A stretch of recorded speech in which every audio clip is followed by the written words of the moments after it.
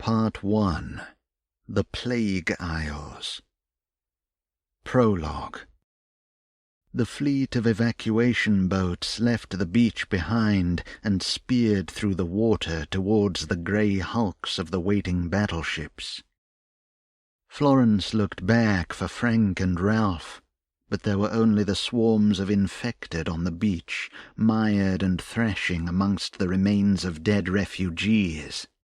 And when the immense guns of the Royal Navy opened fire, she covered her ears and screamed, because she knew her dear Frank was gone. A refugee camp on the shore of a Norwegian fjord. Canvas tents and makeshift shelters made of wood and sheets of metal. Widows and orphans, grief and desperation. Silent men smoked their last cigarettes, and rows of people waited in line for bowls of soup, served by dull-eyed soldiers. Beyond the shore, the HMS Bulwark dwelled on the dark water. The snow-capped mountains high above the camp were grand and beautiful, and reduced Florence to silent awe. The air was cold, and she pulled her coat and the blanket tighter around her shoulders. Joel and Anya comforted her when she cried, and she cried many times during those early days. They drank soup from their bowls, but were still hungry, always hungry. Second helpings were forbidden, and no amount of pleading swayed the solemn-faced officers in charge of the camp. They were traumatized, displaced people sheltering from the terror of a new world. The horror of the plague in their memories. Survivors' guilt gnawed at their hearts, minds numbed and broken. Exhaustion and despair. Some of them gathered on the shore to grieve together, while others prayed and sang hymns. Others screamed at the sky and said the names of loved ones left behind. Latrines were dug out of the ground. The pages of books were ripped out to use as toilet paper. The smell of piss soaked into the ground. It rained most days, and when it didn't rain it snowed, and no one ever smiled, because it would be obscene, and there was already enough misery to be shared amongst the broken people. The medical station was always busy. Florence thought often of her parents and Frank. She tried to cry no more, because she didn't want Joel and Anya to see. But even when she hid her face with her hands, they knew, and they went to her, and Anya held her and whispered folk songs from Poland. In the sky, the plague gods wailed mournfully. Joel and Anya were married by an army captain in a simple ceremony just after the first Christmas at the camp, gathered on the shore as snow fell on the dark water in the silvery gleam of the moon. The weather grew colder. The rations were reduced to measly handfuls. 1 cup of water a day. Sickness in the camp. The winter killed many, and by the end of it the population of the camp had dwindled to 1/3 of its original number. People died in their tents, while others simply followed the winding trails into the mountains and never returned. One night Joel found Anya dead by the shore, the place they'd been married. He held her body and cried and cursed God. Florence stood away from them and felt such despair that she fell to her knees, put her hands to her face, and sobbed. The HMS Bulwark left the fjord and took the soldiers away. A few days later, after he'd buried his wife, Joel opened his wrists with a straight razor at the water's edge. Florence dragged his body to Anya's grave, and it took her all of a day and most of a night to dig a hole for him.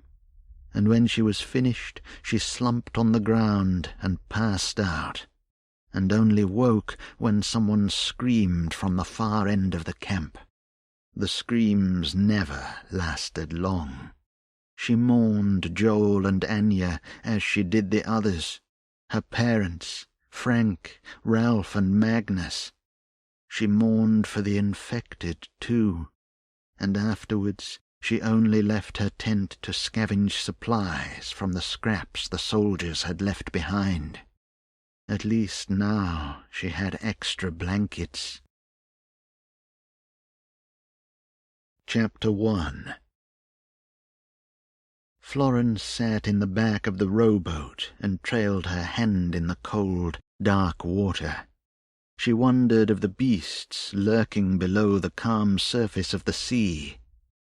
Squid and whales, weird fish with bulging eyes and gaping mouths, half-blind things and pale arachnids hunting in deep fathoms and black oblivion, abyssal trenches no man had ever seen. Ashen fog was all about them. Florence lifted her hand from the water and dried it on her ill-fitting coat, then pulled her woolen hat down over the tops of her ears. She hugged her rucksack tight to her body, and when the rowboat swayed, she tried to dispel the image of something with a giant mouth hurtling upwards towards the underside of the boat. Morse sat at the bow, his rifle held across his body. He turned back to Florence and nodded. She returned the gesture because that was all she could think to do. The fluttering in her heart and trembling of her legs only faded when she took shallow gulps of air. Between them, Henrik worked the oars, boots braced against the uprights, his breath like mist in the cold air, and his forehead damp with sweat. He said nothing, and the only sounds were of the oars slicing the water and scraping against the rowlocks on either side. The shore appeared out of the fog, a grey beach and spikes of seagrass beyond. Henrik stopped rowing and turned to Morse. "I go no further." Morse hefted his pack and hooked it over one shoulder. Florence glanced down at the water and shivered. Morse caught her looking. "It's the shallows, Florence. Henrik wouldn't drop us too far from the shore. He's not a complete wanker." The Norwegian snorted. "Lucky I come this far, Morse. I get nothing for this but wet fucking feet and sore arms, English bastard." There was a low splash as Morse jumped into the water. His face tightened at the cold as he looked at Florence. "I'll carry you. Hurry up." "I'm not scared of the water." She stood and tottered, raising her arms for balance. Henrik offered no assistance and just watched without expression. Morse lifted her from the boat, and when he lowered her into the water, it reached her knees. Her heartbeat spiked at the shocking cold. Water sprayed on her face. She spat and wiped her mouth. Morse nodded at Henrik. "Tell your captain we're even now, and give him my regards." Henrik scratched his grey beard, then took the oar handles in his hands. "I will." "Thank you, Henrik. Now row back to your ship before the infected bite your stupid fucking ass."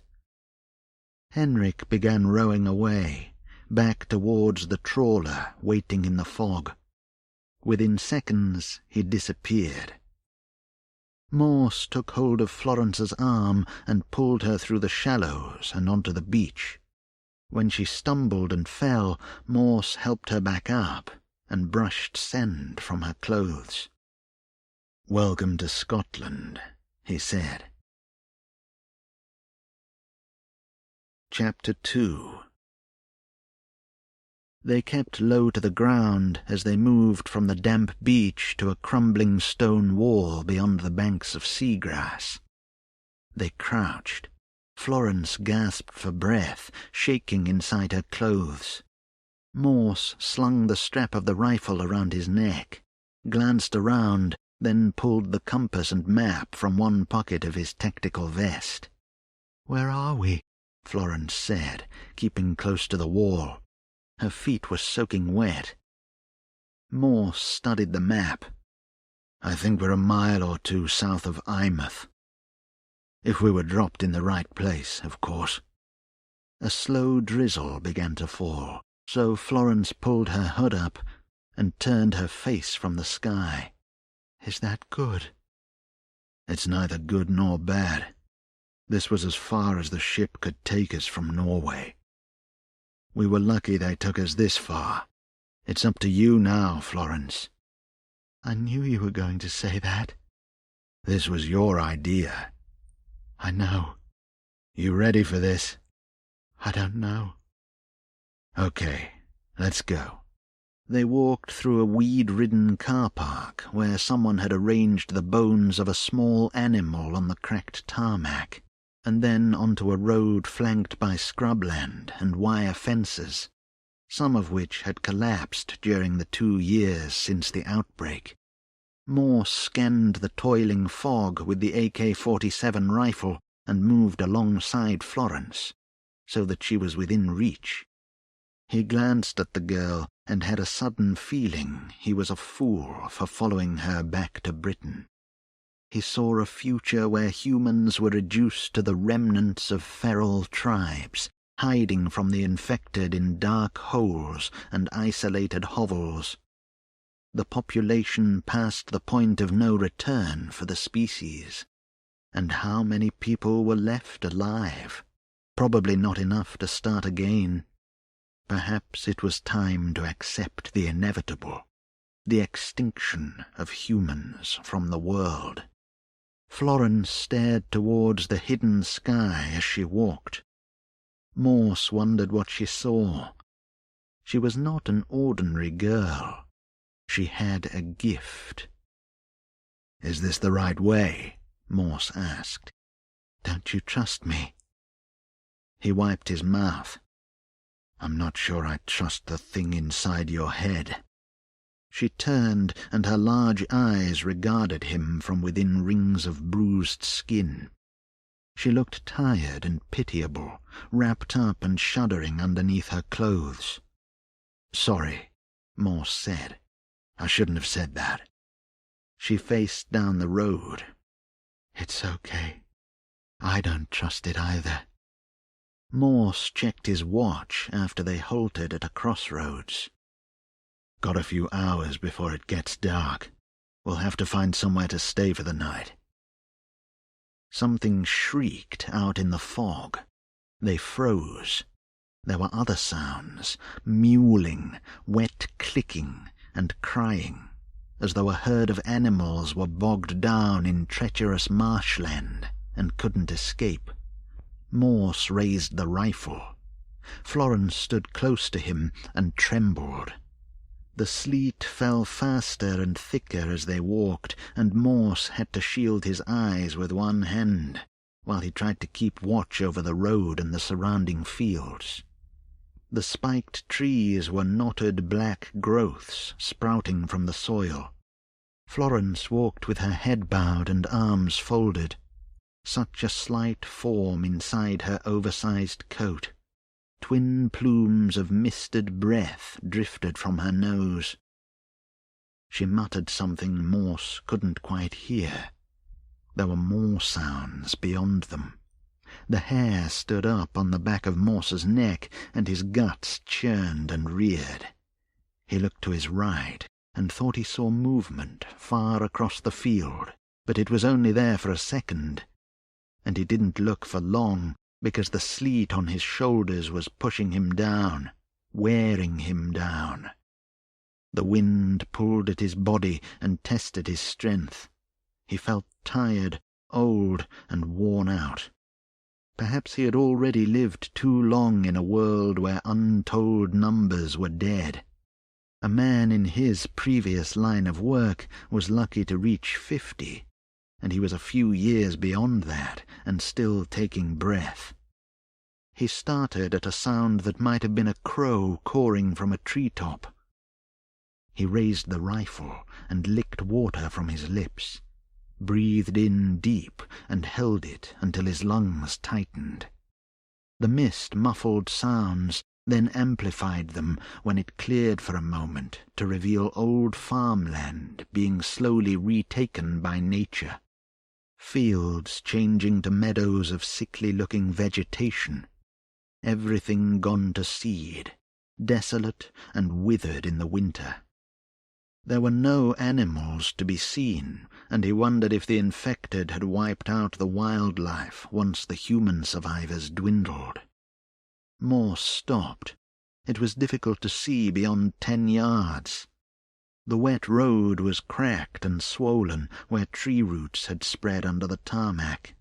Weeds were sprouting through the fractures. Florence stood beside him. "How far have we walked?" "Maybe a mile or 2. "Is that all?" "Afraid so." "Feels like more." "Always does." The blunt shape of a car appeared ahead, skewed across the road and blocking their path. Morse kept Florence behind him as he moved towards the vehicle, with the rifle pressed to his shoulder. Then he halted and let out a slow breath. When he noticed it was a Vauxhall Vectra, he snorted as he recalled he used to own one in a long-ago time. Flat tires, cracked and worn, sagging and airless, rusted metal and flaking paint. There was a dirty handprint smeared across one of the windows. The bonnet was open, and leaves and bits of straw and grass covered the exposed parts of the engine. Faint smell of oil when he lowered his head closer to the bonnet. He looked through a window and lowered the rifle. "Is it okay?" Florence said from back down the road.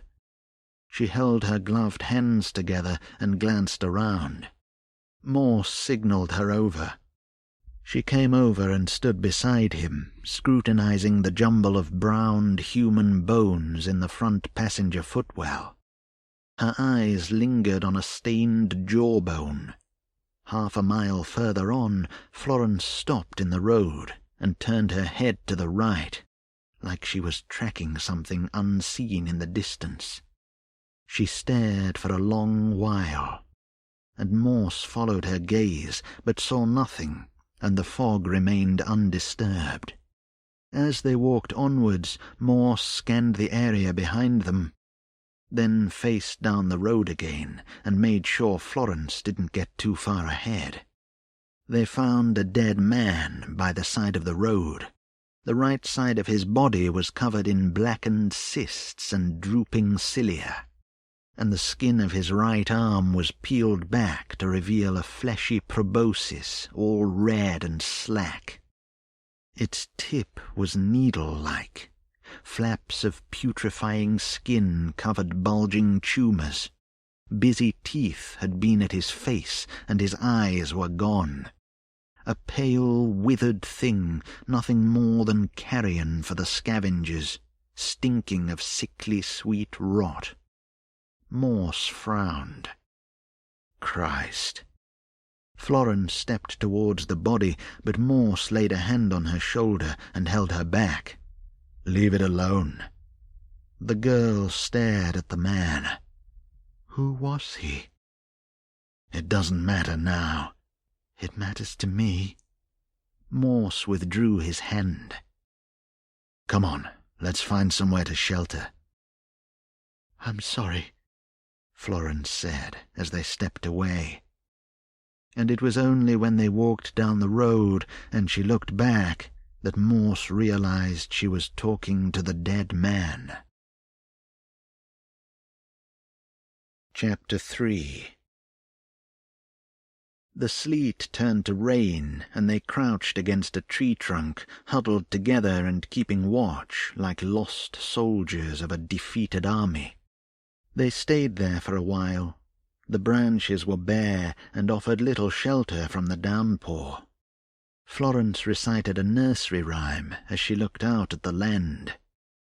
She was very pale, and her bloodshot eyes never stayed in one place for long. Morse leant on his rifle, blowing into his hands. His boots sunk into the dirt beneath the wet layer of leaves, bark scrapings and pine needles. Florence startled him when she pointed suddenly in the direction she'd been looking. "There's a house over there." Morse wiped his eyes. "Where?" "I just saw it, only a glimpse, but I definitely saw it." Morse stared out to where she pointed, but it was impossible to see through the fog and rain that conspired against them. "How far away?"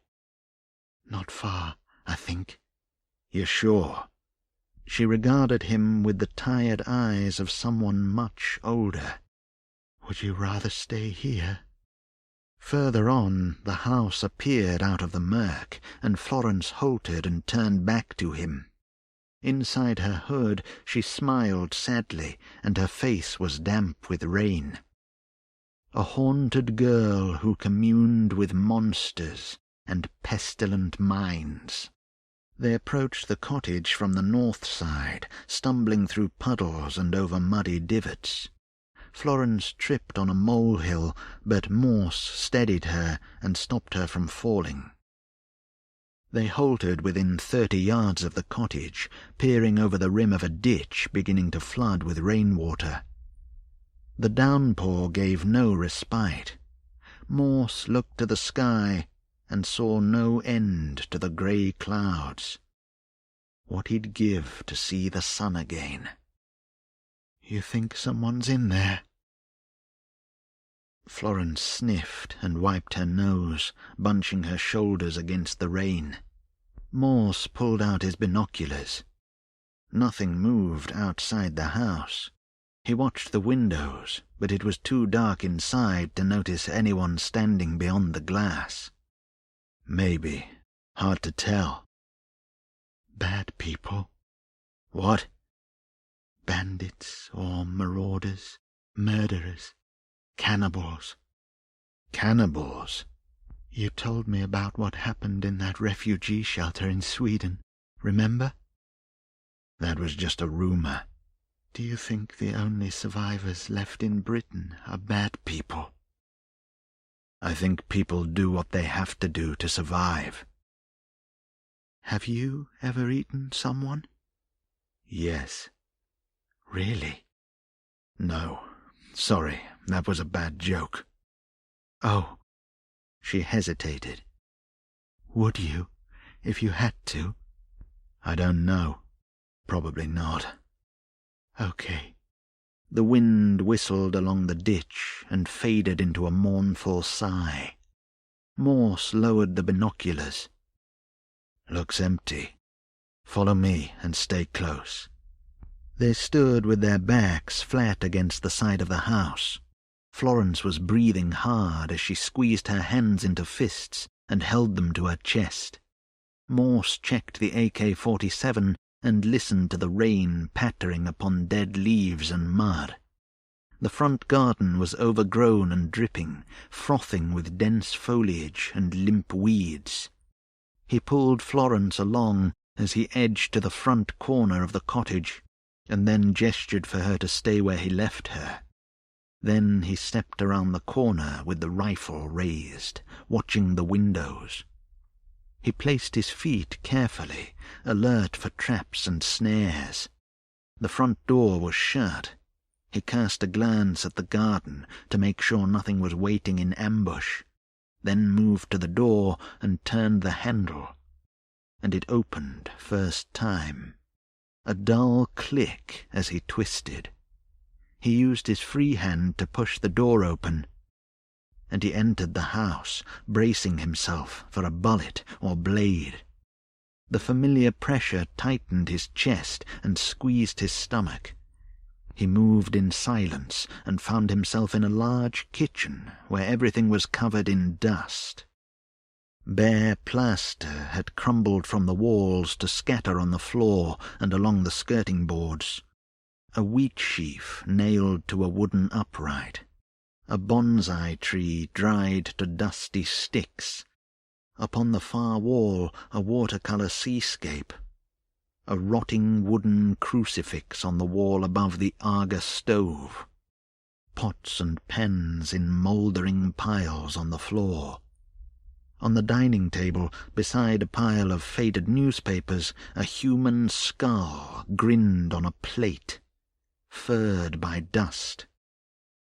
A memento of an atrocity in the dark places. Morse stared at its empty sockets and the leathery patches of skin still clinging to its jaw and scalp. "A warm welcome," he whispered, and shook his head. He removed the skull before he summoned Florence inside. Chapter 4. Morse drew his pistol from the chest holster. The dull light through the windows, the rain on the roof. Smell of mothballs and wood varnish. Old furniture riddled with stains. Something moved in the walls and shadowed his path along the corridor. He remembered catching and eating a rat with some other survivors in the ruins of a refugee camp. A brief image of their faces. He couldn't even recall their names, but it didn't matter, because they were dead and gone, beyond all the pain and suffering in the world. The downstairs rooms were deserted, the kitchen, the living room, and a small bathroom at the back of the house. Family photos. He expected to find bones, but there were none. When he checked the cupboard under the stairs, the gleaming eyes of rodents stared back at him from the darkness between stacks of boxes. He shut the door quickly and stepped away. Morse left Florence in the kitchen, while he went upstairs into rooms of shadows and dust. Peeling wallpaper spotted with black mould beneath cobwebs, and desiccated insects out of reach in high corners. There was nothing useful in the deserted rooms, so he returned downstairs and found Florence staring at the plate he had found the human skull upon. "You okay?" he said. She looked up and nodded, then turned away. "You sure?" Tired. "Same here." But that's because you're old, Morse. Cheeky sod. They secured the doors and stuffed old rags into the holes in the windows. Florence winced at the sound of distant thunder. The deluge against the outside of the cottage was so loud that she covered her ears. Morse stood by the living-room window and looked outside, and the world was lost to the rain. Thunder crackled again, closer this time. When he turned around, Florence had slumped onto the tattered sofa, staring at one of the family photos on the wall. He unshouldered his rucksack. "Are you hungry?" She shook her head. "You have to eat something to keep your energy up." "Did you have any breakfast on the ship?" Just some water and a biscuit. "You'll get weak." I'm already weak. You know what I mean. I know. He sighed. "Looks like we'll be staying here a little while. Best to get some chow and rest up while we can." What if the rain doesn't stop? Will we stay here for the night? Morse chewed his lip. "Maybe. Would you mind doing that?" I don't know. She appraised the room around her. It's okay now, but it might be different when it's dark. He pulled a chocolate bar from his pack and threw it to her. She caught it in 2 hands. "Eat some food. Rest. I'll keep watch." She tore the wrapping from the chocolate bar, took a bite and chewed, staring at the floor. She devoured the chocolate in seconds, then folded the wrapper and tucked it down the back of the sofa. Morse watched the rain. Can I ask you something, Morse? Always. Do you think this house is haunted? He nearly smiled, but thought better of it. I wouldn't worry. The whole world is full of ghosts. Chapter 5. Florence knew she was dreaming when the front door opened and the family that used to live in the house walked in. The house smelled clean, and there were no spots of black mold on the walls. This was a time before the outbreak, and she was reduced to silence as she sat in the living room on the sofa that was no longer tattered and faded. She watched them with tears in her eyes. A mum and dad, a young boy, and a small dog that ran to her and licked her hands. She stroked the dog's head and watched the family unpack their shopping. Bags of frozen food, ice cream, pizza, chips, donuts and crisps, cheese, fresh vegetables and fizzy drinks.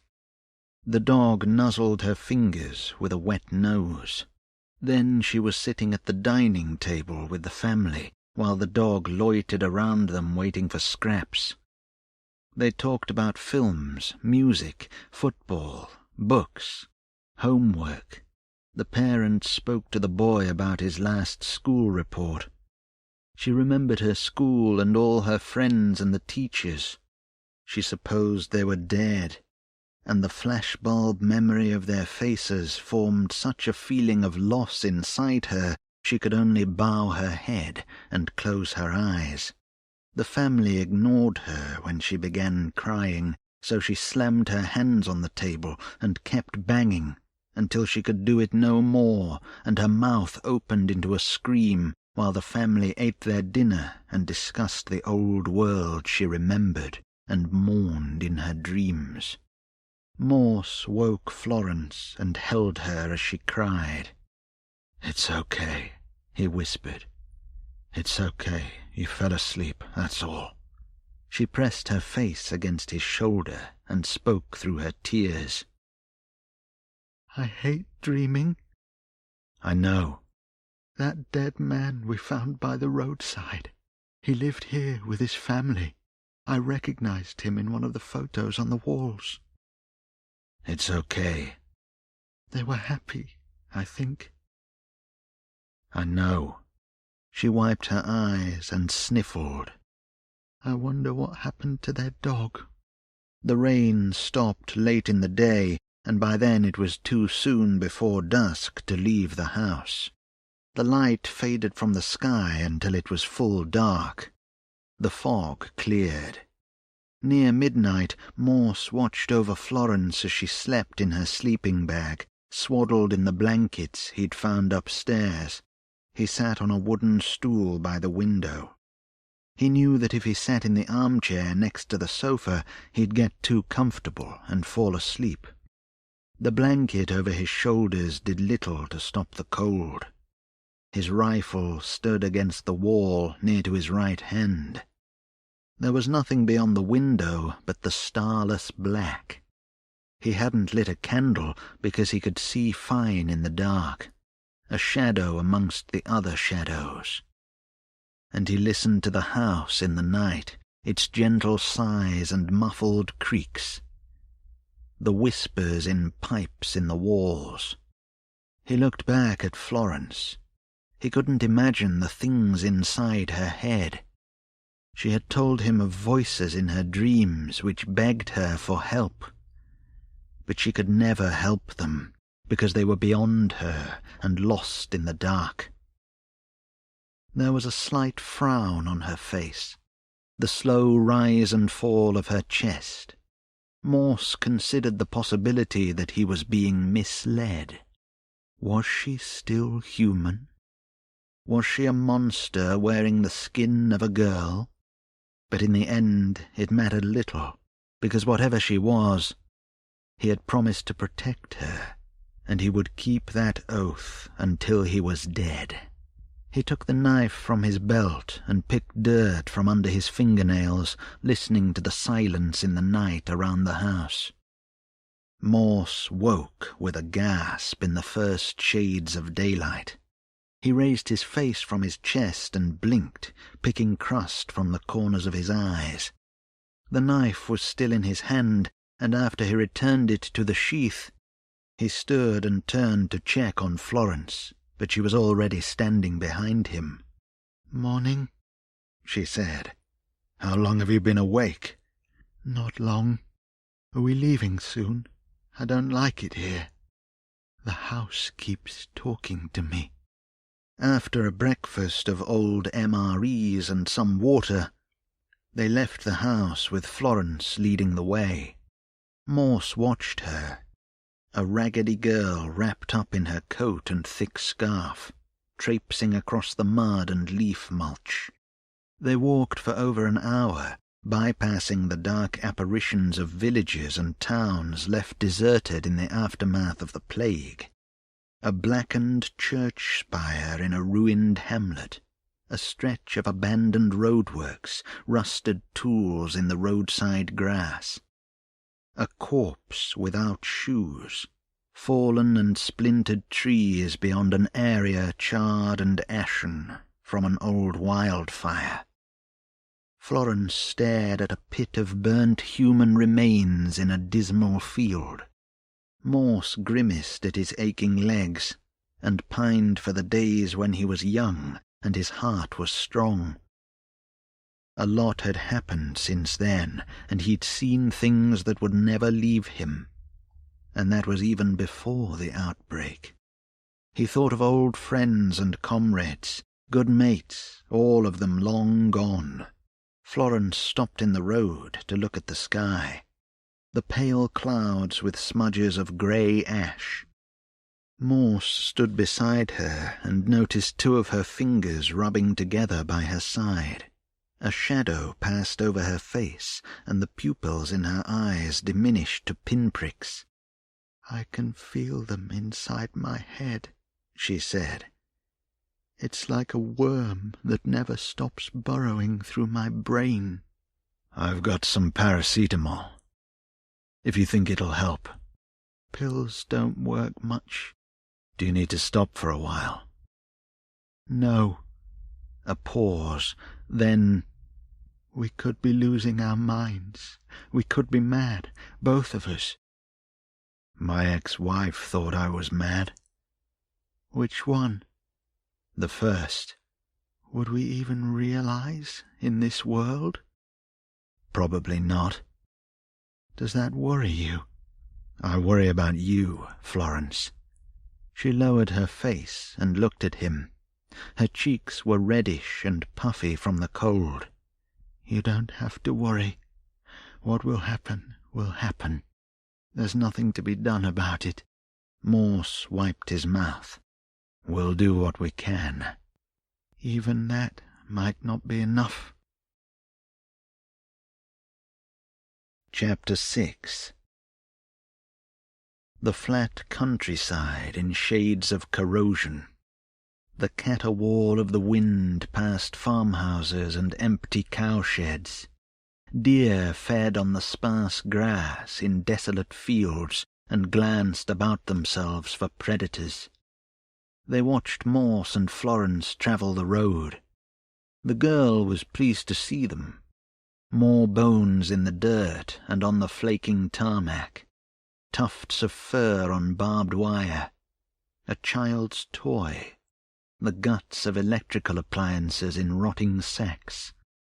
They passed a tree where dripping rags hung from its low branches like pagan decorations.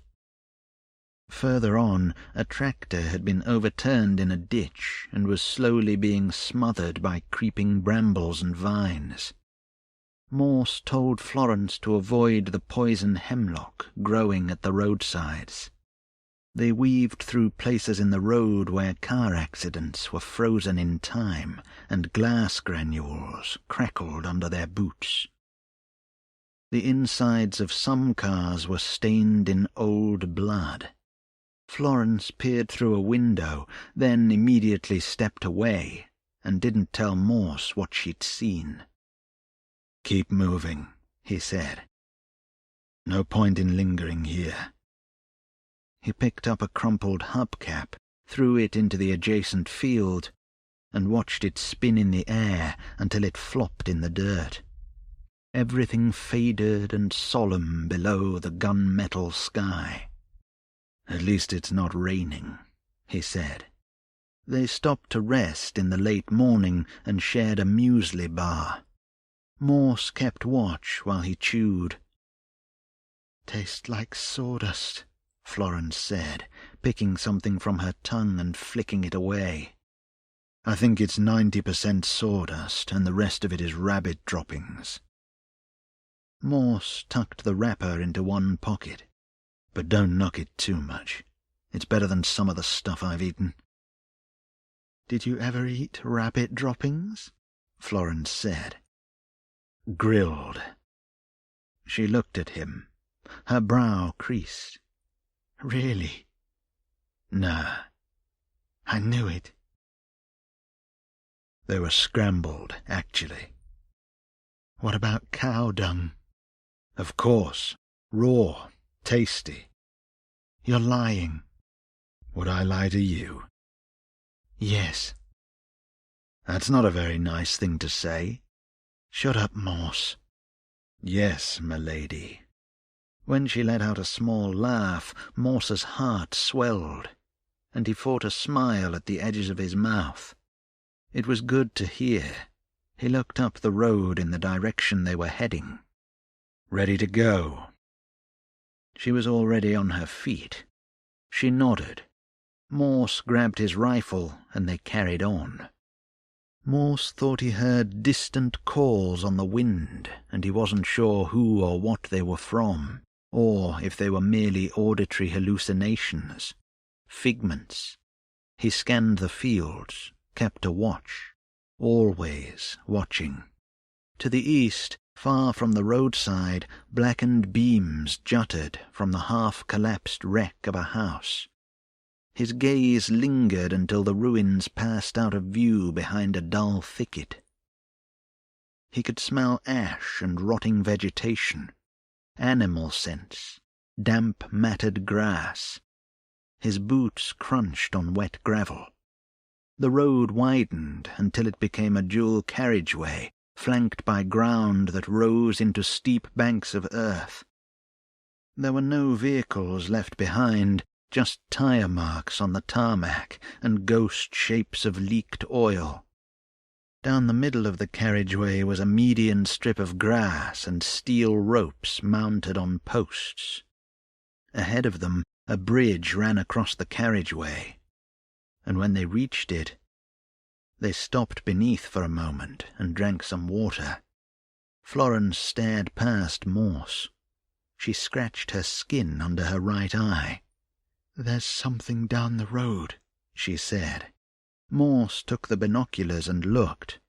There was a flicker of movement past a pile-up of several cars that stretched across their side of the carriageway. It was hard to make out anything. A moving shadow, a smoke shape. Morse lowered the binoculars. "What is it?" Florence said. "Infected?" "I don't know. Stay behind me." He put the binoculars away, then raised the rifle to his chest. "Let's go." When they rounded the pile-up, they came across a pack of feral dogs tearing at a deer carcass. They were mostly mongrels, mangy and filthy, scrabbling about in the blood and bits of fur and small scraps of meat on the road, growling in their throats as they ripped pieces of skin and flesh from the doe. Bones cracked between their teeth, and it reminded Morse of when he was a boy, and his old dog used to demolish the bones his mum brought back from the local butcher. Wild eyes, name tags on their collars, claws that scraped upon the road as they pulled at the body, their mouths stained red. One of them, an Alsatian, struggled to stand on an injured leg. Florence stood close to Morse as he raised the AK-47. "Please don't shoot them," the girl whispered. A raggedy Doberman glared up at them. its big black eyes glazed with hunger and madness. One by one, the other dogs turned away from the deer and began growling and snarling, showing their teeth with dirty mouths. "It's okay," Morse said, without looking away from the dogs. "Don't run." He pulled her with him as they moved around the dogs, walking backwards with the rifle raised. Florence made small noises and held her hands to her mouth. The Doberman stepped forward and sniffed the air, opened its mouth, a glimpse of its lolling tongue. "Keep walking," he muttered. "Don't stop." "Are they following us?" "Not yet." "I'm scared." "So am I." Morse didn't turn away until they were out of sight and the dogs were left behind. He urged Florence onwards as they picked up their pace. They were half a mile away before the dogs began barking. They stepped off the dual carriageway and traversed a field, then crossed a stream of grey water that soaked their feet and left Florence gasping with cold. They hid behind the thick weeds and grass on top of an embankment and watched the carriageway. But after an hour, when there was no sign of the dogs, Morse was satisfied they weren't being followed, and they returned to the road. "It's not the dogs' fault," Florence said. "They've got no one to look after them." "I know," Morse said. "Would you have shot them if they came after us?" "I said I'll look after you. I made a promise." "No one keeps all their promises, Morse." "I'll keep this one." "Okay, then." She glanced at him. "Morse." "What?" "Thank you." He snorted. "No worries. Keep walking." Specks of rain started to fall. Morse swore under his breath and looked at the sky. In the west, echoing detonations of thunder and sounds like falling rocks on a mountainside. He thought he could hear the sea to the east, but he couldn't see it past the dense tree line on the horizon. The smell of ash in the air made him think of firework nights when he was a boy. He thought he saw the burned man watching them from the fields and looked away. When he looked back, the burned man was gone. By the side of the dual carriageway were the scattered belongings of refugees, suitcases and bags, children's toys amongst turgid weeds, a bag of golf clubs, a teddy bear so tattered and filthy it could have been a dead animal. He almost laughed when he saw a microwave in the long grass, a dismantled shotgun, ruined by exposure to the weather. All of it faded, and down the road a soft-top sports car had half-mounted the crash barrier in the central reservation. A rusted pistol that looked like police issue lay on the tarmac next to it. He kicked the pistol away and looked ahead to where the carriageway curved to the west. He hoped for no more dogs. As they walked, Morse looked down and noticed spots of red on the road where Florence had been walking. He halted and looked up. She was slightly hunched over and didn't seem to notice the trail of blood she was leaving. His hand tightened around the grip of the AK-47. "Florence?" She stopped and then turned around, and her nose was bleeding into her mouth and down her chin, then dripping to the ground by her feet. A thin line ran from one nostril. Her eyes were glazed over, as if she was in a dream, and that dream was of something warm and comforting.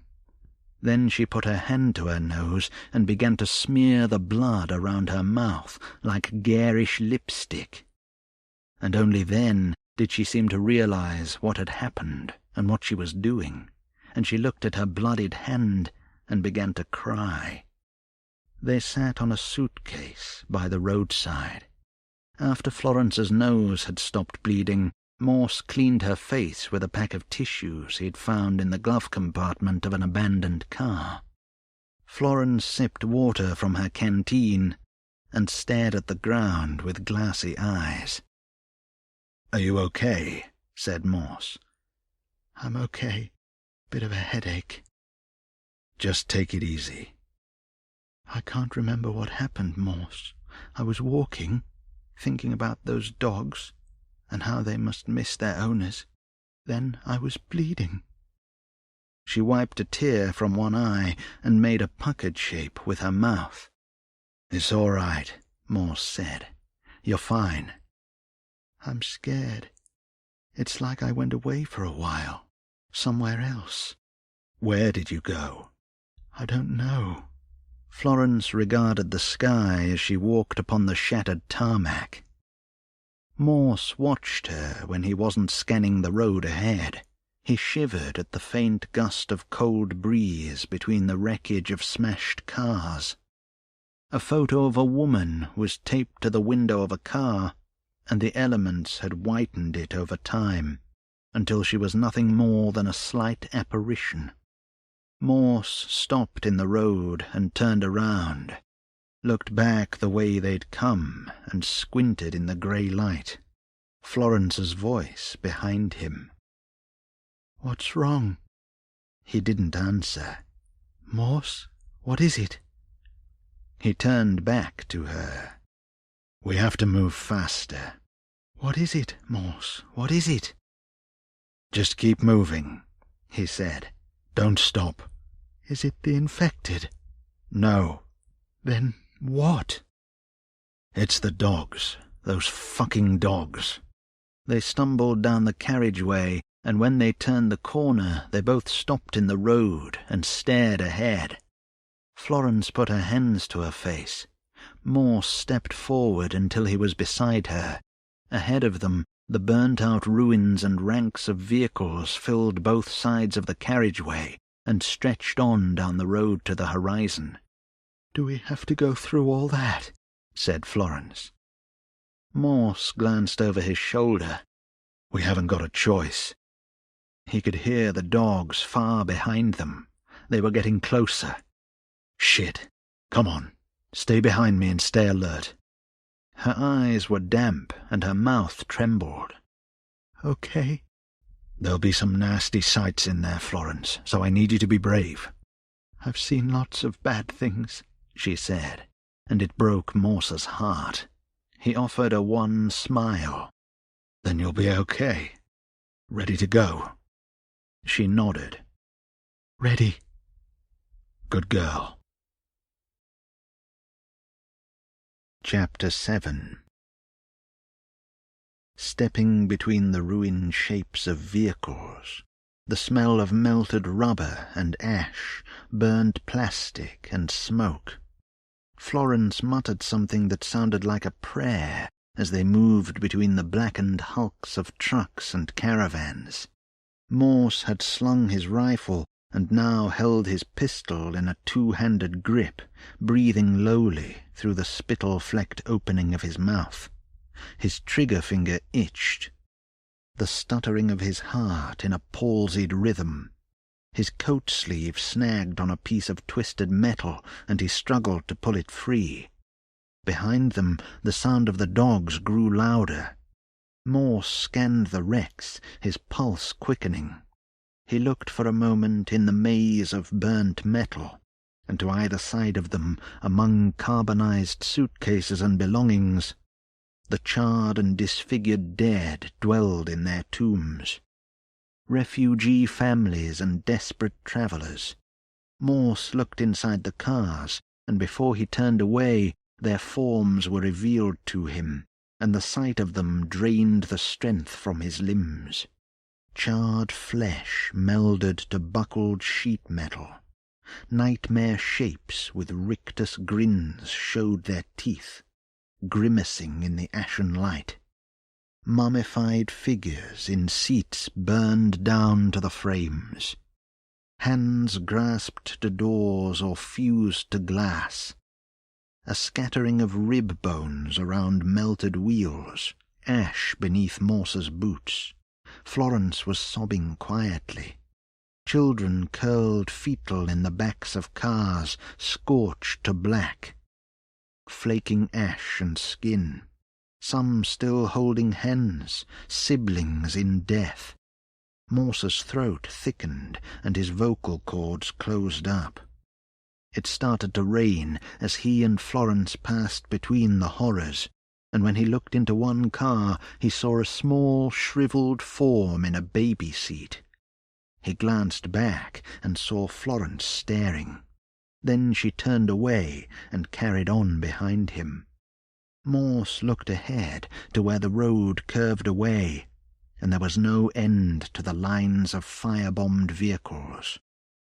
The sight was enough to deaden his legs and fire jolts of panic behind his eyes, and as he watched, a blackened shape turned slowly in the back of a car, and when its mouth opened, the lower part of its face peeled away. Then, as Morse watched, it climbed from the car like a broken puppet, with crumpled limbs, all charred and brittle. Its eyes were blistered and white.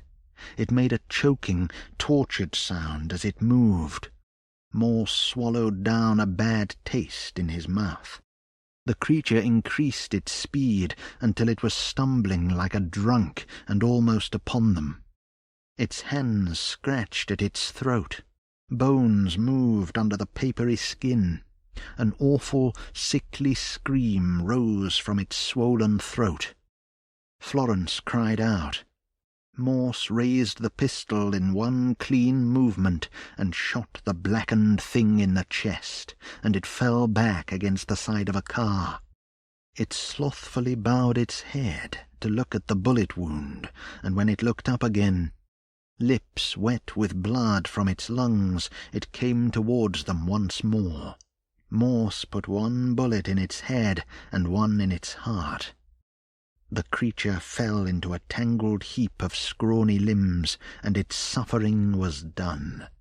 The barking of the dogs became louder, rising on the low wind. When Morse turned back, they had already reached the first cars at the rear of the traffic jam.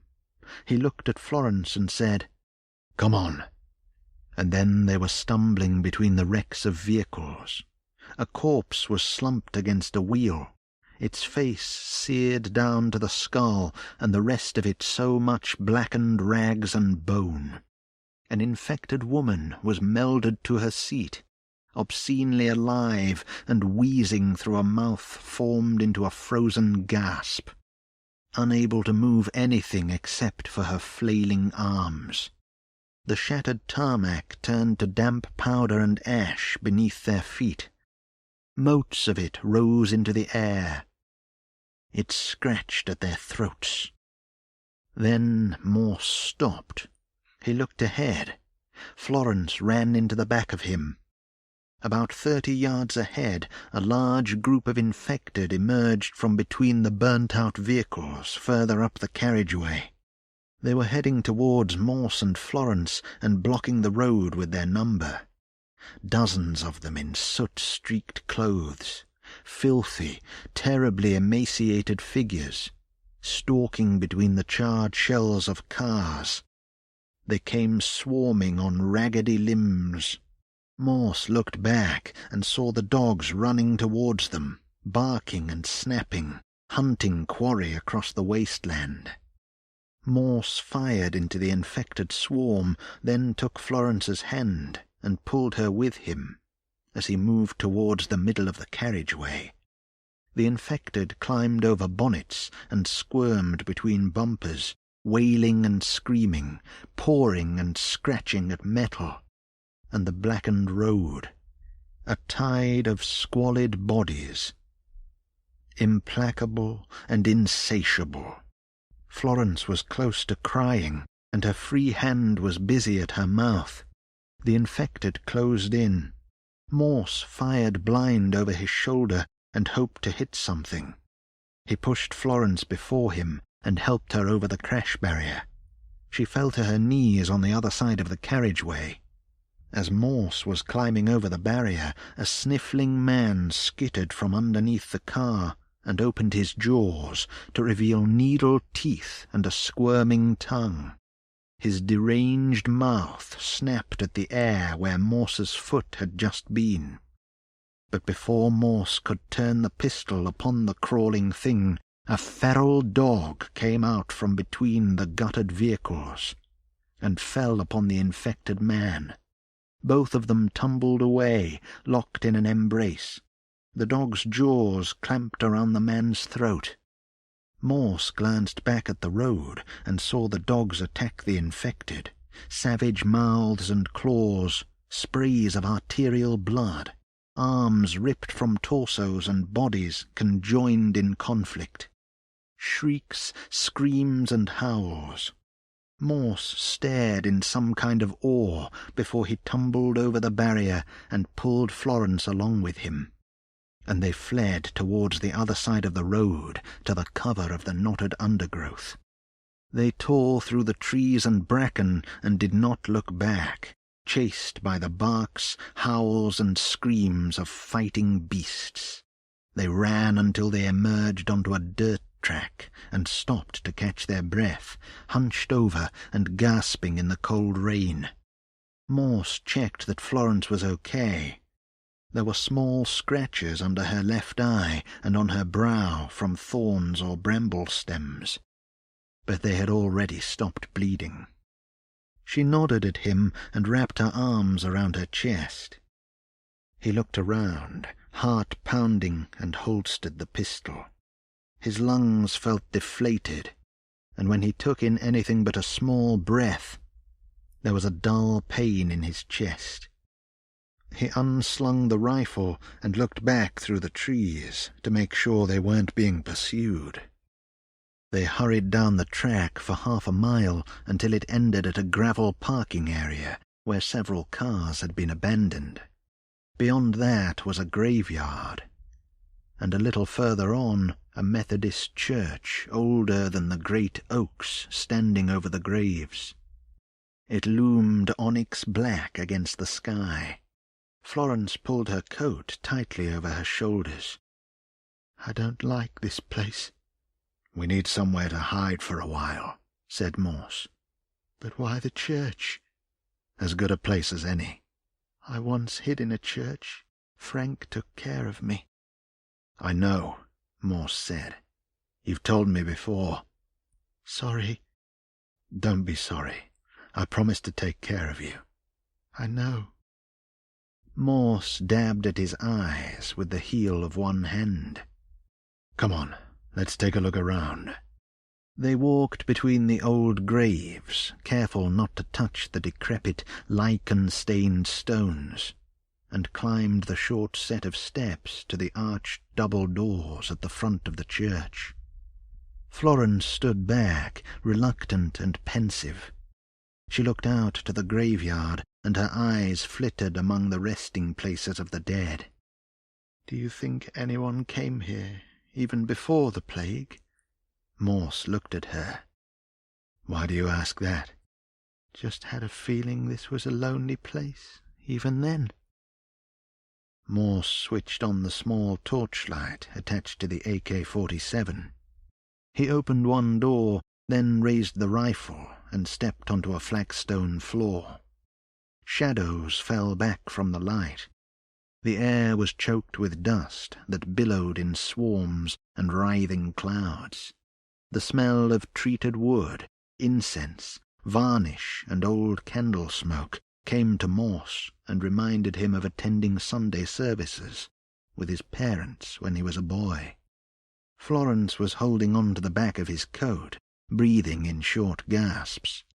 They were in a vestibule, flanked by tall black metal candle holders, where the wax was burned down to wicks.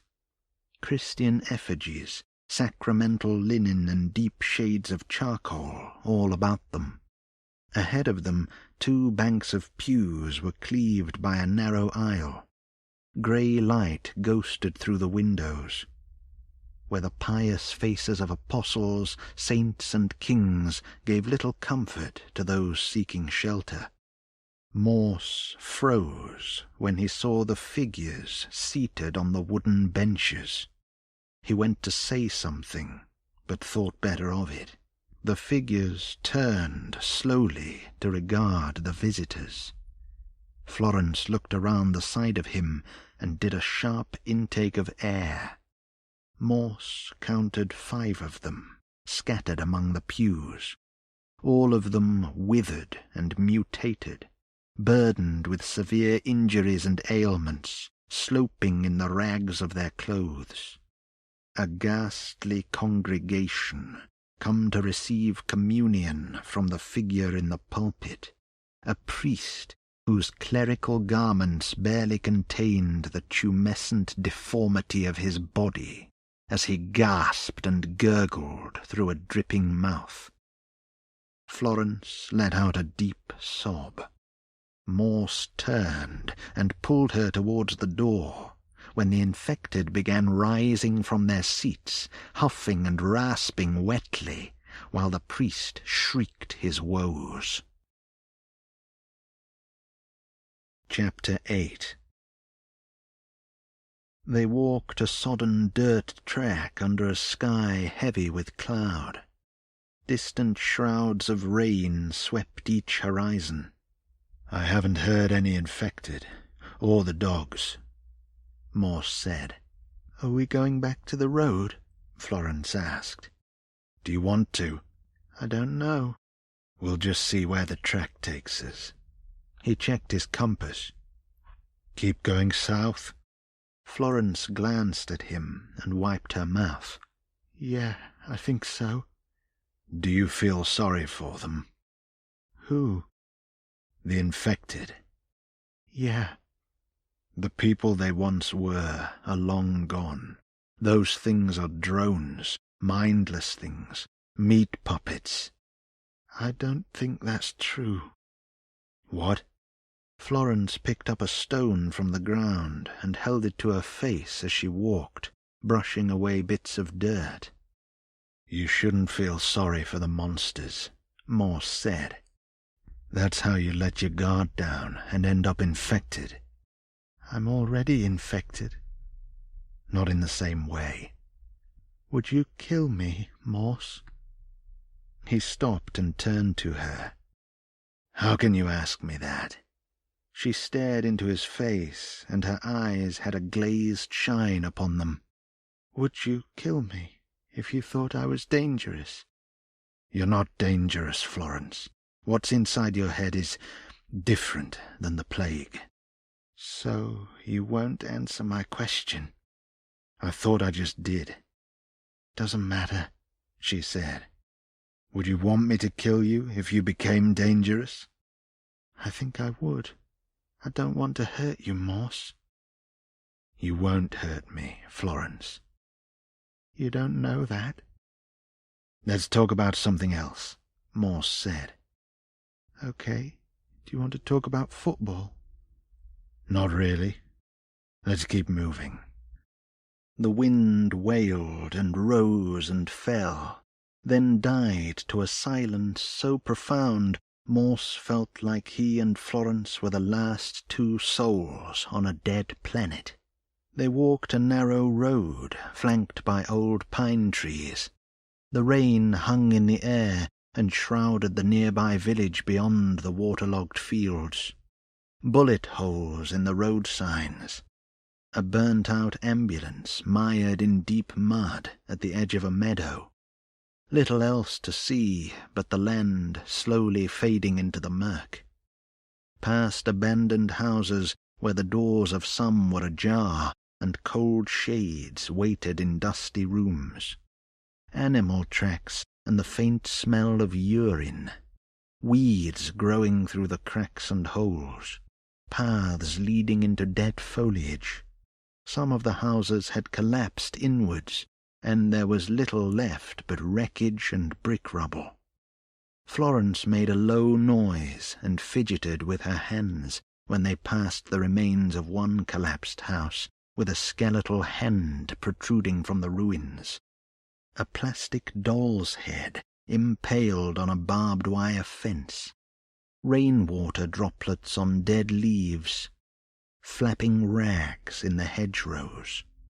Morse watched for shapes and shadows. When the breeze ghosted down bridle paths and old tracks, it seemed full of frail voices Morse recognized. But he knew it was a thing of his mind, and he would not be fooled. He sometimes thought he was going slow in the head, and a little mad, but it was a concern he ignored for now. They climbed a hill.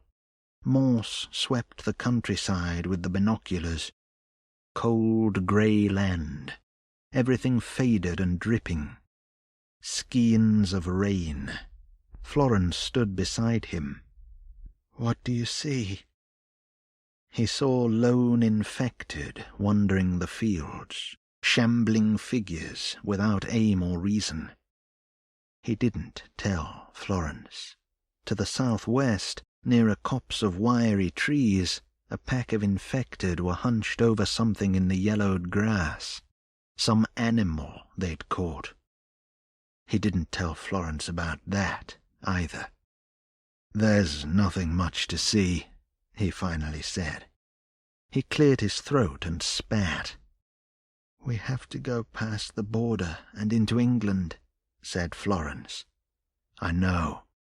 He looked at the sky and screwed his face up. "We're losing the light." Florence stopped in the road and pointed at a tattered billboard for Edinburgh Zoo.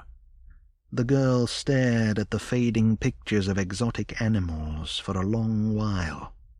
Morse put his hand on her shoulder. "You okay?" "I miss going to the zoo." "I never really went." "You never went to the zoo, Morse?" "Not that I can remember." "Can we go to the zoo? I know there's probably nothing there now, but—" "But what?" "I don't know." Morse shook his head, wiped rain from his forehead. "I don't think it's a good idea, Florence. Edinburgh will be full of the infected." She never took her eyes from the billboard. "The animals are probably dead, anyway. It sucks." "I know.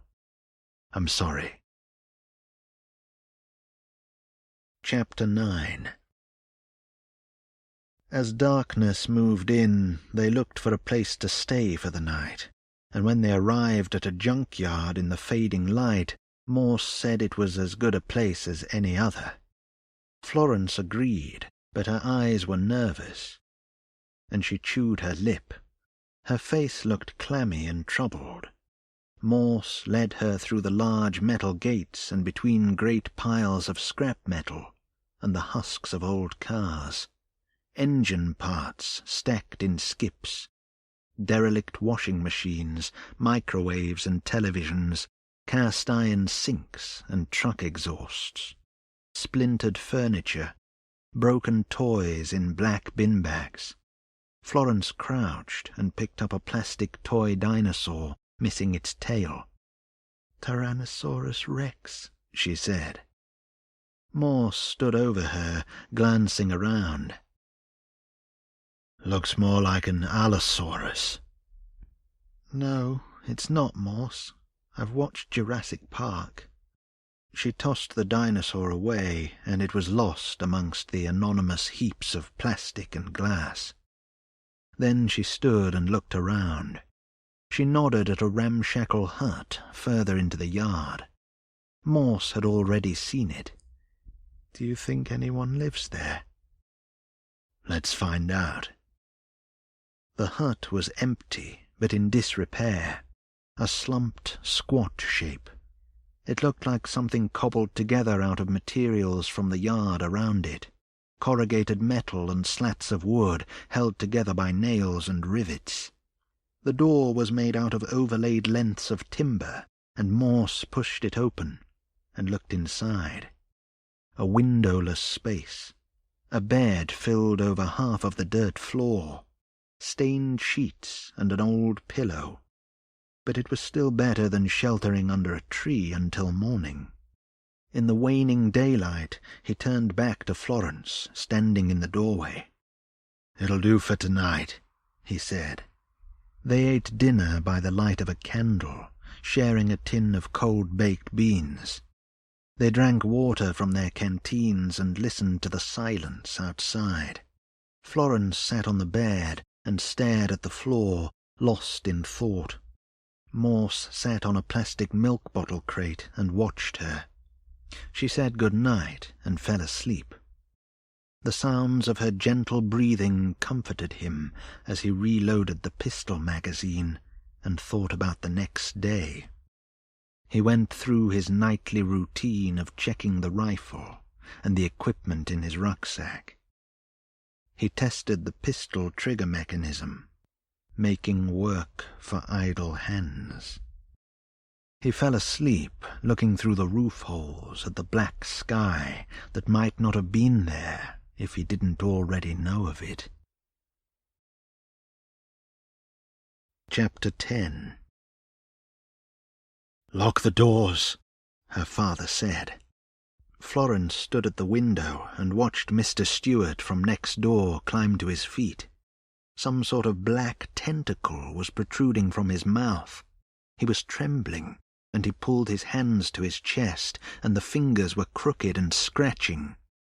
And when someone down the street screamed, he turned his head that way and took off with the most vivid look of hunger in his eyes. Florence ran past her crying mother and up the stairs to her bedroom. She shut the door and went to the window and looked down at the street. People were running along the road, panicked and terrified. Among them were those like Mr. Stewart. They clawed and bit, scratched and mauled.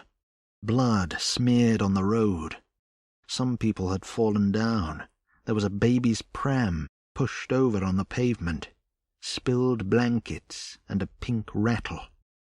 She saw Mr. Rose, who lived across the road, attacked by Mr. Gorman and Mr. Loveland. He tried to fight them off, but they fell upon him and ripped his throat out, and then began clawing at his chest to remove his heart, while he was still breathing and pouring at them in one last attempt to defend himself. She saw Mrs. Plale crouching by the side of the street, gnawing at her own fingers and staring at the sky. She saw Mr. Shires standing in the front garden, the front of his shirt soaked with blood. She saw two boys she went to school with biting at a woman's pregnant belly, ripping at skin and flesh with quick movements of their mouths. She was screaming and spluttering, her eyes bulging with pain and fear, blood on her lips, her fingernails raking at the ground. The boys plunged their hands into the woman's stomach, and Florence looked away when they pulled out something squirming, grey and gore-streaked. Florence moved away from the window and sat on the edge of her bed. She looked around at the posters of boy bands and cartoon characters, her collection of lava lamps, her books and trinkets. She knew the world was ending, and there would be no more school or shopping trips or chocolate cake, because people were eating each other, and there were monsters in the streets. She cried as she heard her parents arguing downstairs. She thought of Mr. Stewart again, kind, generous Mr. Stewart, who gave her money to buy sweets and had fixed the puncture on the back tire of her bicycle last summer. She thought of him and the people outside, and experienced a grief she'd never felt or even known to exist. There were more screams outside. She clasped her hands to her ears and began to rock back and forth, staring at the wall and wishing for everything to return to the sunlit joy of that morning, only half an hour before. Chapter 11. Morse woke from a nightmare in which the burned man roamed the back lanes of the countryside and called his name among the gathered oaks, birches, elms, and willows. He rubbed his eyes and sat up, grateful for the rifle next to him. The candle was burning down, and the frail flame painted his silhouette on the wall of criss-crossed wooden planks and sheet metal. He yawned and looked towards the bed, hoping that he hadn't woken Florence. Then he froze. The bed was empty. Morse swept the rusting mounds with the torchlight. His finger remained near the trigger of the AK-47. The sky was all black, and when the soft breeze fell in a certain way, he thought he could hear distant thunder from the north. Silence and spitting rain all about him. He crouched and put his hand to one of the small boot prints leading deeper into the yard between the amassed towers of junk and forgotten things. Then he followed the tracks into the dark, past a jumbled pile of rusting washing machines and car engines. The torchlight revealed Florence kneeling beside a badly wounded infected man lying on the ground. The man clutched his bleeding stomach and wheezed into the damp earth, horribly mutated, with pulsing cysts and lesions on his deathly white skin. His face was stretched over his skull, and there were only sparse strands of hair left on his scalp. From within the dank hole of his mouth, a flesh-pink tongue swept across pale, slick lips. His clothes had been shredded to rags. Morse stared at their pale forms. Florence looked up at the light and shielded her eyes with one hand. "What are you doing, Florence?" The man raised his face at Morse's voice and bared rotting teeth encrusted with grime and scraps of grey flesh. Florence placed one hand on his arm, and the man looked at him, and Morse thought he saw something like grief in his eyes. Florence nodded and smiled sadly. "Get away from it, Florence," Morse said. "He's in pain." Florence didn't take her eyes from the man. "He needs help." Morse kept the rifle raised. His mouth opened, but he didn't know what to say. "Please, Morse," Florence said. He cleared his throat. "No, come here, now." Florence looked into the torchlight, tearful and pleading. He thought she would protest, but she stood and walked to him, and only looked back at the infected man when she was beside Morse. "What the hell were you thinking?" Morse said. She didn't answer, because the infected man began to lift himself from the ground onto all fours and raise his head so that his face was vivid and appalling in the torchlight. "He's sad and angry," Florence said. Morse sighed. "He's a monster." The man lunged towards them, with his hands raised and his long fingernails raking at the air. He made it as far as 2 yards before Morse put 3 round bursts into his chest that, in the silence of the night, was like a trinity of thunderclaps. Florence covered her ears and whimpered. The man collapsed onto his back, and his final breaths were expelled as his chest shuddered to a stop. Morse stepped away, his hands shaking, the smell of gunpowder acrid in his nostrils. Florence looked at him and said nothing. "We have to leave," Morse said. "The gunshots will attract the infected. More will be coming." He pulled Florence with him and left the dead man to the earth. They stumbled through the trees. The infected screamed and screeched in the night. The woods echoed with high-pitched shrieks, and the sound of bodies thrashing through foliage and bracken. "Keep moving," Morse whispered, hauling Florence along, her frail form trembling in his grasp. Morse wiped sweat from his eyes. The rucksack on his back felt like a bag of stones he wanted to shrug off and abandon. He looked back and saw movement in the oily dark between the black trunks. "Morse!" Florence screamed. He faced forward as an infected woman bolted from the undergrowth, moving like an insect, filthy with dead leaves and mud on her clothes. Her pallid face bloomed in the dark, and her mouth opened, and she swerved towards them, her feet crashing through the grass. From behind her, something emerged and split open and dripped. Morse pushed Florence onwards. Then he shot the woman twice, and she fell forward onto scattered sticks and stinking moss. He glanced back to see fast-moving figures flickering through the trees. He ran.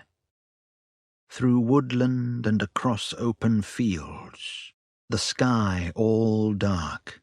Morse's chest shuddered, and he struggled for air, through gritted teeth and the rawness of his throat, swearing under his breath and cursing himself for using the rifle. The torchlight glanced across Florence's back as she ran ahead. The screams of the infected filled the night air. He shot 2 more squirming forms that attacked from his right flank, and they flopped dead in the dirt. He pushed away the after-image of their ravenous faces caught in the light. Out in the dark, the monsters were gathering, drawn to the hunt. The sounds of bedlam out in the pitch black. Deranged cries and hellish shrieking. Florence tripped and fell down. Morse caught up and helped her to her feet.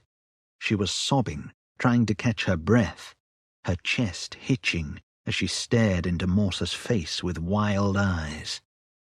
"Keep going," Morse said, wheezing the words like an asthmatic.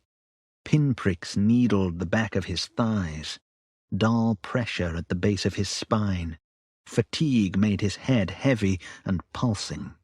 He sent her onward and then pivoted as several infected emerged from the dark behind him like ashen ghosts. They sprinted and flailed. Morse took aim and scattered them with gunfire. And they fell down, and the darkness swallowed them again.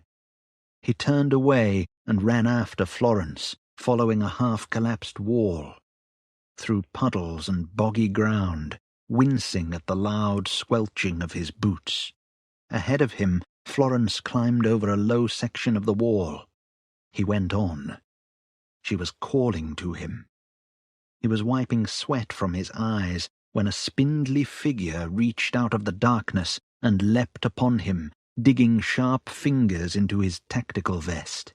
They fell together. The wind was knocked from him. He clambered to his hands and knees, frantically searching for the rifle. But his hands only found mud and grass, and he grunted with panic until they finally touched the warm barrel, and he scooped the rifle into his arms.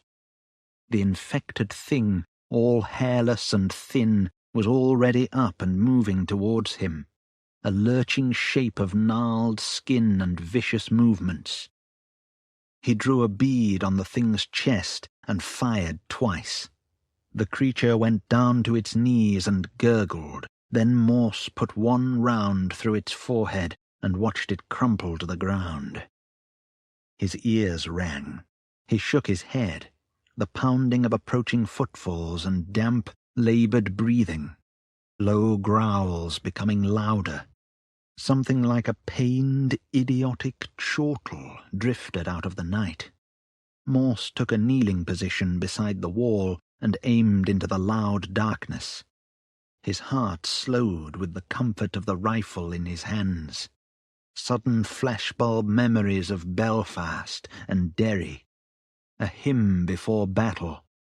Faces of the dead on the dirt they died upon.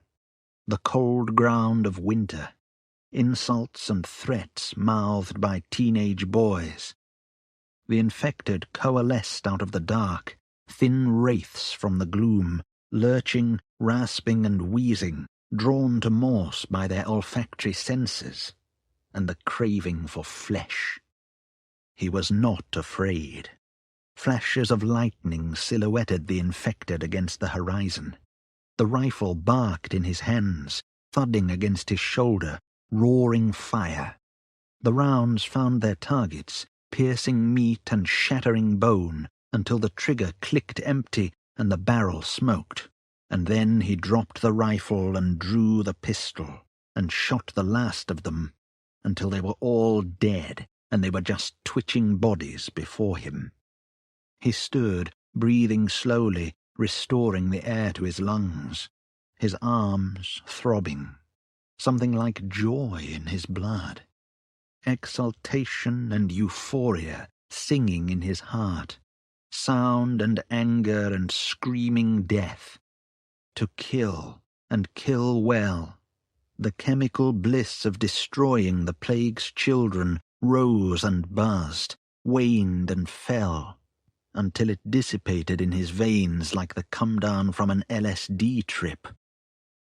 Then the shame and guilt gnawed at him, and he spat, wiped his mouth, his hands shaking with adrenaline. His teeth chattered. Morse composed himself and reloaded the pistol, then the rifle. He was climbing over the wall when Florence began screaming out in the dark. The infected man pinned Florence as she flailed and pushed at him. He tried to bite at her neck until he stopped and stared into her face, like he was suddenly beset by confusion. Saliva dripped from his lips. Morse kicked the man in the side of his ribs, and he tumbled away, growling, and ended up on his knees like some supplicant awaiting judgment. He raised his face, and the skin rippled and began to peel back, and his skull split into a sharp-toothed maw that gnashed and spat yellowish fluid. Florence scrambled away from the man. Morse raised the rifle. The white-hot rounds caught the man in the chest and throat, and he collapsed, as if boneless, into a broken heap. His diseased blood steaming on the cold ground. Morse looked down at the girl. "Are you okay?" She took his hand, and he pulled her up. And then she hugged him tight, and they stood in the field in the dark, apologizing to each other. Chapter 12. They wandered the woods and fields until dawn, and by the time the sun was above the horizon, they were exhausted and shivering in the new light. The sky cleared. Morse couldn't remember the last time he'd seen the blue beyond the clouds. They sheltered under a viaduct that spanned a train track. The steep walls of a gorge, overgrown with vegetation and dense vines. Huddled together, sharing food. They didn't speak. Despite the exhaustion pulling at his mind, Morse was jittery and wired on the last doses of adrenaline in his blood. "Need to find somewhere not so exposed," he told her. She looked at him, her face bloodless. Even her lips were pale. "Okay." They headed southwards, past the shapes of old towns, refineries and haulage depots, factories and deserted roads, immense warehouses on abandoned business estates. The sun was pale white and weak, seemed like such a paltry thing up there, a fleeting presence, as grey clouds moved in and blocked the light. "Are we near the border?" Florence asked, trudging alongside Morse. He looked at a road sign as they walked the wrong way around a traffic roundabout. "Still a way to go yet." "I wonder what England's like." "In about the same state of shit as Scotland, I expect." "My dad always said they made iron brew in Scotland. Is that true?" "I wouldn't know, Florence. I preferred whiskey." "Were you an alcoholic?" "It's rude to ask that," said Morse. "Why?" "Because it is, that's why." "Okay. But were you?" "No, Florence." "Fair enough. My dad only drank when the football was on the telly." He supported Arsenal. I can see why he drank. Did you support a team, Morse? Yeovil Town. Who? Exactly. Why did you support them? I was born and lived near there. What did you do? What do you mean? When you lived there? Not much. Went to school, then joined the army. Were your parents worried about you being in the army? He sighed. I don't know. Maybe. I didn't care at the time. Why not? We didn't part on good terms. We used to argue a lot. I wasn't a good son. Why weren't you a good son? I was always getting into trouble. Fighting a lot and wasting my time. I did some stupid things that I regret. I caused my parents a lot of heartache. I'm sure your parents still loved you. Maybe, he said. Did you fight in any wars? I was stationed in Northern Ireland during the Troubles. What's the Troubles? It was when two groups of people decided they didn't like each other. It's complicated. Sounds simple to me. It really wasn't, he said. A lot of people died. A lot of them died for nothing, including some of my friends. He thought of the burned man following him through life. I'm sorry your friends died, Morse. Thank you. But it was a long time ago, and at least they never had to see the world end. Do you ever think about them? Every day. But I forget their faces sometimes. If I saw them walking along the road, I'd know instantly it was them. But when I try to imagine their faces, they're just vague, blurry images. Sounds sad, she said. It was a long time ago. Worse things have happened since. Chapter 13. After traipsing through thick meadows of ferns and long grass, they arrived at the outer edge of a village.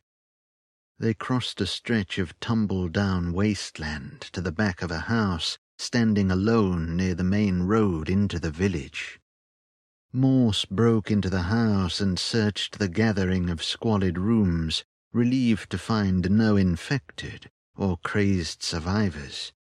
They secured the building and holed up in the living room. Florence slept while Morse walked around the house. The driveway was empty. The former inhabitants must have left in the hope they'd reach the coast and be evacuated. He wondered if they'd made it. He looked at sepia wedding photos and examined the small things that were once important to whoever used to live there. Ceramic figures and a dog bed, trophies from the local football league.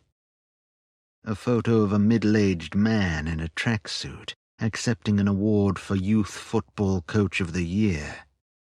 Morse went through drawers and pored over junk mail left in a pile on a stool near the front door. Letters offering loans and credit cards, a flyer from the local Christian center, a birthday card. He looked at his reflection in a tall mirror and was shocked at the grey in his beard and the lines around his eyes. The dry opening of his mouth, withering away like a straw man in the winter. There was an impressive DVD collection, a games console that would have been brand new and gleaming at the beginning of the outbreak, a Dell laptop that he tried and failed to start, IKEA furniture.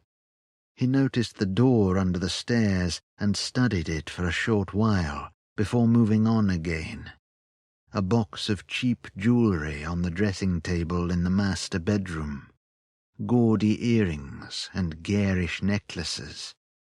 The bottom drawer of the dressing table was locked.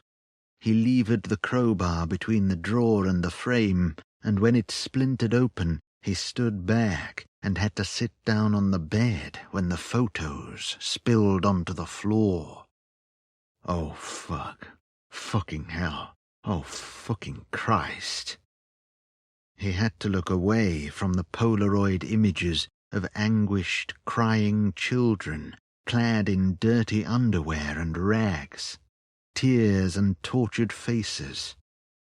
Morse dropped the crowbar on the bed and put his head in his hands.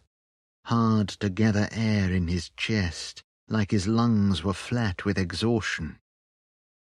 A wince behind his ribs, a reminder of his ailing heart. He made a low sound in his throat and screwed his eyes shut. He took his hands from his face. He couldn't touch the photos.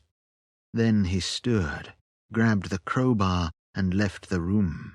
Morse checked that Florence was still asleep before he went to the door under the stairs and found it locked, just like the dressing table drawer. He worked at the door with the crowbar, and when it opened with a full crack, he stood in the doorway, coughing at the dusty air. He put away the crowbar and unshouldered his rifle. The torchlight moved upon the walls of a small room not much larger than the inside of a telephone box. The smell of damp sawdust and mold. To his immediate left, a wooden stairway descended into silent darkness. Morse took a breath, and the old air left a bad taste in his mouth. A feeling of dread seemed to settle on his shoulders and press at the back of his neck. He pointed the rifle down the stairs, took the first step slow and careful, recalling when he was 20 and one of the first to arrive at a Belfast pub destroyed by an IRA bomb. The broken bodies and screaming women, the futile movements of dying people in the ruins, the heat of the fire. Morse had held the hand of a man covered in burns and barely recognizable as human, screaming the names of his family until he died. The burned man. Such memories never went away. Such things were not meant to be forgotten. He descended the steps. At the foot of the stairway, he stood on the earthen floor and looked around, his eyes watering at the reek of decay. It was a basement as wide as the house, with scratch marks on the walls of mildew-stained stone next to him. Cobwebs long abandoned by spiders. The far sides of the room were lost to darkness. Nothing moved. He found the bones in the middle of the floor, formed into a pile and covered in dust. Children's bones. 2 small skulls glaring from the dirt. When he crouched and examined the mound, he noticed teeth marks on several rib bones. A low groan escaped from his mouth, and he stood and stepped away, feeling the room move around him like a backwards carousel.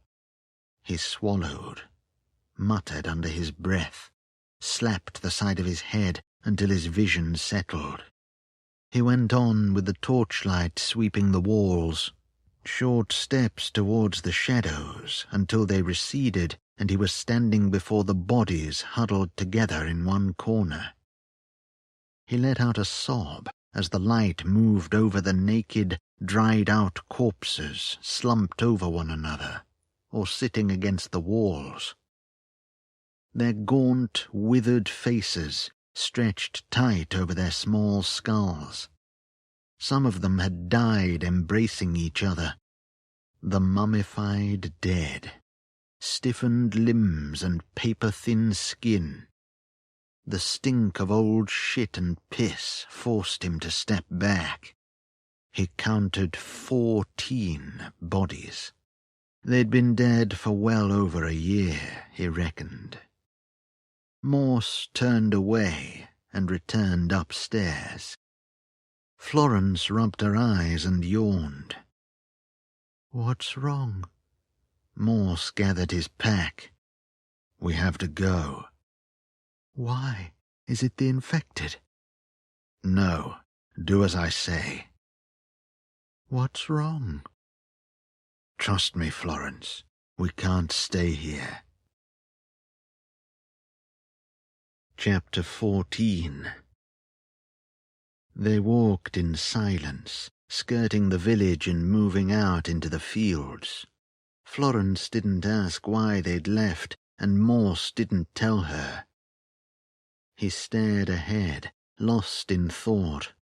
After all the horrific and tragic things he'd seen over the years, he'd thought himself inured to it all. He'd been wrong, and the thought of his hubris sickened him. He wondered about the names of the children who'd died in that pitch-black basement. He thought about that for a long while as he walked. Morse laid the map on the bonnet of a car mired in roadside mud, holding down the corners with small stones. Where are we? Florence asked. She stood and looked down the road. Hedgerows flanked the cracked and crumbling tarmac. Yellow weeds, sickly vegetation. We're near a village called Falden, Morse said, checking the map. He took in the names of places and felt a sudden pointlessness to their coming here. Are we near the border?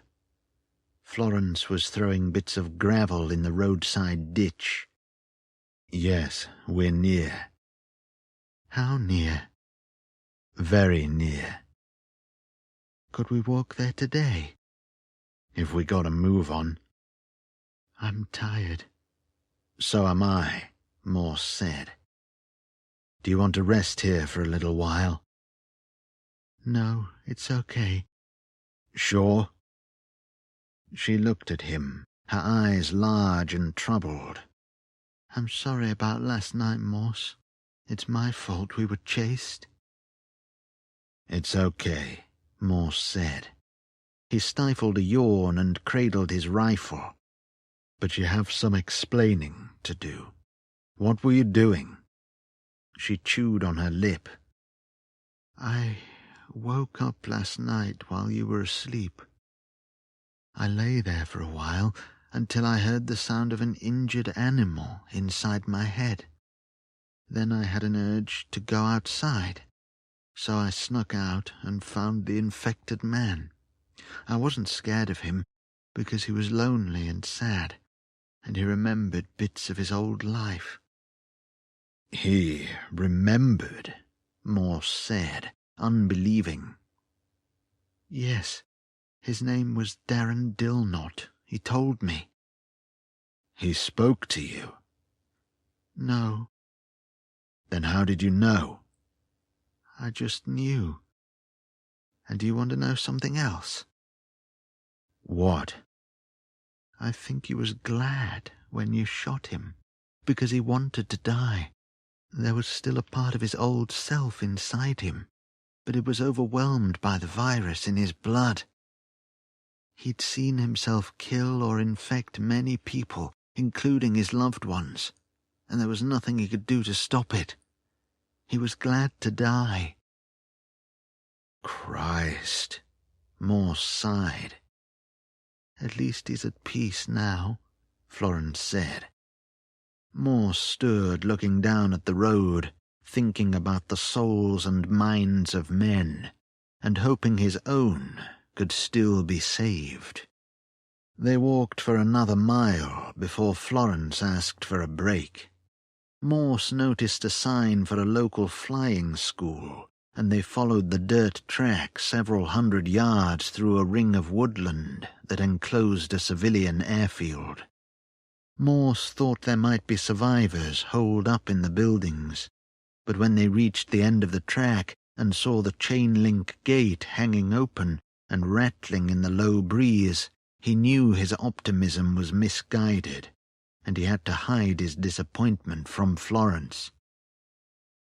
They went through the gate, their boots splashing in mud and puddles, into the airfield. The wind slipped through the trees and the wire fence to sweep over large expanses of grass. Morse stopped and looked around. Florence was silent beside him. He led her to the control tower and the surrounding outbuildings, and they explored the silent rooms and climbed the stairs to the control room, where they found the wizened corpse of a man in a shirt and tie and no trousers. He was still wearing socks, a leathery husk like an effigy from olden times. Nothing of use there, no food. Judging by the scattering of drawers and cupboards, this place had been looted a long time ago. Now there was just dust and decay. Florence stood next to the dead man and looked at his shriveled face and his empty eye sockets. She went to touch his grimacing mouth, but withdrew her hand at the last second. She turned to Morse, her face unreadable. Morse offered her a weak smile, and they went back outside.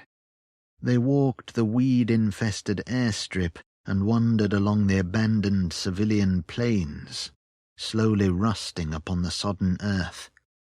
Morse wondered how long they would stand in the cold and the rain before they collapsed. Florence ran one hand along the bottom edge of a wing. Her face held a reserved sort of wonder. She glanced at Morse. "Could you fly one of these?" Morse stood looking at the planes, the wind at his back like a constant follower. "No, Florence. I was a soldier, not a pilot, and I don't like heights." They roamed the empty hangars. Florence listened to her voice echo in the cavernous spaces and the sound of her footsteps bounce off the walls. Morse watched for infected, but there were none, and the only life they saw were the rabbits chewing on patches of grass near the asphalt runway. When they went back outside, Morse looked at the sky and tried to picture it full of planes and vapor trails. He hadn't seen any machines in the sky for at least 6 months. All the helicopters and jets were grounded or wrecked. The realization saddened him, and he looked away and scanned the fence around the airfield for movement. He spat, wiped his mouth, and watched Florence trying to get as close to the rabbits as she could before they bolted. When it began to rain, they returned to the control tower and watched the downpour from the large windows looking out at the airfield. "I think we should stay here for the night," Morse said. Florence glanced at the dead body in the chair. "What about him?" "We'll have to move him." "Okay." "You take his legs." They carried the body down the stairs to a utility room on the ground floor. The body was loose and light in Morse's hands. Bones barely held together by sinew. Morse found a sheet of tarpaulin and covered the man, and they left him there. Then they went around the building and secured the windows and doors. And when that was done, they returned upstairs. The light leaving the sky, the breeze sweeping over the airfield, pulling at the tattered windsock across the runway. It was getting colder. Florence sat in a swivel chair and flicked the switches on the control console. She spent an hour talking to non-existent planes and pilots over the broken headset she'd picked up from the floor. When she was finished playing, she just stared out at the airfield and the wide sky and said nothing. In the low light of the Coleman lantern, Morse checked the rounds for the AK-47 and the pistol, and then reloaded both guns. The task relaxed him and slowed his heart, kept his mind distracted. "How many bullets do you have left?" Florence asked, sitting across the floor, eating an MRE chicken teriyaki. Morse put the back of his head against the wall. Sleep worried at his eyes. Enough to make a difference. How many infected have you killed? I can't remember. A lot? Enough. Is it different than killing normal people? I mean, does it feel different? Sometimes. I killed a man once, she said. Morse raised his face to her. When? A few days after the plague arrived. He wasn't infected. He was just an evil man. Why did you kill him? Because he wanted to do things to me, so I killed him with a knife. I'm sorry you had to do that, Morse said. It used to make me feel bad, but now I'm glad I killed him. Does that make me a bad person, Morse? No, he answered. Not at all. You did the right thing. He would have killed you otherwise. But he would have done worse things to you first. Yes. Morse lowered his head and let his heavy eyelids fall. Kill or die. Chapter 15. Morse woke with a small cry and pawed for his rifle in the dark. He held it close to his body and waited for his breathing to slow, closed his eyes and tried not to think of corpulent faces and rancid mouths. A memory of jaws biting near his throat and the bestial stink of the infected. Florence's voice in the darkness. Are you okay, Morse? He tried to speak, but he had no spit. He made a low noise, like the small whimper of a child, and then remained silent. Florence didn't reply. After a little while, he heard her breathing regulate as she went back to sleep. Morse looked into the dark for a long time, and in his mind recited the names of dead soldiers he'd known in long-ago years. They left the airfield behind and walked back up the dirt track and onto the road. The horizon was a thin red line slowly spreading into the sky. I think it'll be a nice day, she said. It'll be cold, said Morse. He watched the roadsides and the shadows under the trees. You warm enough? Yes. How far from the border? Not far. Soon the sun was above the horizon, a thin glaze of cirrus clouds across the sky, blown by westerly winds.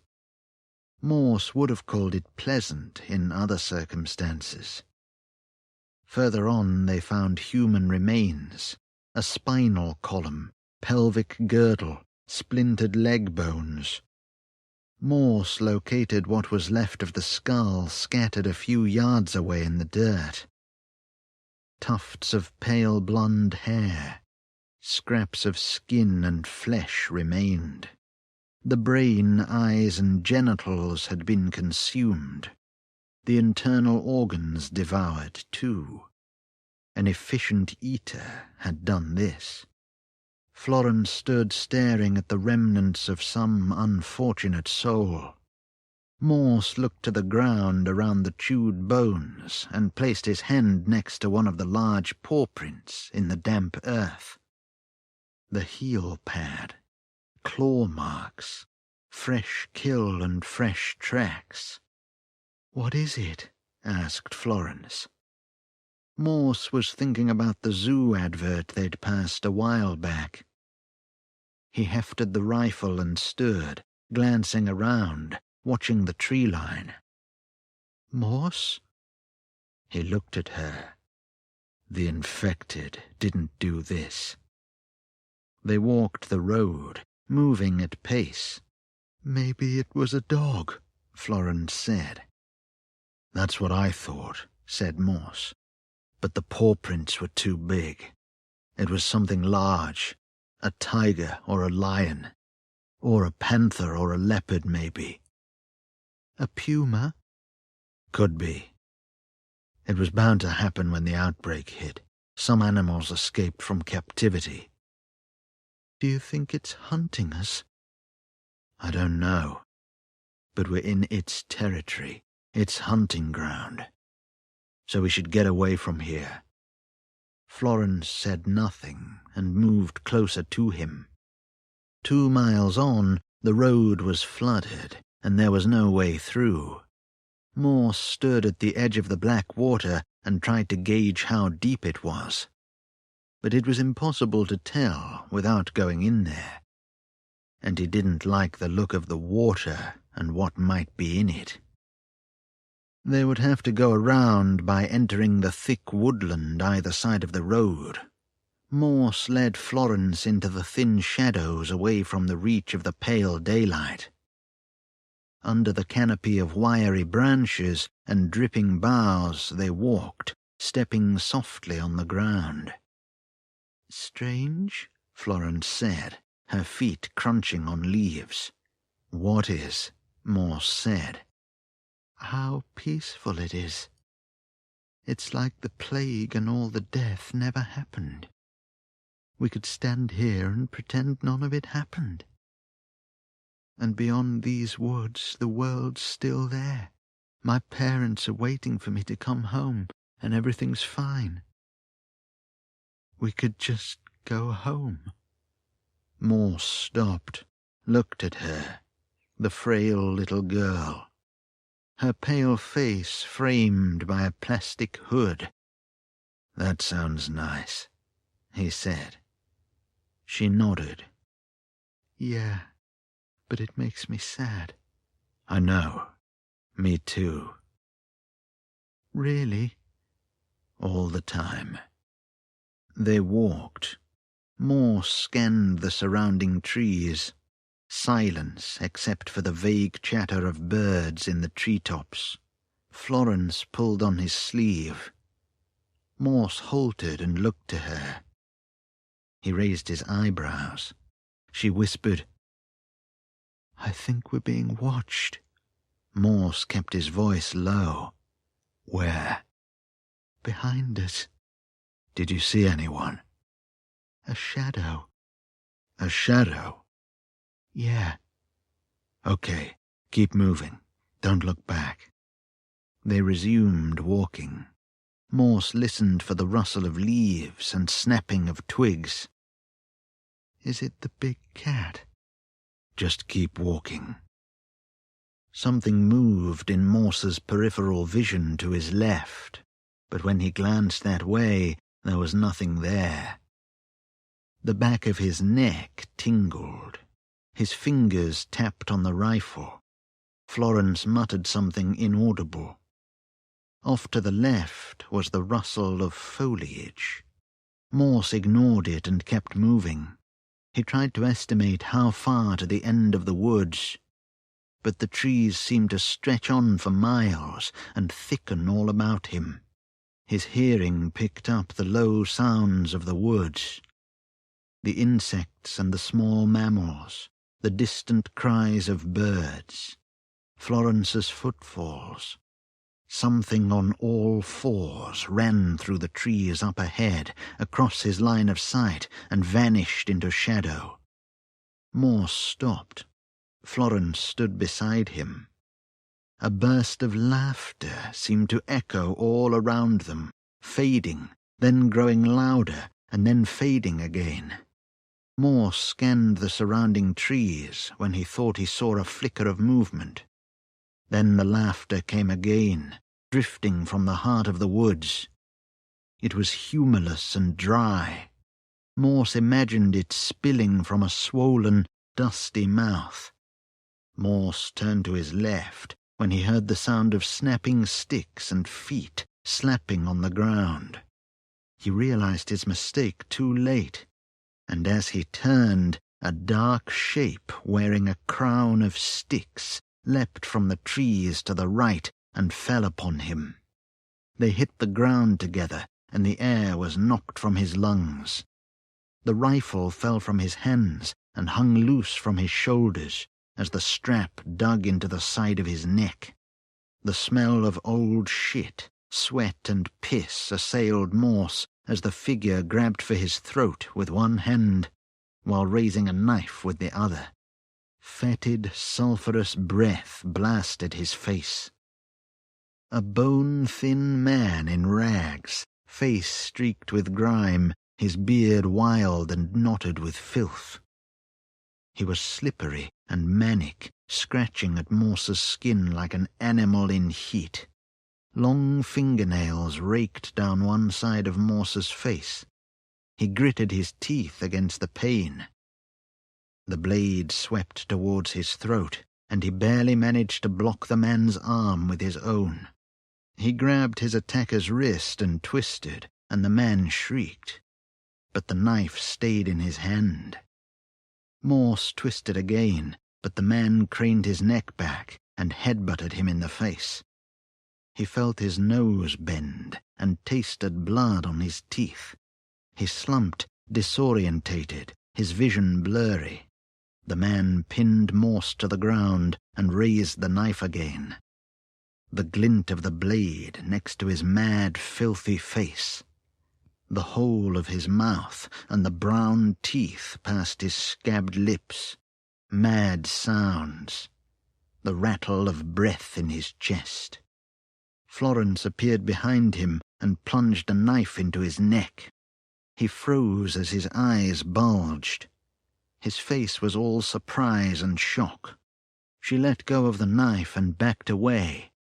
The man's grip on Morse's arm loosened, and his mouth slackened, so that it hung open and let out a small gasp.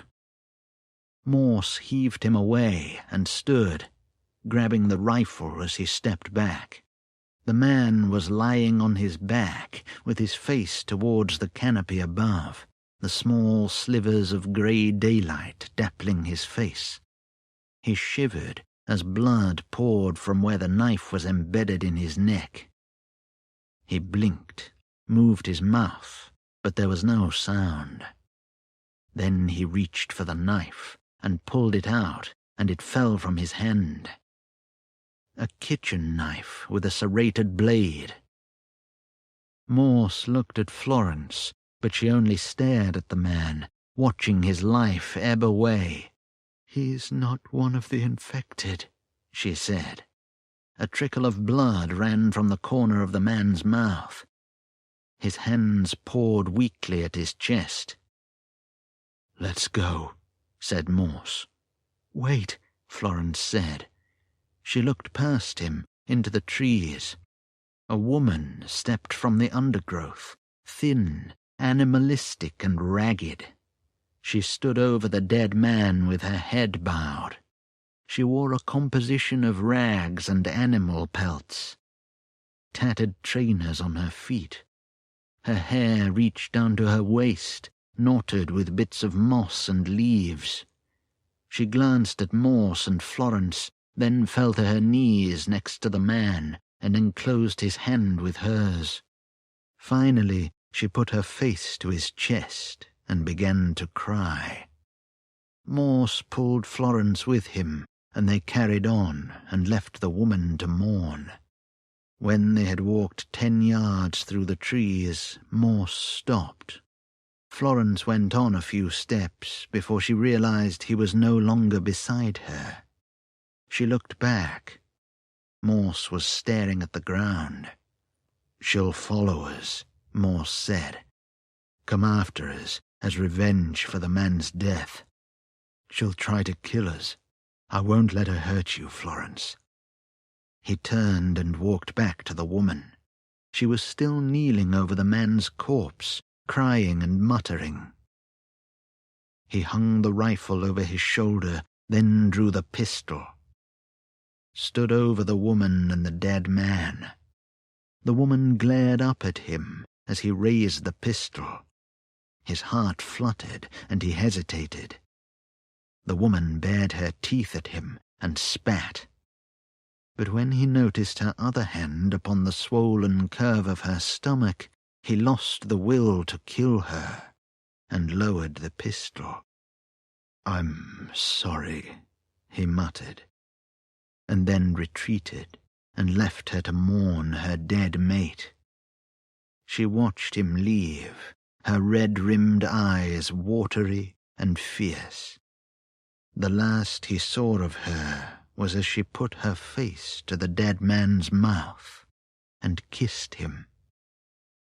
Florence called to Morse from past the trees. Chapter 16.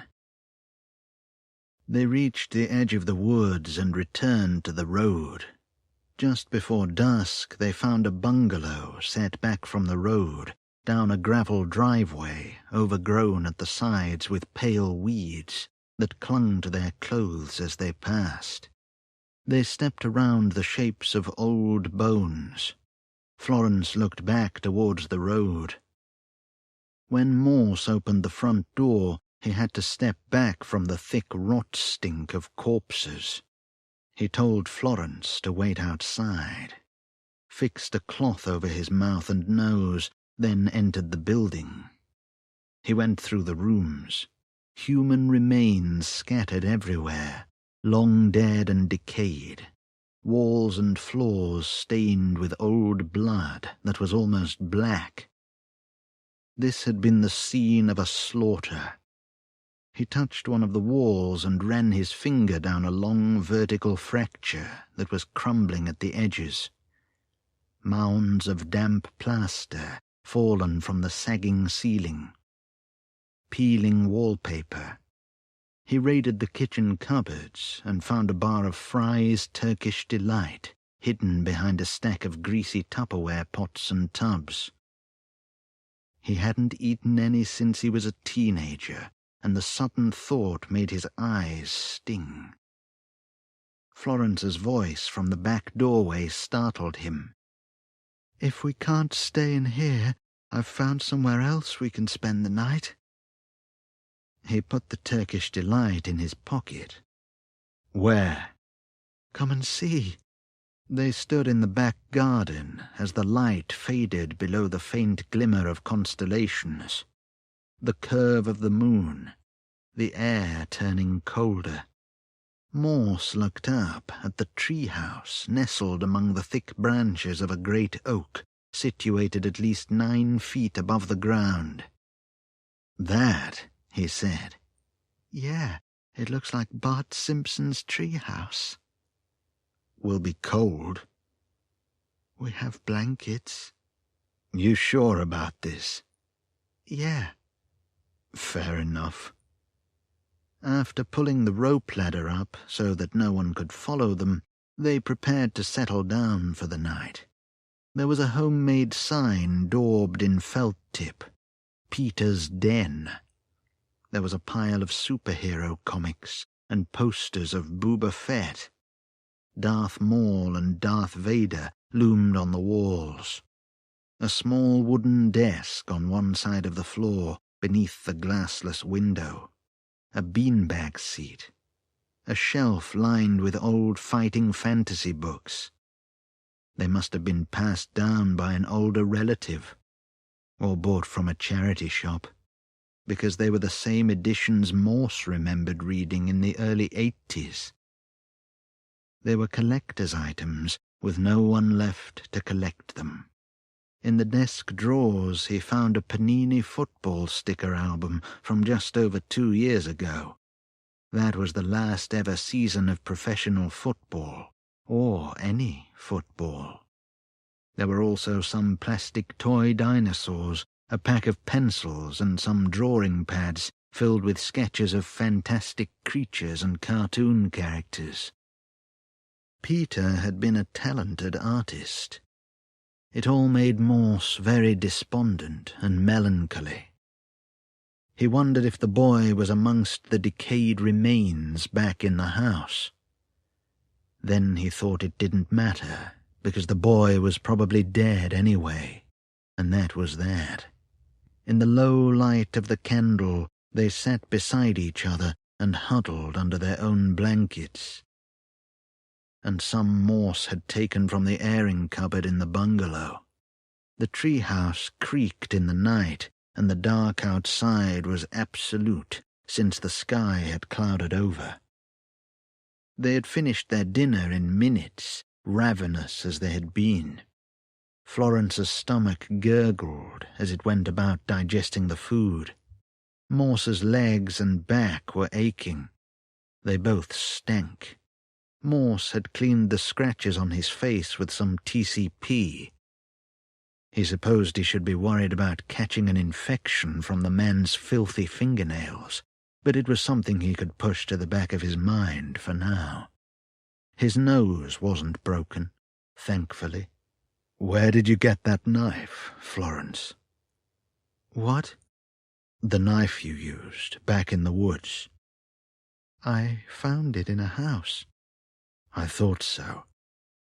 "Are you annoyed with me?" "No, I'm glad you did it." "Oh." "Thank you, Florence." "For what?" "For using it. You did well." "Do you think I could be a soldier?" He looked at her and smiled. "Maybe one day." "I don't think there'll be anything left one day. Not of people, anyway." "You could be right," Morse said. Chapter 17. In the morning they climbed down from the treehouse and started towards the border. They passed a stretch of grassland where there had once been a refugee encampment. Florence stopped to look, even when Morse urged her onwards, and in the end he had to go back for her. He stood beside the girl. She was biting one fingernail. "You okay?" said Morse. "Yeah." "Best we don't stop." "I know," she sighed. "The people who stayed here, trying to survive, they didn't stand a chance, did they?" Morse looked out towards the ruins of shredded, tattered tents slowly being consumed by the overgrown grass. The site had already been picked through and looted, he reckoned. There would just be bones. It wasn't a good place to set up camp, Morse said, speaking to himself more than Florence. Stupid, really, out in the open, exposed on all sides, indefensible. "They must have been desperate." "Yeah, everyone was, back then." Florence said, "It would have been a few days after the start of the outbreak. A few families, on the run, trying to hide, low on food and supplies, nowhere else to go." She crouched and picked up a Lego brick from the grass by her feet. She stood and examined it in her hand. "The infected came from the west. A flock, most probably, full of the recently turned. I think they came upon the camp at night, while most of the people were asleep. They swarmed through the tents. People were killed in their sleeping bags. Children and babies crying, screaming. A few of the men tried to fight with cricket bats and wooden clubs. But they were slaughtered, and it was over in minutes. Some of the refugees became infected and were absorbed into the flock. The rest of them were eaten, mainly the children." Morse watched her put the Lego brick in her coat pocket. "Let's go." "Okay." She looked back one last time at the ruins of the campsite and said something, but Morse didn't quite catch it, and he carried on with her by his side. They reached one of the last villages before the border and found it in ruins, save for a few cottages left emptied and looted. And most of those were burnt inside and hollowed out by fire. There was nothing to be found in this silent, desolate place. crows perched on exposed beams beyond collapsed roofs. Wood pigeons in the charred trees. Graffiti had been scrawled on walls. "Kill the infected. Once bitten, twice shy, then you die. God has betrayed us. And finally, these are the days of the last plague." The road they walked was topped with a thin layer of ash that shifted in the breeze. Morse pulled up his cloth mask and watched the ruins for movement. A large rat ran across the road and vanished beneath the remains of a car, half buried by fallen rubble. "It smells of shit around here," Florence said, covering her nose with her hand. "Just keep walking. We'll pass through soon enough." Another rat appeared on the same side of the road as the first one. It stopped in the middle of the road and regarded them as they halted. Morse raised the rifle. The rat watched them with black, beady eyes and only moved when it caught scent of something on the wind and bolted into the ruined houses on the other side of the street. And before Morse and Florence could move, more rats appeared out of the ruins and followed the two scouts across the road, dozens of them, from runts the size of average rats to ones as big as the first scout. Florence stepped back. Morse put his hand on her shoulder. "It's okay," he said. "I don't think they're interested in us. They've got plenty to eat." "Are you sure?" "No." "That doesn't make me feel better." "Sorry." The swarm crossed the road and disappeared into what was left of the houses. Morse shook his head. "There go the inheritors of the earth." Florence moved her gaze from where the rats had vanished. "I've never liked rats." "They're not bad. They'd have only attacked us if we were badly injured." "Really?" "Probably." "Oh." The border country. Cold wind gusting down the road. Birds in the bare trees. A mile outside the village, flakes of ash began to fall from the sky. They stopped. Morse held out his hand and watched a flake land on his palm. Then he brushed it off with his other hand and looked at Florence. She was frowning. "I remember a few years ago," said Morse. "A volcano in Iceland blew its top." Florence pulled her dust mask up. "I don't remember that." "You would have been too young to remember." "What happened?" "It created a giant ash cloud in the sky and grounded a lot of planes at the airports. Too dangerous to fly." "Did anyone die?" "I don't think so, but it pissed a lot of people off. Some people couldn't go on their holidays." "So you think this ash is from a volcano? Maybe the same one?" He looked at the sky. Endless grey. He wiped his brow. "I think the ash is from somewhere else. Something else. But it doesn't matter now." "You think it might be from a nuclear bomb?" "I doubt it." "Why?" "I just do." "You don't know, then?" He looked away and thought about nuclear warheads detonating over cities of swarming infected, mushroom clouds rising from black horizons. He realized it was already too late for them if the ash was radioactive. They walked on. Further on, Florence found a deflated football and was kicking it through the grass at the roadside when she stopped and looked down at the ground.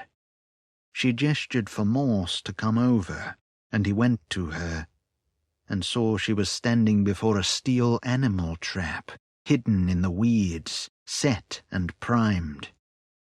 Florence paled and looked at Morse, and he pulled her away from the trap, and they carried on down the road. Florence stopped in the road and put her hands to her face.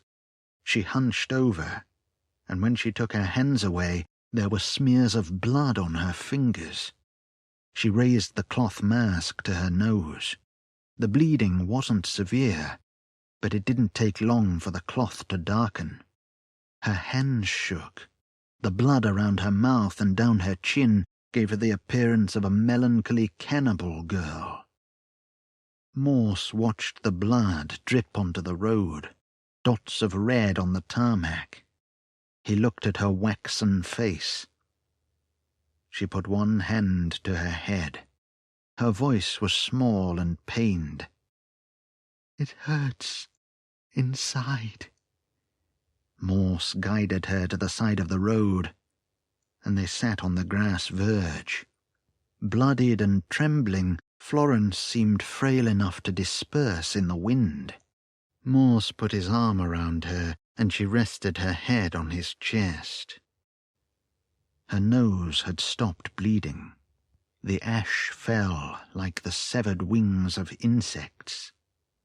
Florence whispered, "I can hear voices." Morse wiped ash from his face. "The infected." "The plague gods." She raised her face towards the clouds. "What are they saying?" Morse asked. She let out a drawled breath. "I'm not sure. Sounds like plans and schemes." She sipped water from her canteen. She bowed her head and sobbed in her throat. Morse pulled her tight to him. He said nothing. "I don't feel very well, Morse." He just held her, and they sat while they watched the ash fall upon the scarred land. Chapter 18. Morse took her to the nearest house. She wasn't capable of making the border before dark, and it was already mid-afternoon. The hours seemed to fall away, and the daylight was a mere glimmered respite between each night. He searched and secured the house, then brought Florence inside and lay her on the threadbare sofa in the living room, whose walls were covered in framed photos of smiling people. He washed the blood from her face as she shivered under the blankets, eyes fluttering, as she muttered the names of people she'd spoken of before. Then she went silent. Morse watched her for a long while, until she fell into a deep sleep. With darkness approaching, he went outside into the falling ash and looked at the dimming landscape. He thought of the fields strewn with bones, slowly being shrouded. The wind carried the cry of the dead world. Ash crumbled under his boots as he walked to the end of the pathway. He crouched, pinched some between his fingers, and put it under his nose. It smelled of long-gone days and bonfire nights when he was a boy. He looked to the sky when the crash and boom of thunder filled the clouds above and shuddered in his bones. He stirred. A sense of biblical terror tightened his heart. Angry gods demanding tribute. The plague gods. He went back inside and bolted the door. Florence was sleeping soundly. He watched her eyes move under their skin lids and thought he could hear her heartbeat. She was his last hope. Once she was gone, there'd be nothing else left for him. And he knew what he'd do then. Morse spent the next hour walking around the house, checking the windows and keeping watch. His body ached, and he struggled to keep his eyes open. the pounding of his tired heart. He went into the study at the back of the house and stood amongst the clutter of someone's old life. The dead computer captured his reflection as a thin shadow without a face. The desk was piled with paper and books. He yawned, swaying on his feet, rubbing the underside of his jaw. His eyes stung. The ash whispered against the windows. When he squinted, it looked like snow, and he wondered for how long it would fall. He yawned again. Hard to keep his eyes open. He only meant to rest on the small couch by the back wall and take the weight off his feet for a moment. But soon after sitting down, he slumped backwards and closed his eyes, and remembered a distant time when he was safe and warm, and didn't wander through ruined lands teeming with monsters. In his dreams he looked at a sky-high sun, so bright it was glorious and otherworldly. He was 10 years old, a dream of a memory. His father took him to the local steam fair in a field not far from the village. He was fascinated with steam engines. His father was stoic and reserved, but not unkind, always thinking about things. And he never said a word that wasn't needed. Joseph Morse licked a cornetto and looked at the grass around his charity shop trainers. There was ice cream on the tip of his nose.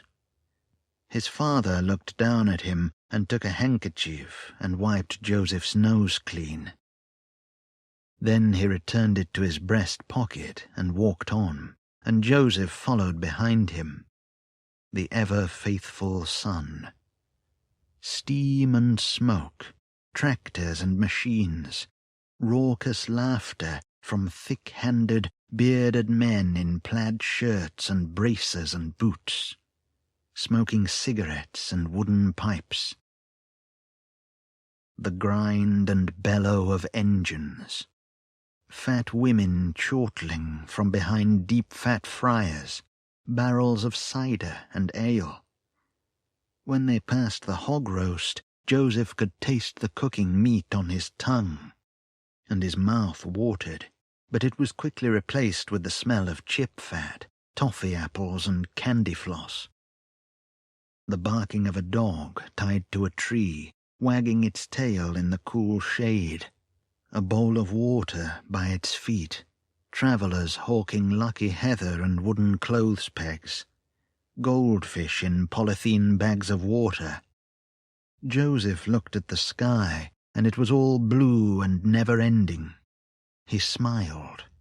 The sound of a brass band playing a slow song. And when he turned away from the sky and looked for his father, he was gone, lost among the crowds and the wisps of steam that danced like ghosts. In the darkness, Morse woke dry-mouthed and cold to Florence's screams. His heart was wild and aching. He sat up on the couch, and only after he rubbed his eyes did he see the dark form of a hooded, masked figure stalking towards him from the open doorway. The figure was tall and broad, most probably a man. Florence called out to him from somewhere in the house. The sounds of scrapes and collisions, grunts and shouts, mixed with the smashing of glass. Morse rose as the man lunged and thrust a knife towards his face. He dodged the attack and deflected the man's arm.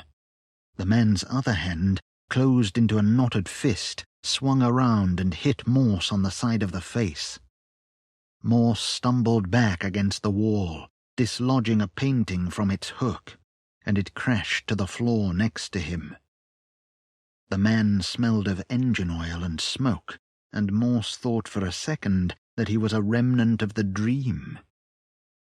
The holes in the cloth mask showed crazed eyes and a dirty mouth. Morse pulled his pistol from its holster and raised it to fire, but the man rushed him and pushed the gun towards the ceiling, while the knife swung down in a narrow arc, and Morse moved his head at the last moment, and the blade embedded in the wall.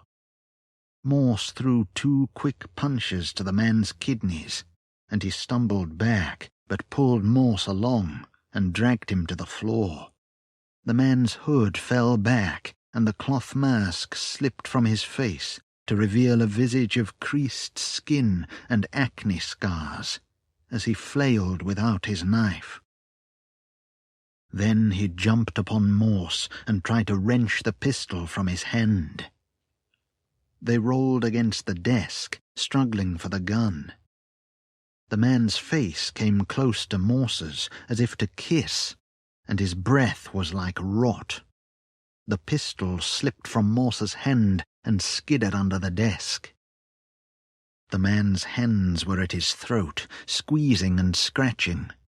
Morse grabbed the man's wrists and pulled them away, then raised his head, opened his mouth, and clamped his teeth around the man's nose and bit down with all the pressure he could muster, tearing at the skin. A coppery taste flooded into his mouth. The crackling and ripping of cartilage. The man screamed, and his fingers dug into Morse's shoulders as he convulsed.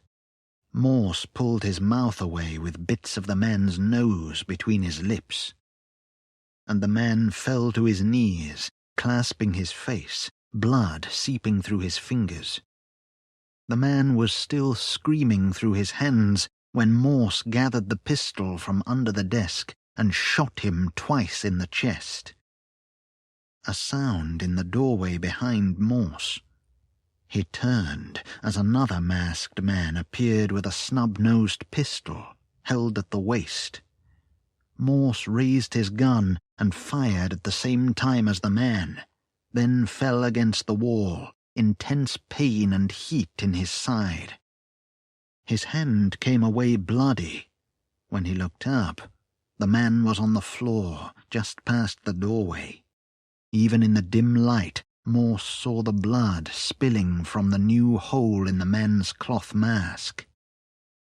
Morse slumped onto the couch and put pressure on the bullet wound. He cried out and thumped the seat of the couch with his other hand. The bullet had grazed the left side of his torso and missed his spleen by inches.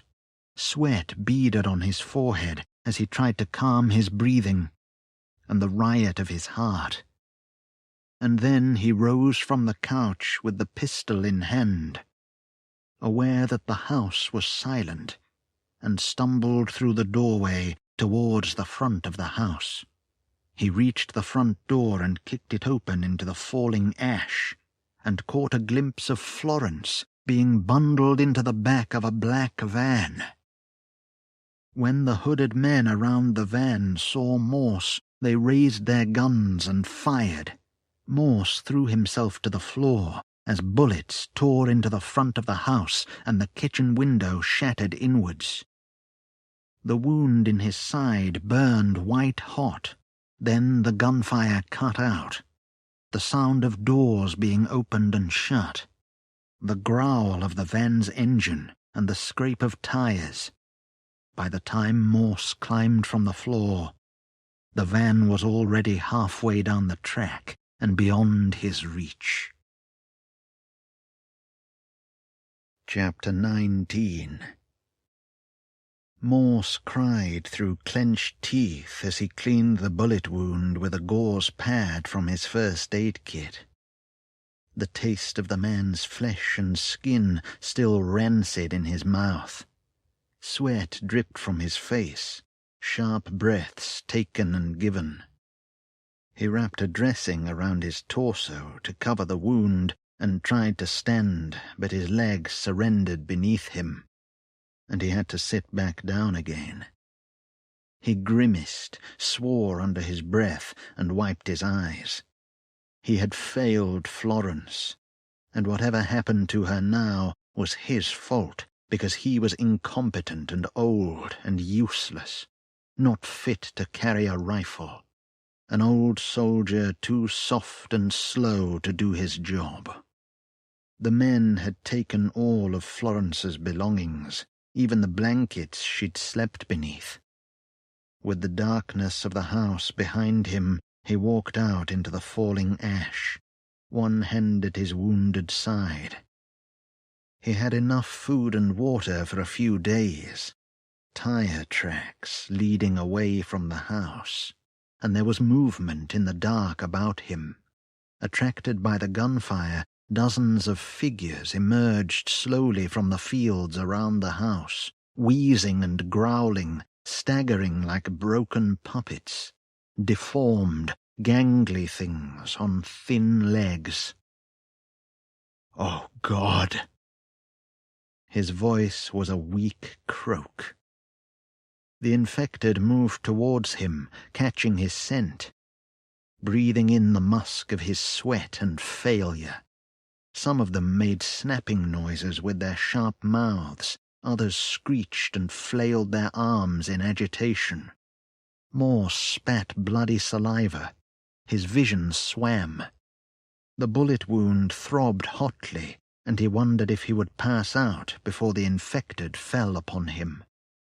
He raised the rifle, flicked the safety lever off, and sighted the nearest infected, struggling to keep his hands steady.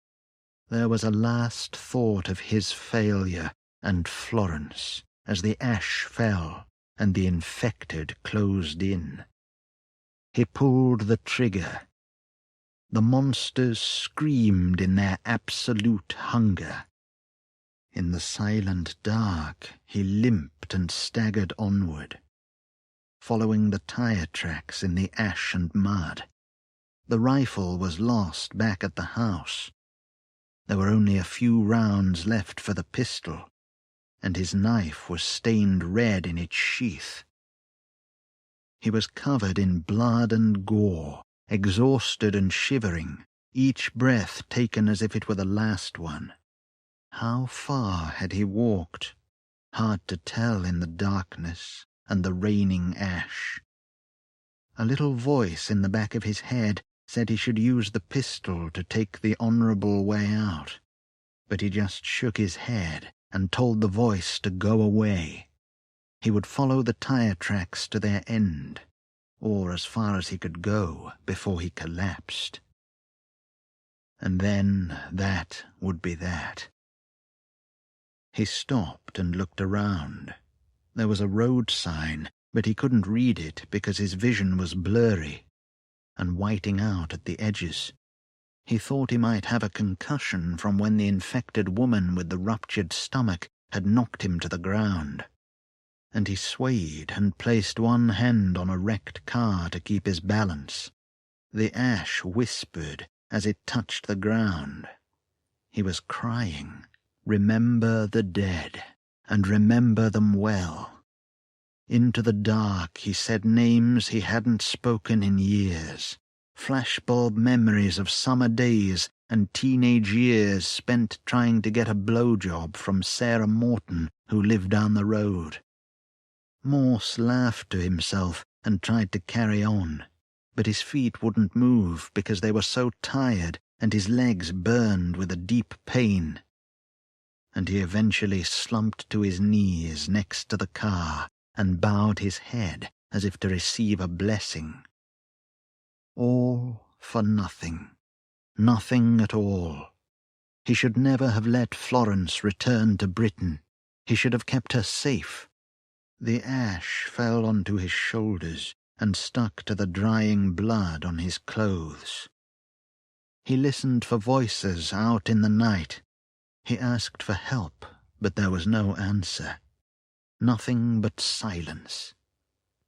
And it was as he thought of lost friends and lovers that he collapsed onto his back and stared at the sky until he closed his eyes and welcomed the end of suffering. Part 2. England, Chapter 20. When he woke on his back, he gasped for water.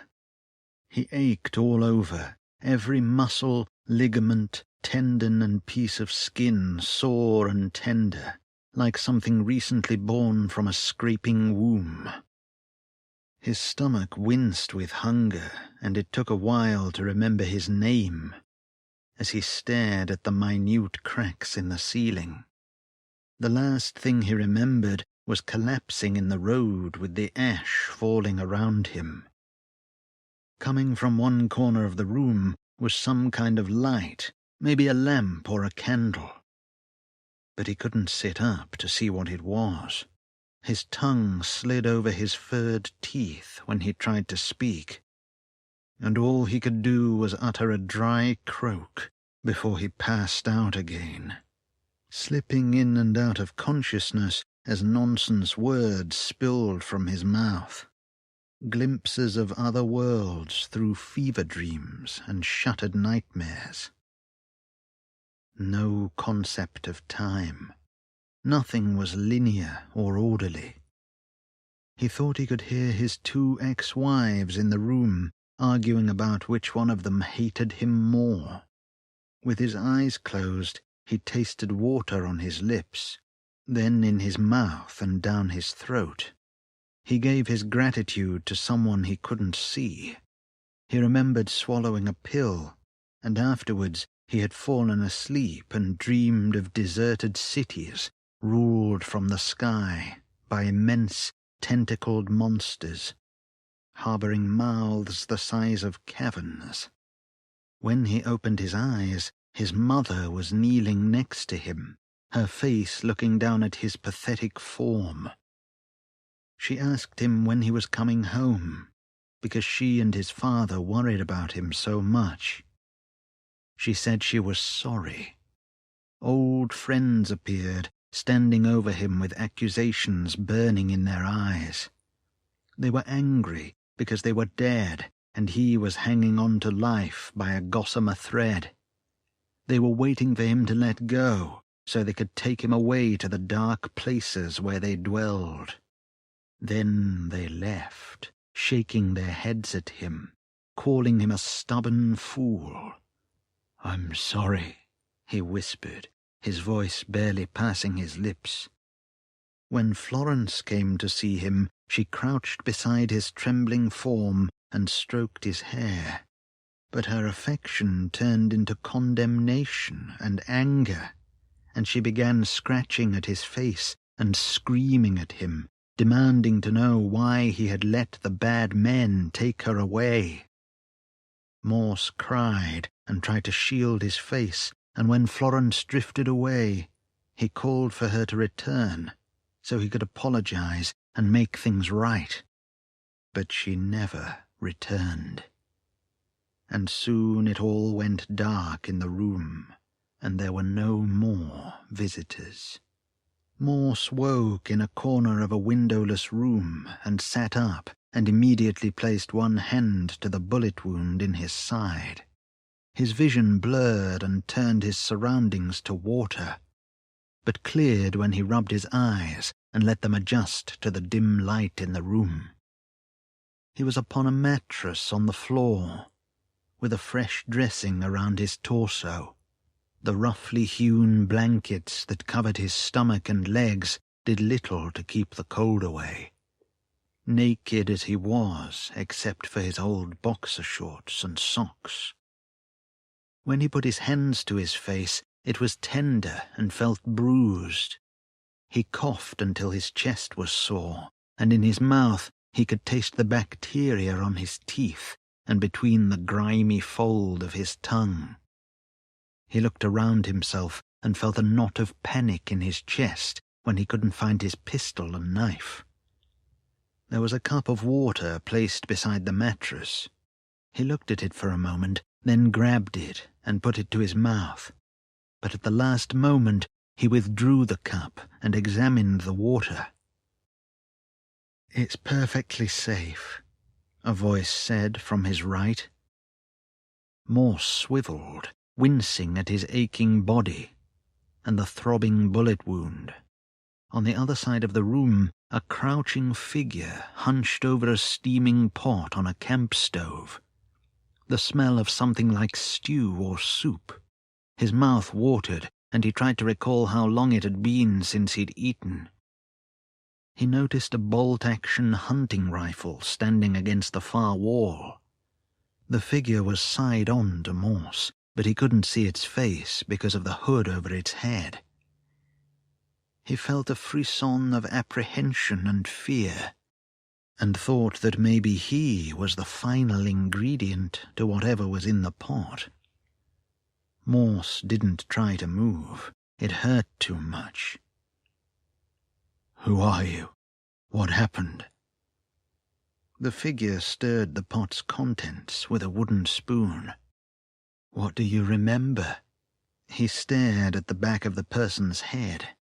"How about you answer my questions first?" The figure stopped stirring, then stood and turned to Morse. And within the hood was a woman's smiling face. "You're right, I'm sorry." She was short and thin inside her tracksuit top and the fleece beneath it, jeans and dirty trainers, fingerless gloves. "My name's Sadie. I found you. You were unconscious." She stood over him and lowered her hood. Northern accent, Yorkshire maybe, blonde hair that was almost white. Morse tried to remember the time after Florence had been abducted.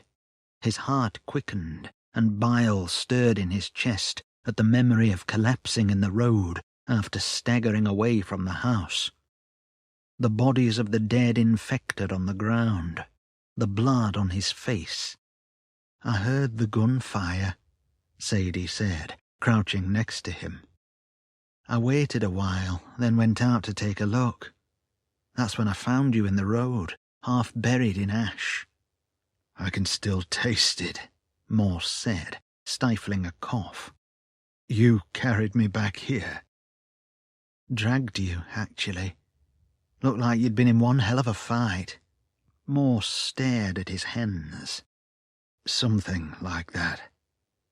"Who were you fighting?"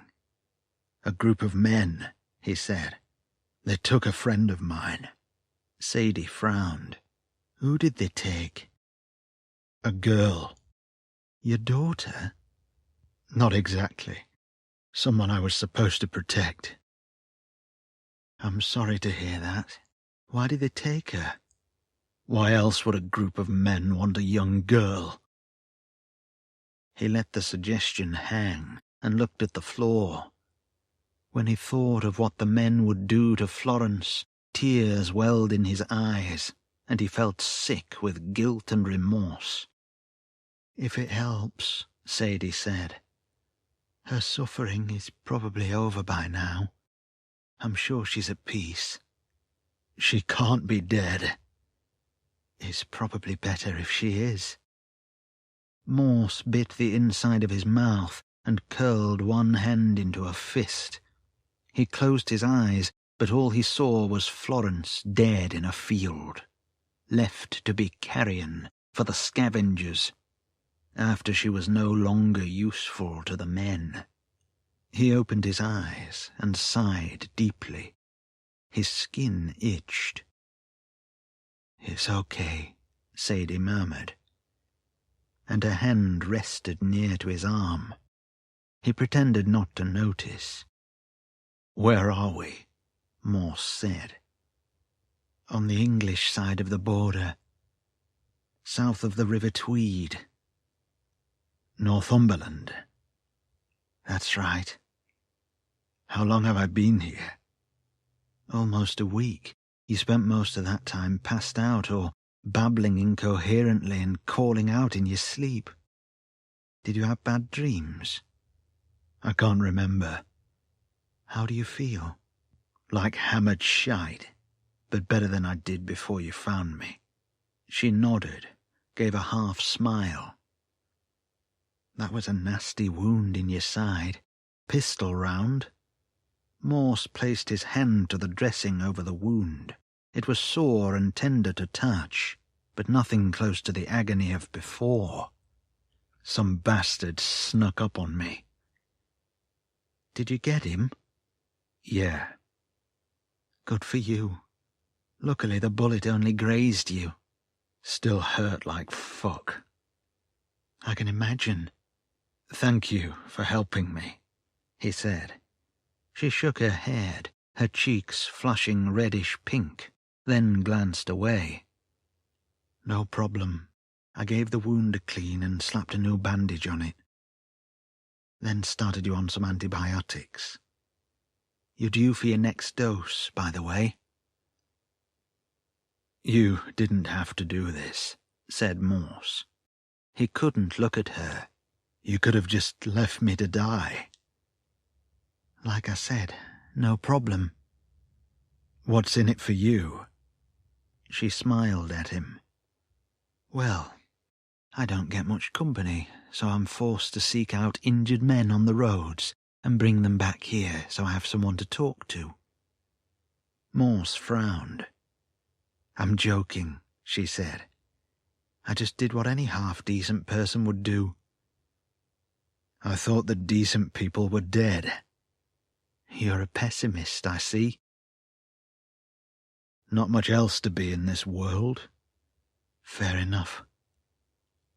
I'll let you ponder that while I dish up the food. She walked to the steaming pot. What is it? Squirrel soup.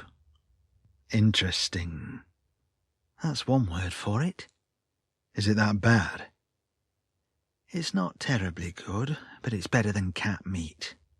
Morse spooned the soup into his mouth as Sadie watched. And when he was finished, he handed her the bowl and asked for seconds. She dished up some more.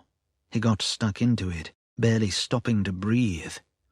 He thought it best to swallow without chewing, once he'd noticed the small grey scraps of meat floating in the soup. It burned his throat, but he didn't care, because the warmth in his stomach was the best thing he'd felt in a long time. Afterwards, he tried to get up, but Sadie eased him back down to the mattress and told him to rest. She gave him water and some pills. She placed her hand on his brow and frowned. You've still got a temperature. Rest up, Joseph. His eyes fluttered. How did you know my name? She stood and looked down at him. She smiled without showing her teeth. You told me in your sleep. Oh, okay. I'm going out for a while to find food. I'll lock the door behind me. Why lock the door? So nothing bad can get in here. Okay. Go back to sleep, Joseph. In dreams, Florence came to his bedside and told him of all the bad things that the men had done before they'd killed her.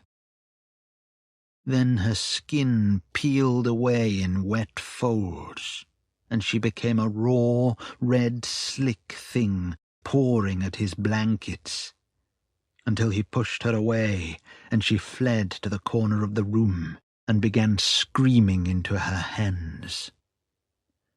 He was crying when he woke. Chapter 21. Sadie returned empty-handed. Morse sat up and rested his back against the wall. She unshouldered the rifle and leant it against a stack of cardboard boxes. No luck, he said.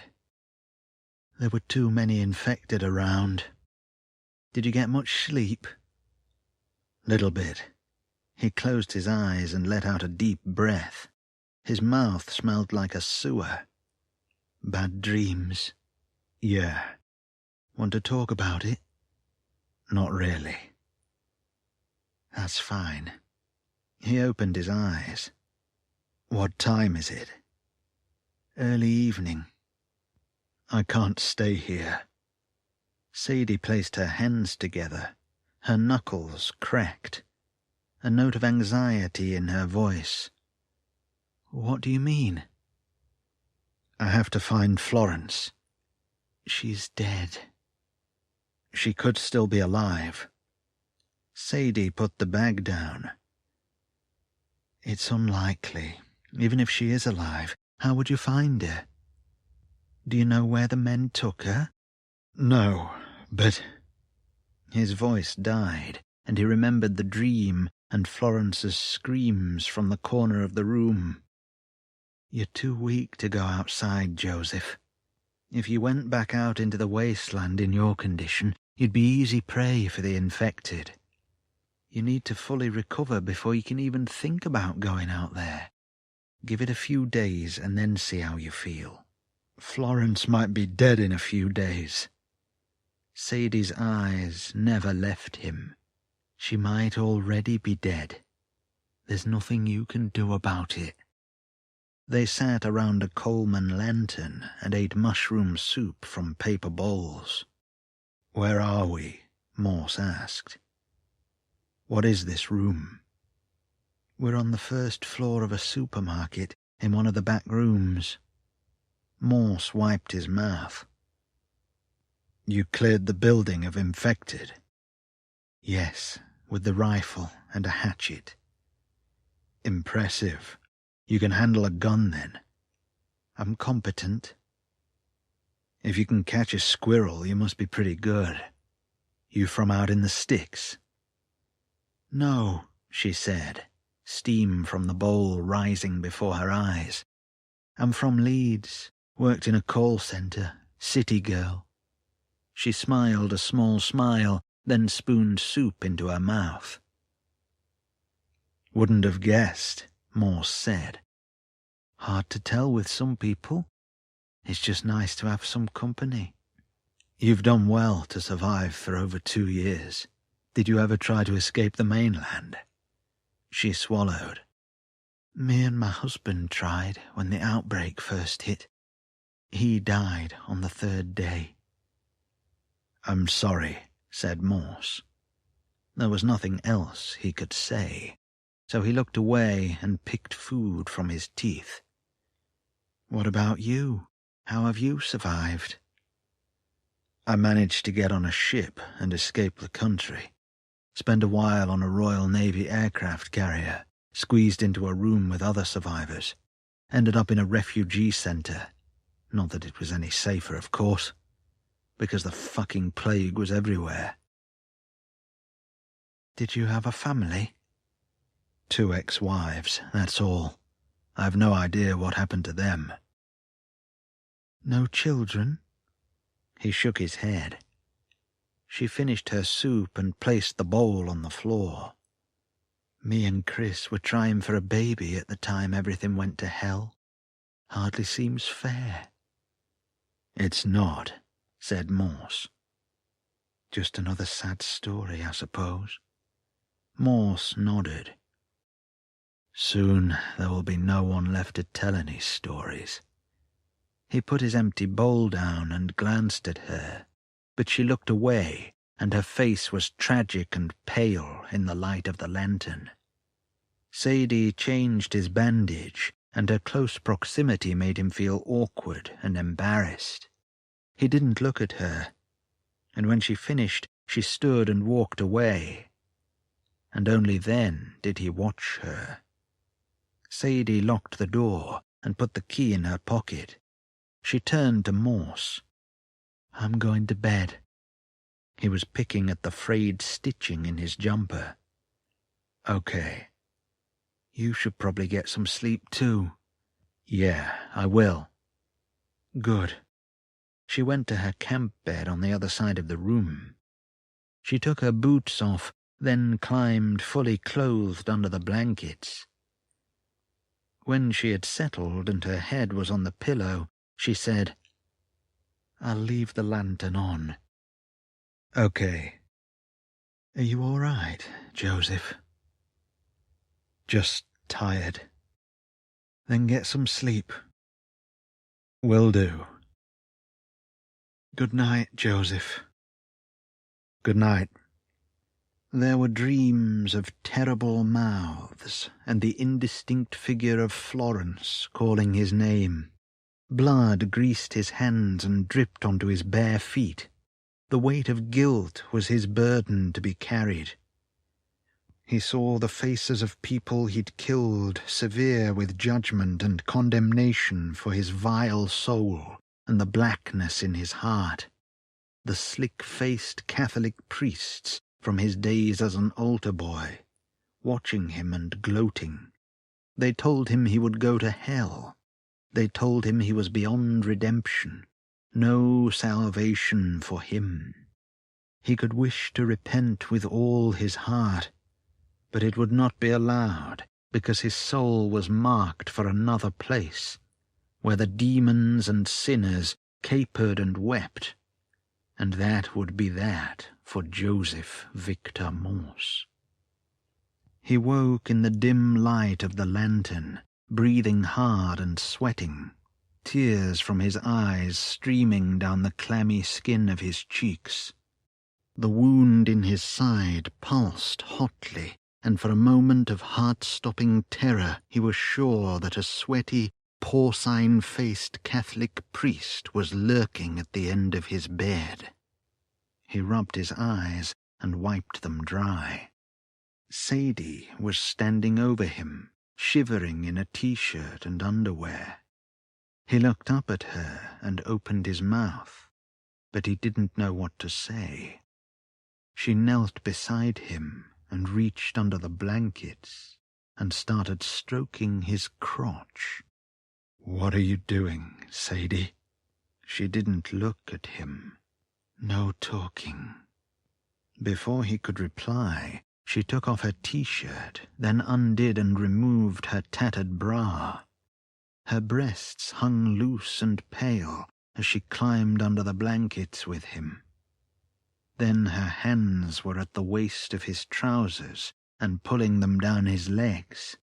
Morse was frozen, unable to react aside from the stiffening of his cock in her hands.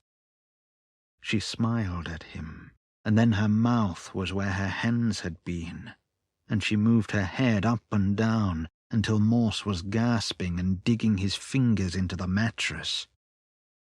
And when he was close to climaxing, Sadie removed her mouth, pulled off her underwear, and slid on top of him, and took his hands and placed them on her breasts. She moaned, rocking back and forth upon him, and closed her eyes and grinned. Morse held her breasts tighter, and she responded by putting her hands upon his throat and pressing until he couldn't draw air. Sadie's movements quickened as she neared orgasm, and when she came and released his throat, Morse came with her, and they both cried out in the one light, and then she dismounted him in silence, gasping for breath, her face glistening with sweat and tears. Morse lay back and looked at the ceiling. He heard her walk back to her bed and slip underneath the blankets. He said nothing. She said nothing. When he eventually fell asleep again, he did so with the maddening remnant of her scent upon him. Chapter 22. In the morning, Morse woke and remembered the night before. He closed his eyes and groaned and put his hands to his face. Images of Sadie grinding her hips upon him and the memory feel of her clammy fingers upon his throat. He sighed. His mouth tasted like bad meat. His back ached, and the wound in his side felt as if it were being softly probed by little fingers. The smell of cooking food in the close confines of the room only made his stomach turn and his bowels loosen. Sitting up, he looked towards the other side of the room. Sadie was already awake and dressed, stirring the steaming pot with a ladle. She raised her face and smiled at him. Her hair wasn't so unruly and scraggly this morning. Morse tried to return the smile, but the muscles at the side of his mouth wouldn't move, and all he could do was look at her, while trying to think of something to say. Sadie rose with a mug in her hands, and she walked over to him as he tried to hide his discomfort, and pulled the blankets up to his throat. "I've made you some tea," she said. The dull light in her eyes made Morse's balls shrivel. He looked from her face to the mug and took the drink from her offering hand and nodded, muttering his thanks. She stared at him. He tipped the mug to his lips and drank, and she followed his movements with her eyes. Morse swallowed. "It's good. Cheers." He was already worried he'd said too much. "I'm sorry there's no milk in it. We ran out of the powdered stuff a while back, but I put 2 sugars in it. I've been saving the sugar for special occasions." She flashed her teeth. Morse lowered his face to the mug so he wouldn't have to look at her eyes. "About last night," he said. "It was nice, wasn't it?" He shifted on the bed. Yes." Only after he'd spoken did he realize how unsure his voice had sounded. He looked up at her and tried to keep the shape of his mouth neutral and flat. A slight frown creased her brow. "Didn't you enjoy it? Was it bad?" He took another sip and swallowed before his throat closed up. Of course I enjoyed it. To be honest, it's been a while since the last time. I wasn't sure it was going to work properly. It definitely did." She put her hand on his knee. He moved his leg, but her hand went with it. Her fingers tightened on his skin. He tried not to look at her, even when her hand began to move up his leg and onto his thigh. "I'm hungry," he said, trying to distract her. Her face lit up, and she pulled her hand away. "I'll make you some breakfast. There's baked beans and pork sausages. From a tin, of course. I hope you like it." "I'm sure I will," he replied, hoping not to sound too enthusiastic. And when he looked over to her, she was staring at him above the steaming pot, her eyes wide and the curve of her mouth severe and pale. She watched him eat. He forked the processed sausages into his mouth and chewed, avoiding eye contact. When he finished, she took the bowl and then checked his wound. "You're definitely healing, Joseph. Getting much stronger." He looked at the floor, her breath on his neck as she wrapped a new bandage around his torso. "Good. I need to leave soon." As soon as he said the words, he knew it was a mistake. She tied the bandage too tight, and Morse squirmed, grimacing at the pressure on his wound. She stared at him, and he was forced to look at her. The closeness of her sorrowful eyes and the accusation of her mouth. He could hear the shallow breaths past her teeth. "You're leaving? I thought we had something between us." He picked up his T-shirt and held it bundled to his chest. "I'm sorry, Sadie, but I'm not sure what you mean." "Last night," she said in a wounded voice. "What about last night?" "Me and you, Joseph." "We had sex." "Exactly." "It was just sex, Sadie."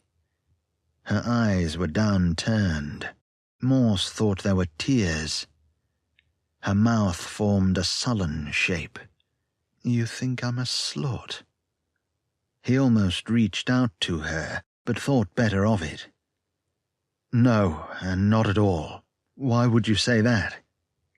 "Because I gave myself to you, and now you're rejecting me. I've been alone for so long, and then you came along. But now you're leaving, and I'll be alone again." The sight of the rifle on the other side of the room pulled the air to the top of his lungs. He cleared his throat and swallowed. "Why don't you come with me, Sadie?" She raised her head and her eyes glistened. Her mouth was slack and trembling. "I'm not allowed to leave." "Why not?" "I can't tell you." "Of course you can tell me." A quiver in her voice. "You wouldn't want to know." "Fair enough. That's up to you." With a sigh, he stirred and pulled on his t-shirt, then strapped on his tactical vest. He was done with this place. Too much time had been lost. Florence needed him. Sadie was scratching at her mouth and sniffling wetly. Her eyes found him, and he stepped back because they swam with pain, rejection, and a little madness. "I have to go," he said. "I've already waited here too long."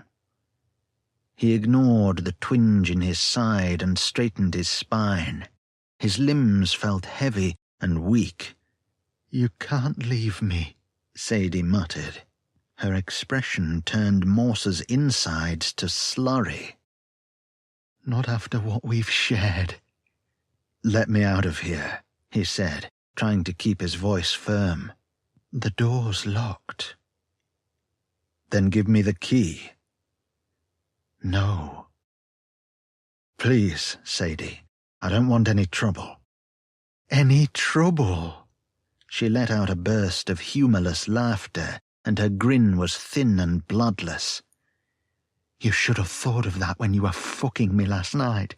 I gave myself to you, and you took advantage of me, and now you're just going to discard me. You used me, Joseph. You used me and fucked me and then tossed me away when you became bored. I won't have it. I won't."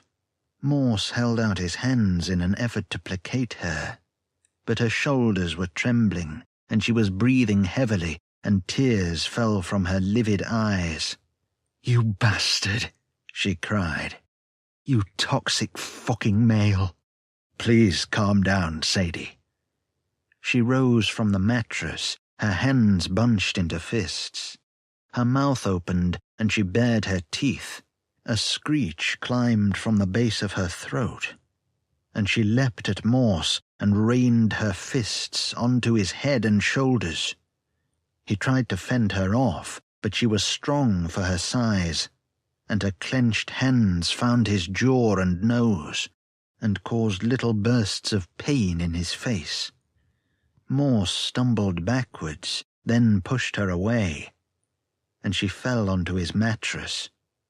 But she climbed to her feet and came at him again, her face savage and hysterical. When he pushed Sadie against the wall, the air was knocked from her chest with a stifled gasp. He'd pushed harder than he'd meant. She put one hand to the back of her head and collapsed to the floor, dazed and mumbling. Morse kept an eye on her hands, and he crouched and went through her pockets. And when he found the door key, he stood and looked down at her, while she cried and glared at him with murder in her eyes. "It didn't have to be like this," he said. "I'm sorry." But he could tell she wasn't listening, and no amount of apologies would suffice now. He had to get out and away. Before he unlocked the door and left, he looked back at her as she sobbed into her hands. There was a muffled growling from her throat. Morse apologized again and left her behind, and her cries followed him all the way up the corridor and down the stairs. Chapter 23. He limped down a ravaged aisle of the supermarket, surrounded by empty shelves and racks, his feet kicking through the trash strewn on the floor. Cardboard boxes and plastic bags, tangled with empty tins and cans. There were stains he didn't stop to inspect, Pausing only to catch his breath and rest the aching wound in his side, he struggled towards the front of the supermarket, squinting at the grey daylight through the intact windows. When he reached the deserted checkouts, he glanced back over his shoulder and saw Sadie emerge into the store with her rifle held to her shoulder. He stumbled faster, ducking as a bullet struck a support column ahead of him, and then peered over the end of the checkout. Sadie was hurrying down the aisle towards him. Shit! She stopped and fired again, and the swivel chair to his right was knocked flat. He headed for the doors, but when he reached them, they wouldn't open.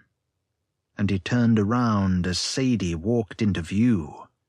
She aimed the rifle at him as he ran to his right, towards the toilets, and stumbled through the doorway. He limped down a corridor, but it was a dead end. He turned back and entered the men's toilets, swarmed by the smell of stale urine and shit. Hunched over, panting, his hands on his thighs. The floor was stained and slippery. Nowhere to go, except for a narrow window high in the wall above the urinals. He wasn't sure if the window was wide enough for him, but it was his only chance, so he climbed onto one of the urinals.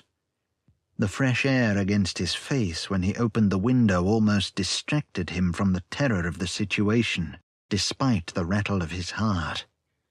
He pulled himself up and started to force his way through the open window. The frame scraped against his back and chest, and the wound in his side felt like it was ripping. But he kept going until the sound of a rifle being cocked stopped him halfway through the window. Sadie's footsteps approached behind him and stopped.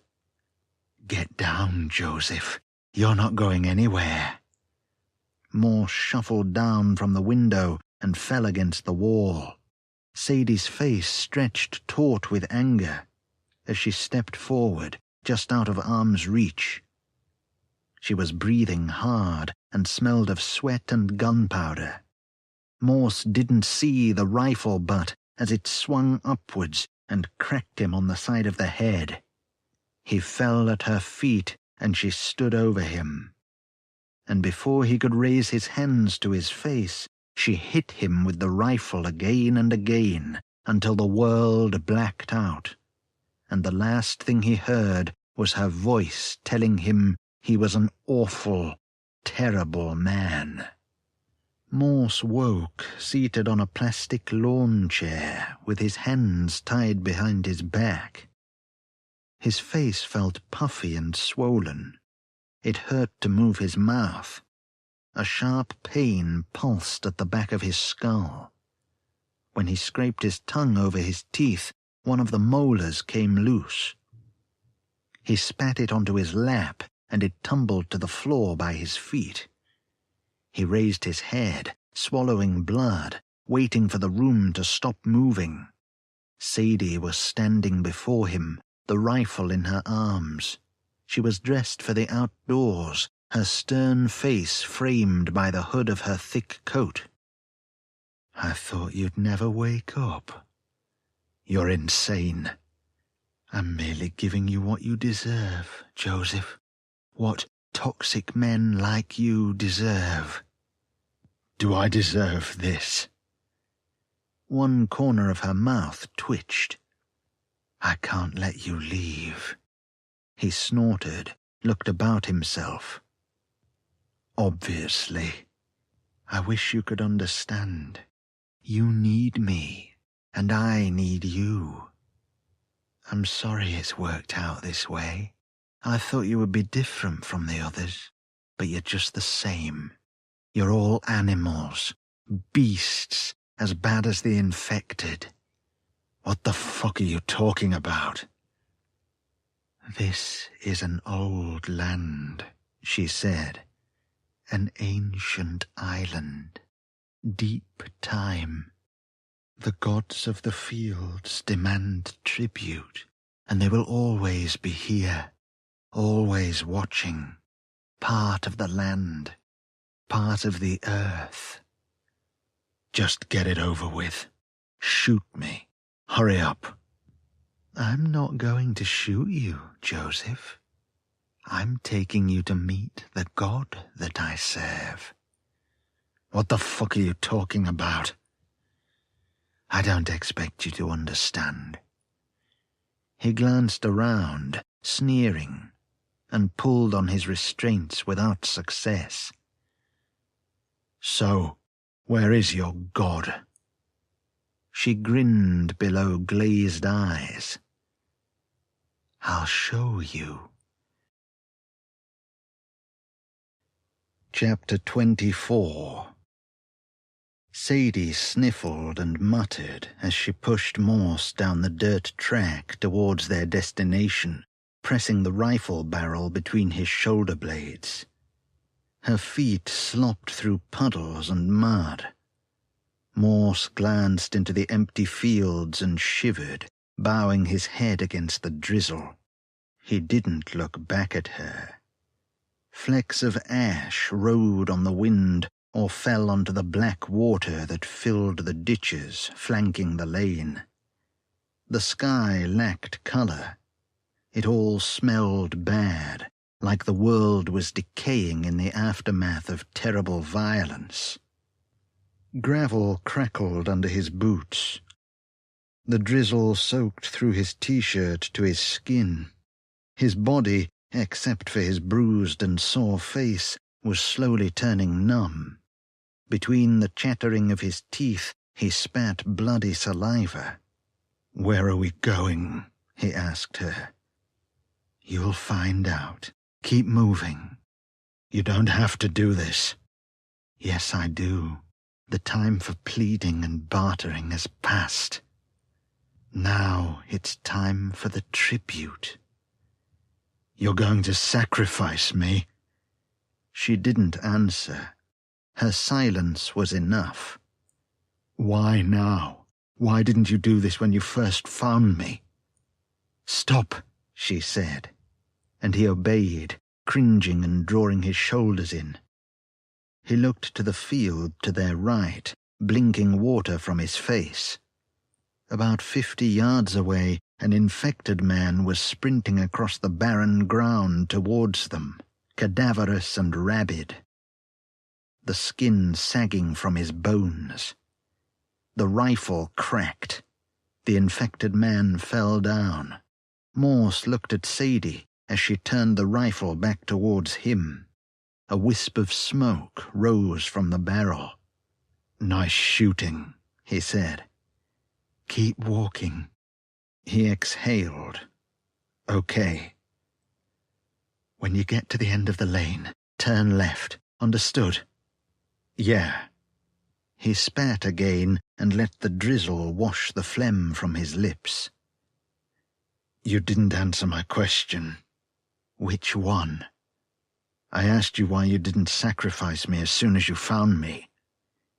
He sensed her hesitation, the sound of her slow breath. "I denied them to you, because you're the first one I'd taken a shine to. I let my guard down, and you took advantage of me. Then you rejected me." "I didn't reject you." "Yes, you did." "I didn't mean to hurt your feelings." She let out a bitter laugh.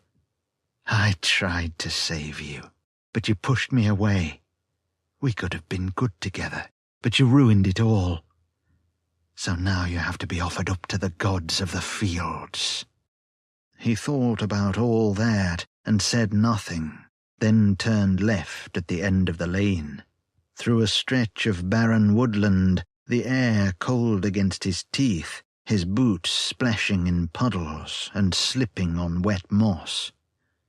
Sadie kept the rifle to his back and didn't speak, and the only sounds she made were the damp movements of her mouth and the scrape of her coat against the thin trees. Scratching branches and sharp sticks, dripping leaves, stinking mulch and stones. Distant animal calls echoed through the woods. How much further? Morse looked to the tops of the trees. His larynx was sore.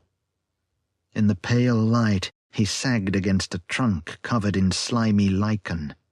Sadie pushed him onwards and merely told him to keep moving, or she'd use her knife on him, and he would arrive to the gods cut and bleeding. Finally, they broke through the trees into a large clearing of knee-length grass. The drizzle had become sleet, and it fell fast, like it was in a hurry to meet the ground. Morse wiped his face with his bound wrists and stopped when Sadie tapped him on the shoulder with the rifle barrel. "We've arrived," she said, her voice weakened with awe. "This place." Morse looked at her. They were both dripping and cold, but Sadie seemed unbothered, aside from the twitching muscle under her left eye. "Keep walking," she said. "You'll know when to stop. This is the place where you'll die, Joseph. Can you feel it?" Chapter 25. Morse halted a few yards from the edge of a large pit in the center of the clearing. Sadie gestured for him to move forward, and he did so reluctantly, watching his footing, until he stopped at where the ground fell away. He looked at what dwelled within the pit. At least 20 feet down, the bottom of the pit was covered in conjoined bodies and limbs and faces. Infected people melded together to make a monster, writhing and flailing, wheezing through wet mouths and vertical apertures, a heaving mass of glistening, tumor-swollen flesh, nests of eyes and grasping hands, serpentine appendages and sprouting cilia, blood, pus, and pale fluid. And when those damp, squalid and squirming faces looked towards the daylight, and the two figures standing at the pit's edge, they opened their mouths in gaping, silent screams, and the rancid miasma of rot and bad meat was pushed before them. "My God," Sadie whispered. Morse stepped back from the pit. "This is your God." She looked at him and raised the rifle. "Wonderful, isn't it? Such a beautiful thing.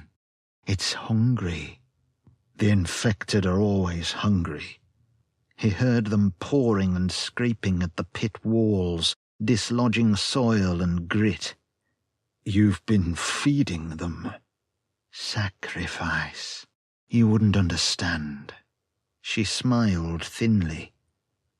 "So what's going to happen? You shoot me, I fall into the pit, and they get their lunch?" "Something like that." "Don't you understand what you're doing?"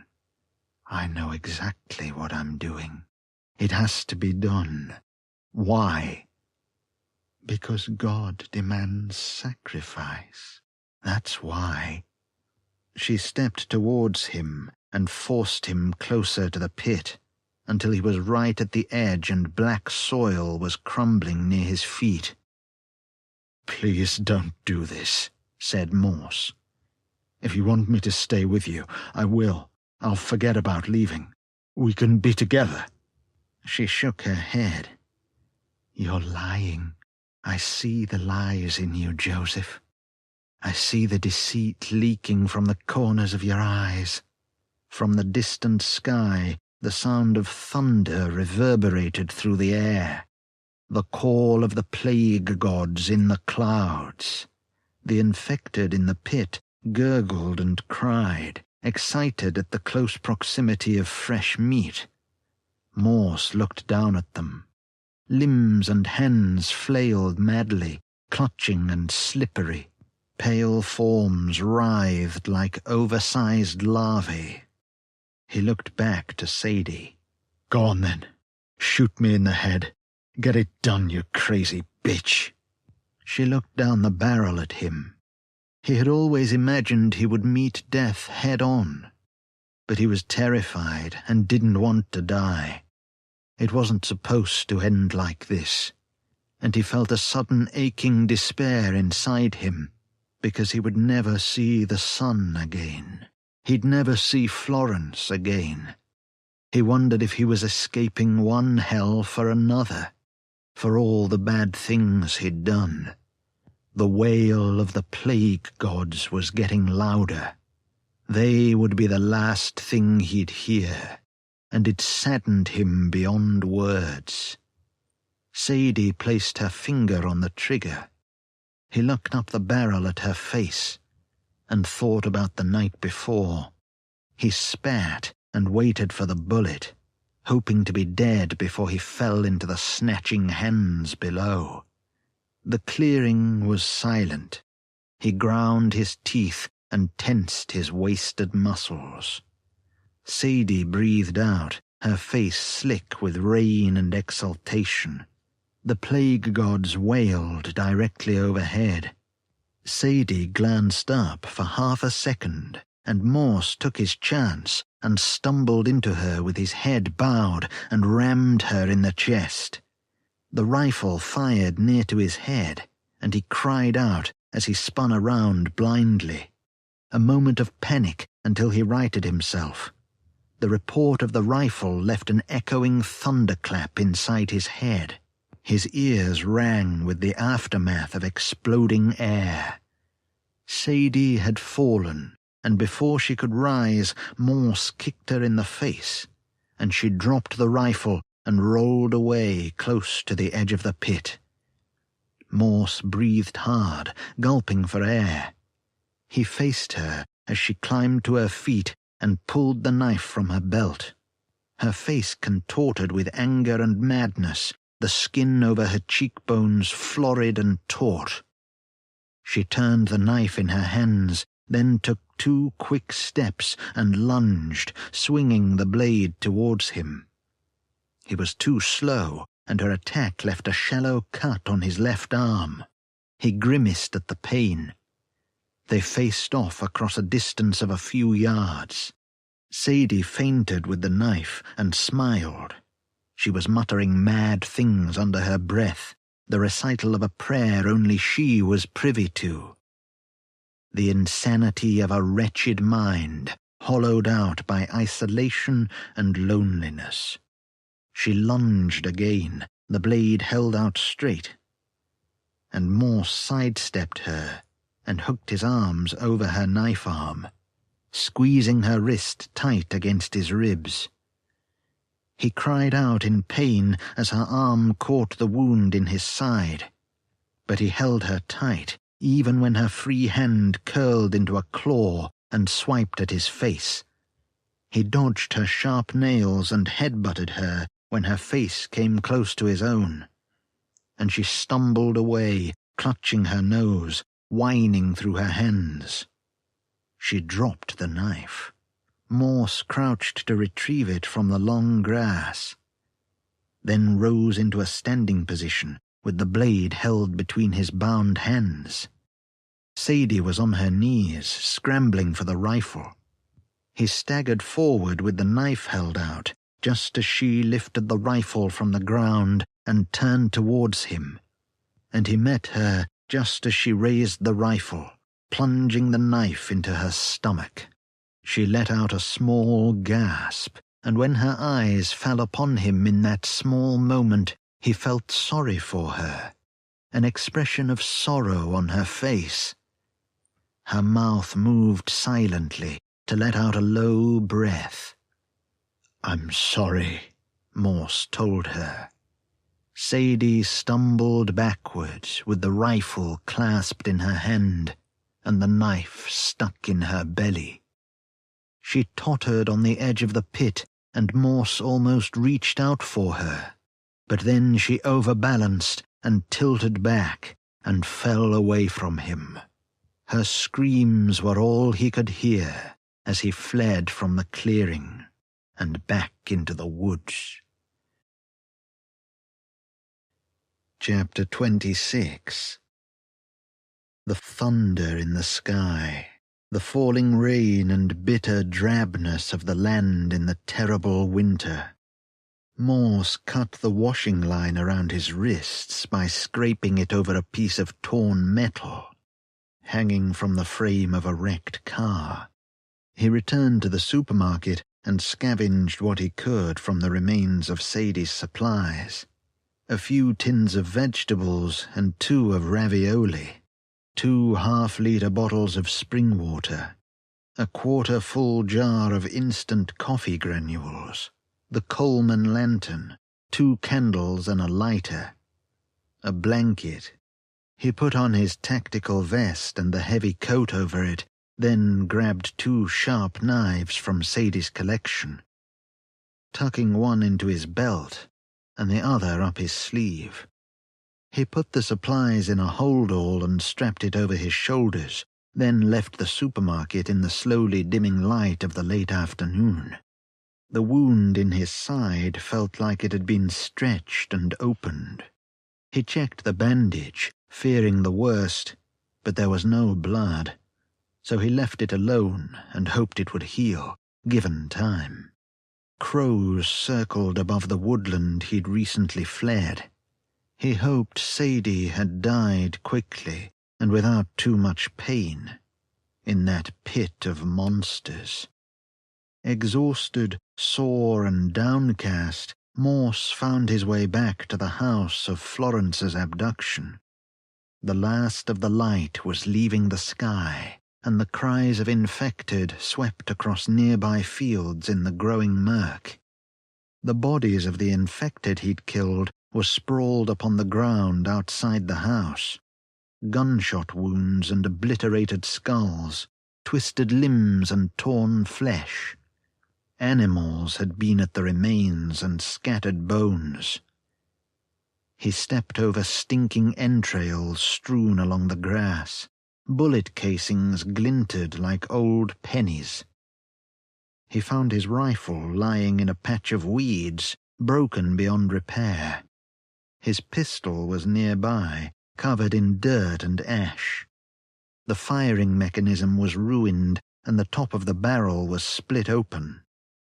Not that it mattered, because he had run out of rounds for both guns during his fight with the infected. His rucksack had been torn open and soaked in diseased blood. Everything inside was broken, slick with stinking fluids. He threw the pistol into the undergrowth. His machete was probably lost beneath the infected bodies. The thought of searching for it among the cadavers filled him with despair. Morse walked to the front doorway, bullet holes in the walls. The jamb shredded into splinters. When he passed over the threshold and into the small hallway, the smell of rotting meat and mildew was all about him. He picked his way through the shadows, his heartbeat juddering between his ears. The 2 dead men remained where he'd left them on the floor. He searched their pockets and found a map of Great Britain and some sticks of chewing gum. He wrenched the snub-nosed revolver from the fingers of the man who'd shot him. 4 rounds left in the cylinder. Better than nothing. Close to dusk. He would have to stay in the house overnight. No other option unless he wanted to walk in the darkness without a torch or rifle. He pulled the bodies outside and dumped them among the remains of the infected out the front. In the gentle glow of the lantern in the living room where Florence had been taken, he sat on the floor and looked over the map. He sipped water between mouthfuls of ravioli, aching and drowsy, and several times he almost fell asleep with the tin of food in his hand. The skin around his eyes and on the bridge of his nose was darkened, and whenever he touched it, he winced and wished he had some alcohol or a decent cigarette to soften the pain with chemical distractions. His jaw clicked when he moved it to a certain angle. His nose didn't feel right. Bruises and lumps throbbed on his scalp. The name of the village on the map was circled in red pen, just over 5 miles away. He wondered what the circle meant as he ran his finger over it, then thought about all the dead villages, towns and cities that now belonged to the infected. He thought about it for a long while, scratching at the skin under his greying beard. No idea of the time, not that it mattered. How quickly you could adapt to existence without the aid of timepieces and ticking clocks. He finished eating and climbed onto the sofa and stared at the opposite wall. The rest of the night was spent shivering under the blanket, listening to the scavengers outside, before he finally fell asleep and dreamed of terrible things that he'd soon forget once he woke in the morning. Chapter 27. He left the house at first light, the revolver in his cold hand, and as he walked, the day took form around him. The paling sky washed out and wide open. He stopped to stare up at a row of giant wind turbines. They had ceased working a long time ago, immense memorials to human ingenuity, left to fall into eventual disrepair. How long would they stand? Hundreds of years? Thousands? No one would ever know, because people would be gone by the time the turbines collapsed to the earth. No one would be left to witness their fall. He saluted them before he moved on. It felt like the right thing to do. Occasionally, Morse stopped to rest. His aching body gave him no respite, but he walked on, watching the fields, the roads, the ditches and the trees. Birds took flight before his treading feet. The rustling of animals in thickets and stretches of undergrowth, the cold air on his skin. He hid from flocks of infected that stalked the fields, cowering in ditches with the revolver close to his chest, ready to use it on himself if they discovered him. He would not be able to outrun them. It rained, and then it stopped, and then it rained again, even harder than before. He sheltered in abandoned cars, slumped next to leathery corpses with rictus smirks on their eyeless faces. He found a naked man hanging from his neck on a high tree branch, his tongue lolling from his mouth and his eyes bulging. The flesh was slowly peeling from his bones. Must have been dead for a few weeks. Morse could smell him from down on the ground. Later on, after walking for the entire morning and some of the afternoon, he arrived near the village. He stopped in the road and looked at the road sign, grimacing at the pins and needles in the backs of his legs. Shot bolt, 1 mile. Morse climbed the shallow rise of the land, and at the top he looked down at where the valley fell away from him. He took the binoculars and glassed the dark shroud of the village, lingering on the shape of the church tower, where a St. George's flag bustled on a white pole. Stretches of road visible through the bare trees, and in the silence, the sudden sound of an engine down there. Something running on diesel. The whine of a faltering accelerator along one of the roads, echoing around the buildings and the trees. Then he glimpsed the black van on the main road leaving Shotbolt. It slowed as it neared the fenced property of a large white house just outside the village. The van idled at the tall metal gates until a man in a cloth mask appeared from behind a wooden outhouse.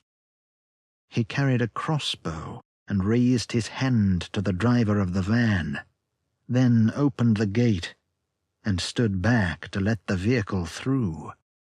Once the van was inside, he shut the gate and looked out between the railings at the road before turning away and following the van up the tarmac driveway to the front of the house. Morse's heart quickened. He kept the binoculars trained on the van as two men climbed down from the cab. The driver tucked a pistol into the waistband of his trousers, went to the back of the van and opened the doors. He said something, then gestured for whoever was inside to come out. There was nothing friendly about him. Morse watched. "Come on, Florence, come on." A thin, pale man in a crumpled jacket emerged from the back of the van and stumbled onto the tarmac with a clear plastic carrier bag in each hand. The bags were full of tinned food. Morse's stomach groaned. The driver stepped closer and looked like he was about to do something to him. The plastic bag man looked at the ground, head bowed, subservient. Then the driver pushed him towards the front door, and they went inside the house. Morse watched the windows, but there was nothing to be seen, not even a glimpse of movement.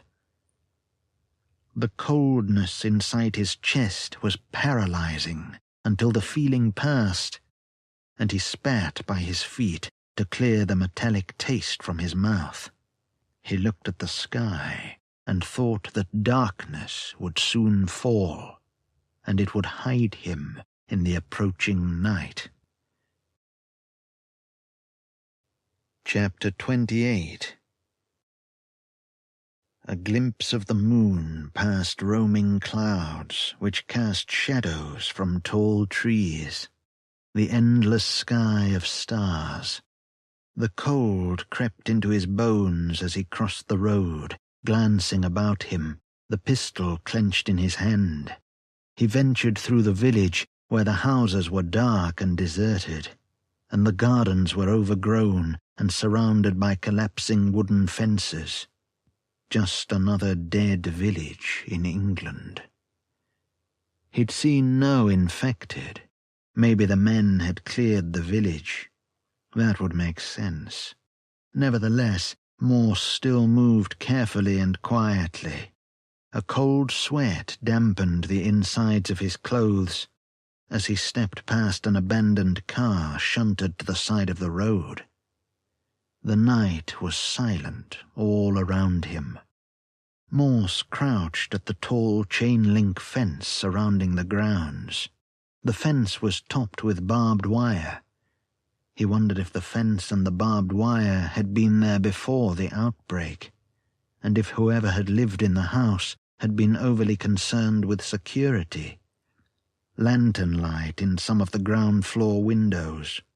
Torchlight swept the ground on the far side of the property, along with the vague outline of a man, a guard on patrol.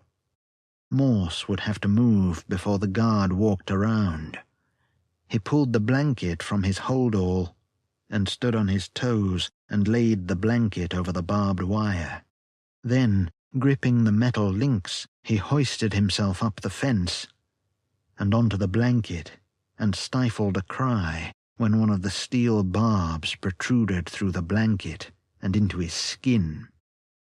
He gritted his teeth and clambered over the fence, cringing at the creak of metal underneath him. He dropped to the ground, but landed badly on his feet, lost his balance when he tried to crouch, and fell clumsily onto one side. "Like a fucking amateur," he muttered, wincing. He rose into a squatting position, tight to the fence, looked around, swallowing down his dry throat. His heart flinched at the silence. He took out the knife. Staying close to the fence, he moved down towards the front of the property, where the guard was at the gates, pointing the torch out onto the road and the field beyond. When he reached the outhouse, He stood flat against the wall and peered around the corner at the guard, then drew his head back quickly as the torchlight swept his away. His breath caught in his throat. The light grew larger and brighter until he could hear the guard's footfalls. Morse froze as the guard appeared no more than 3 yards away from the fence, facing the same way as him. The guard was hooded, with a cloth mask covering his face. He stopped to check the chain links, turning his back to Morse and rattling the fence with his hand to test its strength. The guard turned back to his patrol route just as Morse stepped towards him.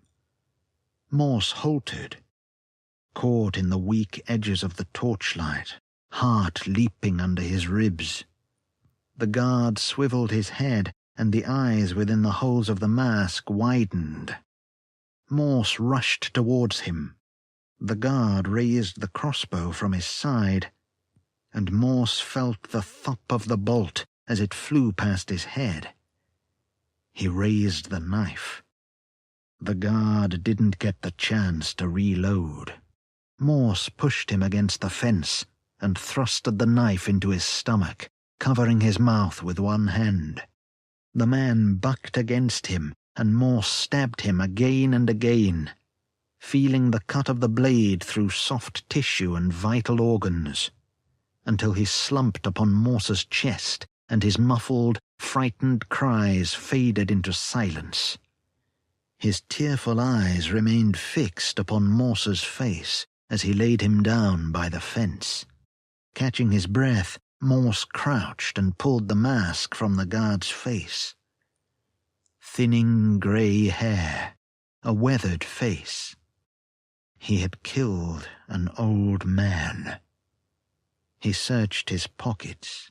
A photo of twin baby girls sat in front of a photographer's backdrop, laughing towards the camera. The date in the corner of the photo was from over 3 years ago. Morse put the photo back in his pocket before he could think too much about it. He reloaded the crossbow and slung it over his shoulder, turned the torch off, and put it in his coat pocket. After he wiped the blade of the knife on the grass, he stood and turned towards the house. Morse moved down the side wall, his boots making no sound upon the soft ground. He stopped at the corner when the back door opened and threw a rectangle of yellow light onto the grass behind the house. A man stepped outside, carrying a plastic bucket. He walked 10 yards out into the overgrown back lawn and stopped at what seemed to be a pit dug into the ground.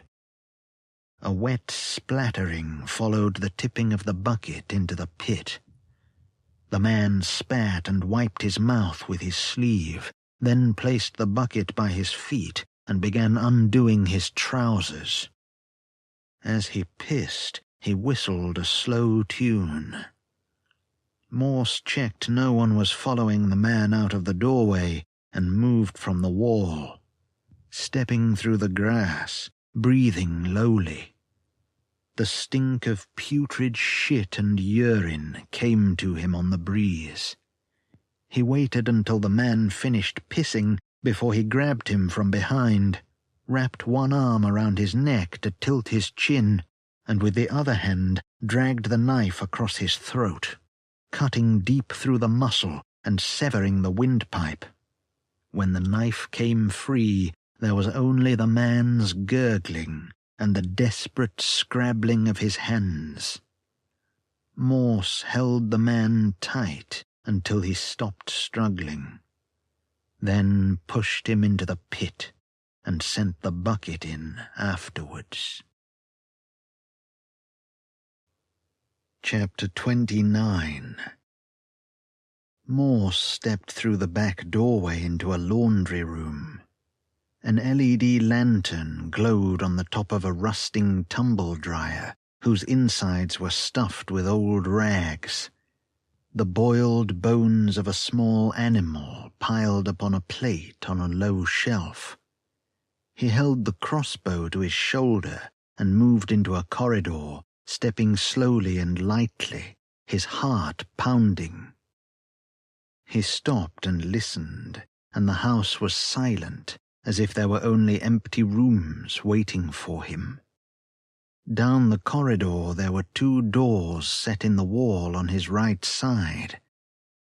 At the end of the corridor was another door.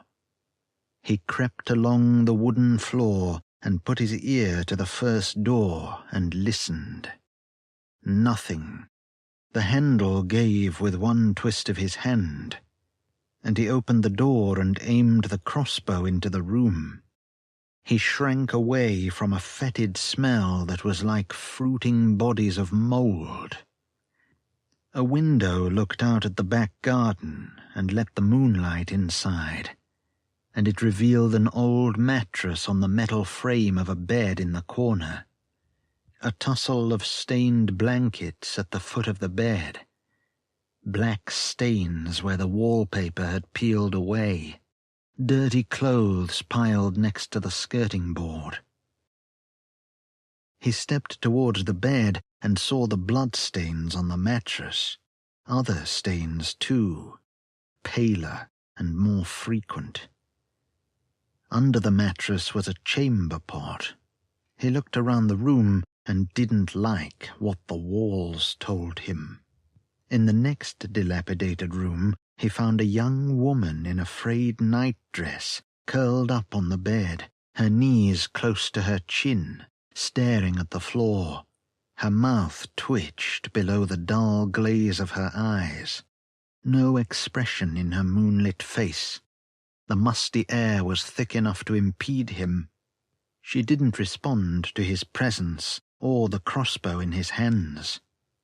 As he crouched next to the bed, he looked into her eyes and went to touch her wrist, but drew his hand back at the last moment, when he noticed her bare arms were crisscrossed with scratches and her fingernails had been chewed to the quick. She was thin to the point of emaciation and stank of cheap aftershave and the animal sweat of men. Her stringy hair, matted with dirt, had been cut into ragged, uneven lengths by someone with no concern for how it looked. Morse's heart sank. An incredible sadness opened inside him. "Are you there?" he whispered. "Can you hear me?" No reaction. Catatonia had hollowed her out. She blinked, and then Morse noticed the shackle above her left ankle and the chain that held her to the bed. The skin around the shackle was sore and blistered. His throat stiffened with anger as he spoke. "I'm sorry this happened to you." Her face, mottled with fading bruises, remained impassive. Into his mind came an image of Florence chained to a stained bed, and he bit down on his rage until one of his back teeth fractured. He shook his head and balled one hand into a fist, then stood and grabbed the foul-smelling blanket at the woman's feet and laid it over her so she wouldn't be cold. Then he turned away and left her behind. He emerged into a kitchen area, lit by 2 lanterns placed at opposite ends of the room, and immediately noticed the cloth mask draped over the back of a wooden chair nearby. A man was at the sink, his hands busy at his crotch. The splashing of water and slap of wet skin. When the man turned his body to one side slightly, Morse saw that his trousers were undone, and he was washing his genitals with a flannel, dampened from the muddy brown water in the sink. Morse raised the crossbow. He let out a low whistle. The man looked up, and his face was caught in mild surprise as the crossbow bolt speared his forehead. Blood began to dribble down the bridge of his nose. He dropped the flannel and collapsed with something like a tired sigh onto his front, with his hand held to his crotch, and his head to one side. His legs kicked a few times before he fell still. Morse put the empty crossbow aside and took out the pistol and moved to the open doorway at the other end of the kitchen. The laughter of several men issued from deeper in the house. The clink of glasses. He could smell alcohol. In another corridor, he stopped at the foot of a stairway when he heard a woman scream from one of the rooms above. She was silenced by the stern, drunken voice of a man. The sound of an open hand upon a face spiked the flow of blood through him. The woman was crying. When the man laughed, the woman began screaming again. Frozen with indecision, Morse looked towards the shadows at the top of the stairs. A faint light from under the door of a room. The woman sounded too old to be Florence, but maybe she was up there in one of the rooms, tied to the bed and out of her mind with terror. His hand tightened around the revolver, and he breathed through gritted teeth. His insides quivered. He wanted to break something. He wanted to crush the beating heart of someone despicable. With all his nerve, he turned away from the stairs and crept into a hallway where a candle was burning on a small table by the wall. To his right, the hallway led to the front of the house. Across the floor from him, a sliver of yellow light appeared between a set of hardwood double doors. Raised voices and raucous laughter drifted towards him. The reek of cigarettes scratched over his teeth and tongue, reminding him of old cravings. He crossed the hallway in 3 strides and halted next to the doors. Rage swelled in his chest and filled his throat. He peered through the thin opening between the doors into a large lounge, decorated with the stuffed heads of animals on the walls. Candlelight and cigarette smoke.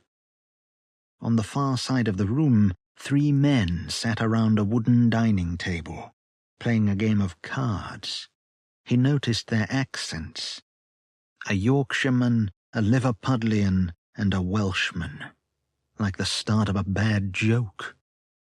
Morse watched them for a moment. Shaven heads and long beards, tattooed scalps. He recognized the driver of the van, whose beard was the brightest shade of ginger he'd ever seen. An MP5 submachine gun was standing against the wall behind the men. Morse turned away and looked down at his hands. 4 rounds in the pistol. It would have to do. There might be other people in the room, out of sight, but he would have to deal with that when the time came. He listened to the men talk. They joked about the woman who'd been screaming upstairs and the last time they'd ever fucked someone who struggled so much. They laughed and smoked and drank from bottles of vodka and whiskey. One of them suggested bringing the guard in from outside because it was cold, but the other 2 didn't agree and said he could go out and join the stupid old man if he was that worried. Morse waited for them to talk about Florence, but they never said her name or even mentioned anything about a little girl. They kept laughing. Morse watched, one hand tightening around the pistol grip, until the thin muscles of his forearms were rigid. He searched the other rooms off the hallway and found them empty. He returned to the doors outside the lounge and listened to the men tell jokes and recite unlikely stories about their sexual prowess, about which female celebrity they'd like to have fucked before the outbreak. The Welshman said he'd seen an infected Helen Mirren in a town outside Manchester. The Yorkshireman responded by saying he'd killed an infected man who turned out to be Wayne Rooney. The man from Liverpool called them liars and said he'd seen that fit bird from Holby City tearing out a man's stomach with her bare hands. Their voices were slurring, delayed reactions, hand-eye coordination failing. Morse pulled back the hammer of the pistol, took a breath, clenched his jaw and stretched his neck. In the upstairs rooms, the woman screamed again and then fell silent. And that was enough for him. He pushed the doors open and entered the room, raising the revolver in one hand. The men stopped talking and looked up from their card game, slack-mouthed and frowning, their eyes dulled by intoxication. A moment of complete silence. With one tattooed hand, the Liverpudlian went for the pistol on the table. Morse shot him in the chest. He slumped in the chair with a cigarette stuck to his bottom lip and fell forward onto the table. "Who the fuck are you?" said the Welshman. The colour was gone from his face. Confusion and fear in his eyes. He was broad and tall, with a scar running down one side of his neck. Black ink on his knuckles. Morse put one round in his face, and he tipped over on his chair, fell against the wall, and then onto the floor. The Yorkshireman almost reached the MP5 before Morse shot him in the back, and he collapsed as if his legs had been swept from underneath him. He screamed and arched his spine. Morse hoped the bullet had snapped his vertebrae as he walked over to him. The man tried to crawl to the gun, but Morse took him by the neck of his denim jacket and pulled him away, throwing him down on his back. The man was crying, holding his hands out, muttering for mercy in a pitiful voice that only enraged Morse. Pinprick pupils and bloodshot eyes. Several of his teeth were missing, and the ones that remained varied between black and dark brown. Healing scabs on his scalp. Spittle landed on his bearded chin. His frantic, terrified movements smeared the blood around him, and soon his hands were wet red. "You took her," Morse said. "Where is she? Is she upstairs?" The Yorkshireman spluttered through his tears and the pain of the gunshot. His face was pale white, and Morse thought he would not be long for the world. There was no exit wound in the front of his jacket. The bullet was lodged inside him. "Answer me!" Morse roared. "I don't know what you're talking about," the man said, his face crumpling as he cried. "Don't fuck me around. Tell me where she is." "Who?" "The red-haired girl, Florence. She was taken in that van you've been driving. Was that her I heard screaming upstairs? If you've touched her, I'll cut your fucking balls off and stuff them down your throat." The man's mouth hung open, and his bladder let go. The front of his jeans darkened. His arms trembled, and he held them close to his chest while he looked up at Morse. "Fuck you," he whispered, and spat at Morse's feet. Morse shot him in the head. He dumped the revolver and grabbed the MP5 from the wall, checked the rounds in the magazine, and looked into the sight. Felt the weight of it in his hands. It was fitted with a retractable stock. A small flashlight was attached to the underside of the barrel. Decent bit of kit. He'd never used one during his service in the army. But he would adapt. It would do the job.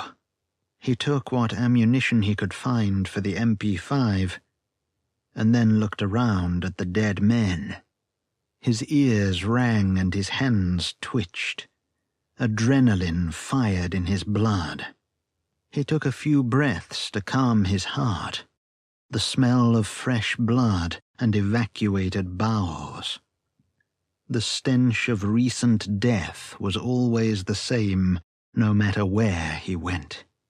Morse walked out to the hallway as feet thundered upon the stairs. He trained the rifle upon the foot of the stairway, and when a man in boxer shorts, bare feet, and fresh blood down his front emerged, he put him down with a 3-round burst. The man was lying across the first few steps when Morse limped over to him, and he tried to raise the pistol in useless fingers, but Morse snatched it from his hand, and then stamped on his face until his skull caved in. When Morse withdrew his foot, there was red pulp on the sole of his boot. Switching on the MP5's torchlight, he climbed the stairs to the landing. The dust in the air scratched the lining of his throat. The thick walls muffled the sobbing from one of the rooms. He stepped slowly, sweeping the corridor up and down, checking the corners and recesses where someone could be hiding with a blade. There were 3 doors. He opened the first one and entered a bathroom. Nobody inside. Flaking walls and the cloying smell of damp within wooden panels. The enamel on the bathtub was tinged red in patches, spots of speckled brown on the shower curtain. The toilet was full of scrunched-up bits of tissue, old stains on the floor. In the next room, he found a disemboweled woman on the bed in the corner. A candle threw Morse's shadow upon the wall, so that it loomed over the naked woman like some demon spirit. He stood by the bed and looked down at her. She had been strangled, judging by the bruises on her throat. Thankfully, her eyes were closed. Her face was swollen and sore from the attentions of the men, and her breasts were marked with shallow cuts. Blood soaked the bedsheets. Her intestines frothed from her opened stomach. The smell was horrific, ripe with offal and wet muscle. The knife, which Morse noticed on the floor, had been busy between her legs, too.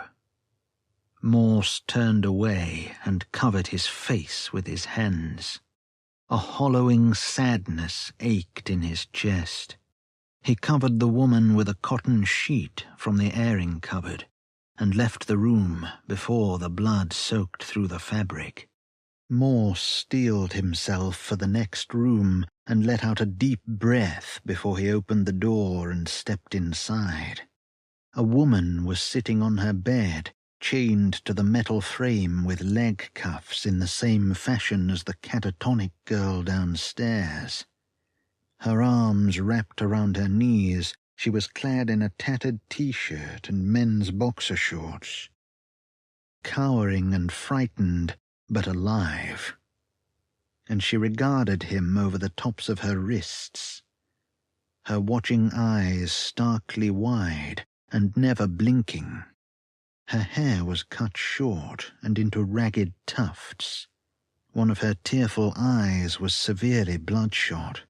Mascara, blusher, and eyeliner had been applied heavily to her face. When Morse took one step forward, the woman shrank away from him and bunched up with her back to the wall. Filthy and suffering from malnourishment, thin shoulders and limbs. The soles of her bare feet were black with dirt. Morse slung the gun over his shoulder and held his hands out. "I'm not going to hurt you." She raised the rest of her face from behind her arms. Her dry, cracked lips looked painful. "I heard gunshots." She glanced at his bloodied hands. "You killed the men?" "Yes."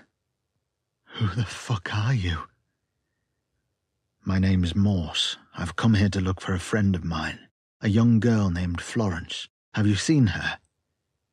Her eyes were downturned.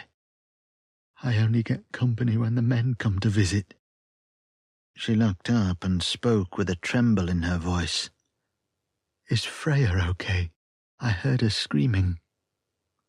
"Freya?" "The girl next door." He hesitated, looked away. "She's dead, isn't she?" "I'm afraid so." The woman put her hands to her face and wiped her eyes, shook her head. "Those fucking bastards." "I'm sorry," Morse said. A wan smile on her face. A tear ran down her cheek. "So am I. She didn't deserve to die." Morse checked the other rooms and found no sign of Florence. She wasn't in the house. He was terrified she was already dead, that the men had finished with her before he arrived here and dumped her body in some foul ditch or in the waste pit out the back of the house. It was a struggle to ward away such thoughts. A pain ailed the left side of his chest, and it only faded when he slumped against the wall and took a deep breath. He turned downstairs and found the key for the woman's leg cuff in the breast pocket of the Yorkshireman's denim jacket, then returned to her room. She watched him warily as he bent to free the shackle from around her ankle, and when he backed away and gave her some room, she was reluctant to move, and her eyes never left him. Her name was Violet. Morse searched the grounds and the outhouse, then checked the waste pit for Florence, but she wasn't there. She wasn't anywhere. When he returned to the house, he found Violet sat at the table in the lounge, drinking vodka from a shot glass, and smoking a cigarette she'd stolen from the dead Welshman. There were 2 empty crisp packets and a chocolate bar wrapper on the table. An open bottle of water. She had dressed herself in clothes she'd found. Desert camo combat trousers and thick woolen jumper, a fleece jacket, a pair of old trainers. Morse went to sit opposite her, but his adrenaline sparked tremors in his limbs, and he had to stay on his feet, breathing rapidly, pacing back and forth across a few yards of floor. Violet peeled the lid from a tin of baked beans and began scooping out its insides with one hand. She ate noisily. She was ravenous. Morse averted his gaze towards the dead men on the floor, flexing his hands in agitation. She looked up from the tin of beans, with tomato sauce smeared around her mouth. "Did you place a sheet over Freya's body?" He poured a measure of vodka into a tumbler, then downed it and smacked the glass down on the table. "Yeah." "Thank you." "No problem."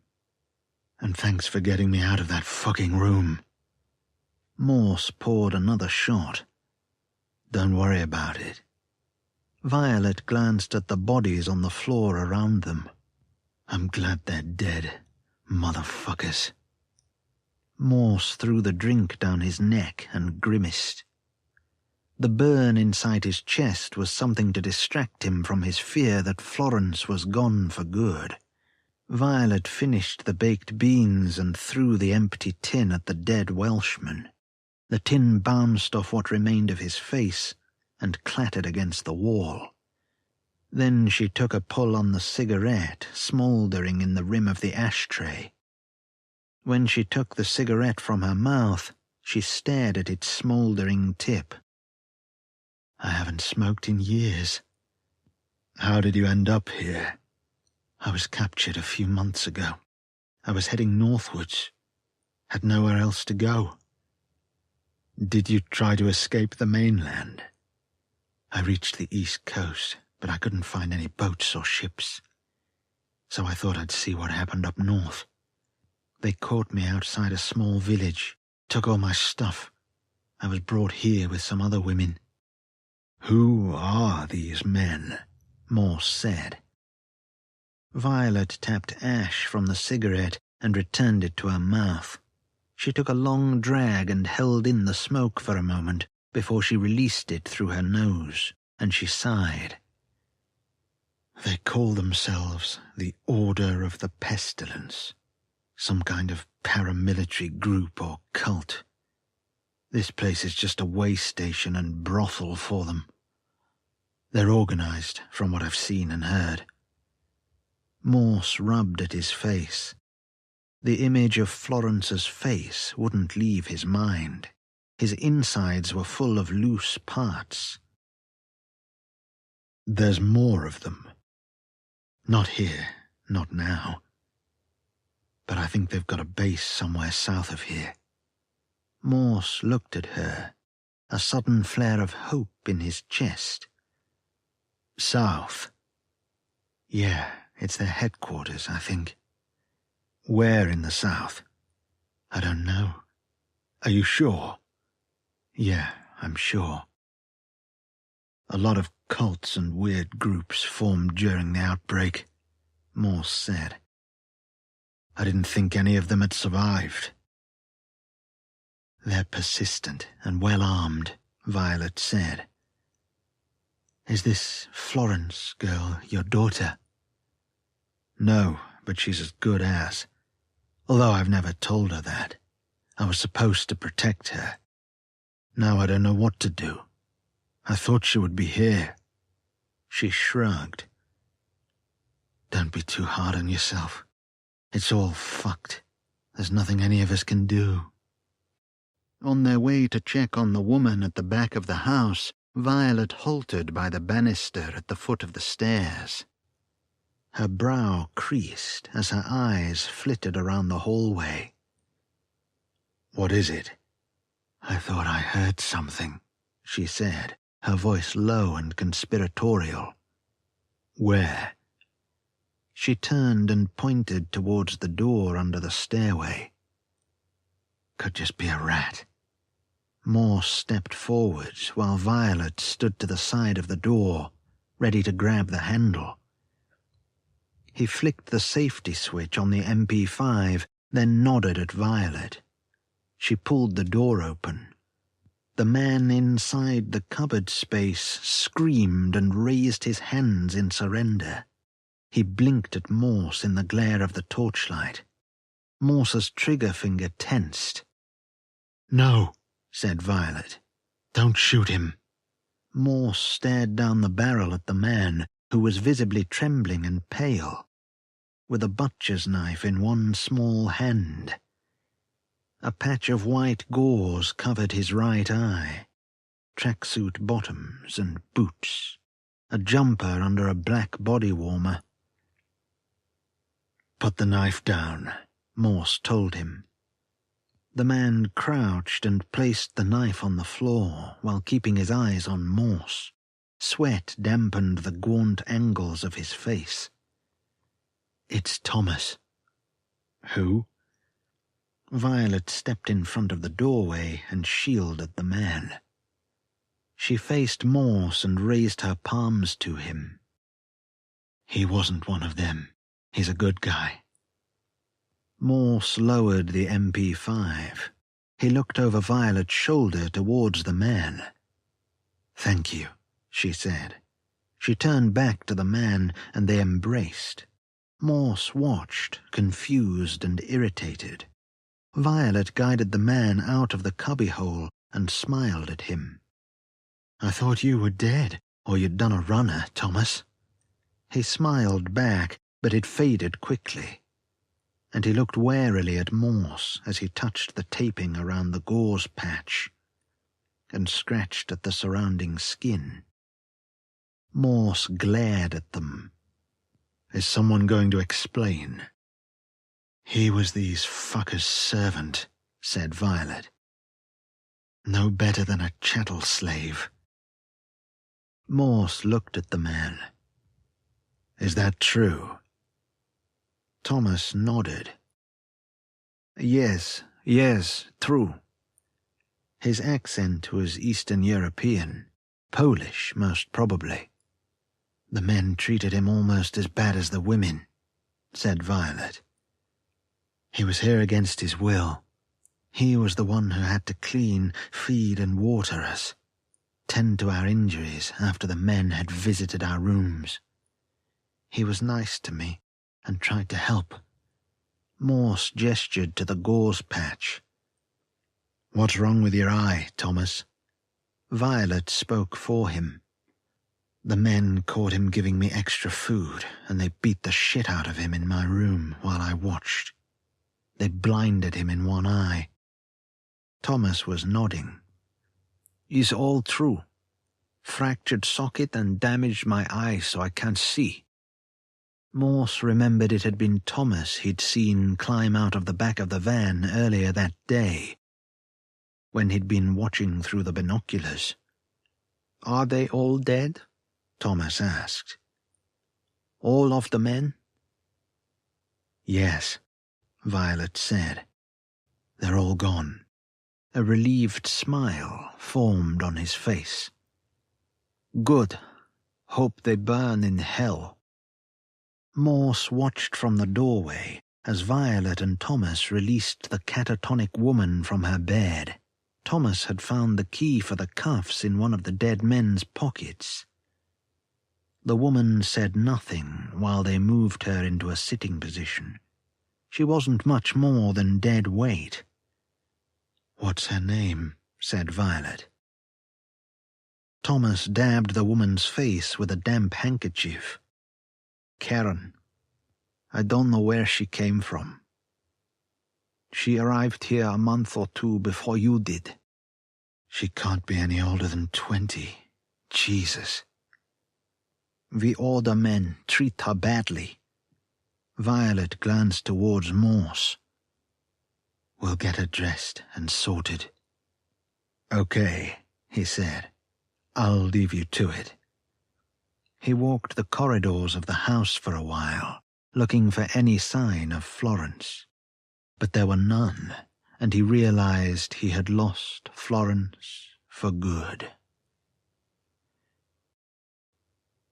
Chapter 30. The constellations faded with the first shades of light in the sky. Fire blared upon the eastern horizon. Morse stood on the driveway, arms folded, the MP5 hanging over his shoulders. His ears chimed with tinnitus. Beyond the perimeter fence, the village was silent, and a thin fog obscured the fields. He imagined he was the last person left alive in an empty world. It wasn't hard to picture on mornings like this. He'd read a book a few years ago, before the outbreak, about an astronaut stranded on Mars after his crew had left him behind. The book had deeply affected him at the time. Loneliness and getting old had scared him all of his life. How many years left for him? How many sunrises remained? "I'm sorry, Florence. I'm sorry I couldn't find you." He should have kept one of the men alive for interrogation, but the anger and the urge to kill had consumed him. Someone approached behind him on the gravel. He swiveled his head slightly and placed one hand on his gun. Violet and Thomas stopped and regarded him. He turned towards them. "Are you leaving, Morse?" Thomas said. "Why do you ask?" "We want to go with you," said Violet. "We can help you." "How?" Thomas scratched his eye patch. "Violet told me about the girl. Florence, is it?" "Yeah, what about her?" "She has red hair, right?" "That's right." "I think the order brought her here." Morse stepped towards Thomas. "You've seen her?" "Yes, a girl, a red hair, your Florence." A frisson of hope in Morse's chest. A sliver of dread, too, at what the men might have done to her in this terrible house. Did they put her in one of the rooms, like the women? Did they? She only stayed for a few hours, and then some other men took her away in a car. I think I know where they took Florence. Where? A place called Black Heddon, where they have an outpost. They said I would have to go there one day. Where is this place? Morse said.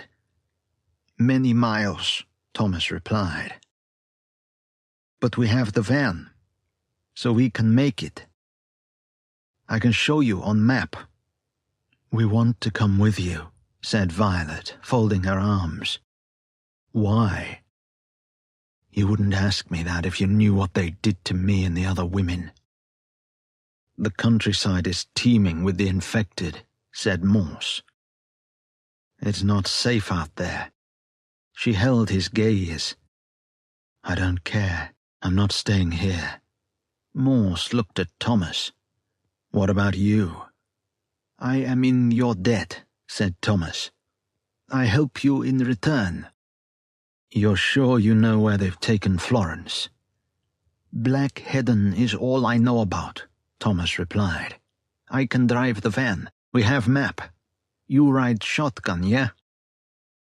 Morse glanced at him, then Violet, grinding his teeth in his skull. Fair enough. Sounds like a half-decent plan. One thing before we go, said Violet. Morse looked at her. What? We should bury Freya. She deserves that, at least. They dug a grave for Freya below a towering oak at the far end of the back garden. They wrapped her body in linen and lowered her into the earth. It didn't take long to shovel the loose soil back into the grave and pat the surface flat. Then they stood around the grave as the sun rose. Violet recited a poem. Once she was done and had said goodbye, they left the grave and returned to the house. Thomas packed what little food and water there was into the van, while Morse gathered the men's weapons and any spare ammunition into a hold-all. Violet sat Karen in a chair near the front doorway and placed a blanket over her shoulders. Karen stared at the floor. Violet walked over to Morse. I can use a gun. He frowned and appraised her for a moment, then handed her a pistol in a holster, with 2 spare magazines. I guess you survived this long somehow. She attached the holster to her waist and stashed the magazines in her pocket. Don't make me regret this, Morse said. She turned away and looked over her shoulder at him. I won't. Violet helped Karen climb into the van. Thomas had laid a covering of blankets in the back, so the women wouldn't have to sit on the hard floor. Once Violet and Karen were settled, Thomas shut the back doors and walked around to the cab. Morse carried the bag of guns and climbed into the front, taking his place in the passenger seat. The map was laid on the dashboard. Thomas turned the key in the ignition, and the engine started. He tapped the accelerator and listened to it growl. Then he released the handbrake, and the van shot forward down the driveway. They left the house behind. Chapter 31. Morse watched the village recede in the wing mirror as Thomas negotiated between car wrecks in the road. Violet and Karen sat in the back, huddled in blankets. No one spoke. The air smelled of sour breath and stale sweat. Black clouds pulsed with lightning in the western sky. The infected in the fields screamed and cried at the van as it passed them. Morse tried the radio, but there was nothing broadcasting out there. Not nearby, anyway. He thought about the outpost at Esberg. The van's engine spluttered for a moment. Morse and Thomas exchanged a look. Thomas tried to hide the anxiety on his face. He gave a little smile. I checked oil and water and tire pressure. Everything good. Only problem is the roads. If they are in very bad condition, it will be very hard to drive. Lucky the van is big and tough. Big wheels. Should be fine. I think it will be fine. Fair enough. Can you drive okay with one eye? Of course, only need one eye to see. Morse checked the map and traced his finger from the road they were on all the way down the country to Black Heddon. He chewed his lip and frowned. It should be simple enough to get there, but in his experience, something always went wrong. He hoped his fears were unwarranted. They followed the signs for the A697 and passed abandoned houses on the way. Country roads were littered with the belongings of refugees. Makeshift graves on grass verges.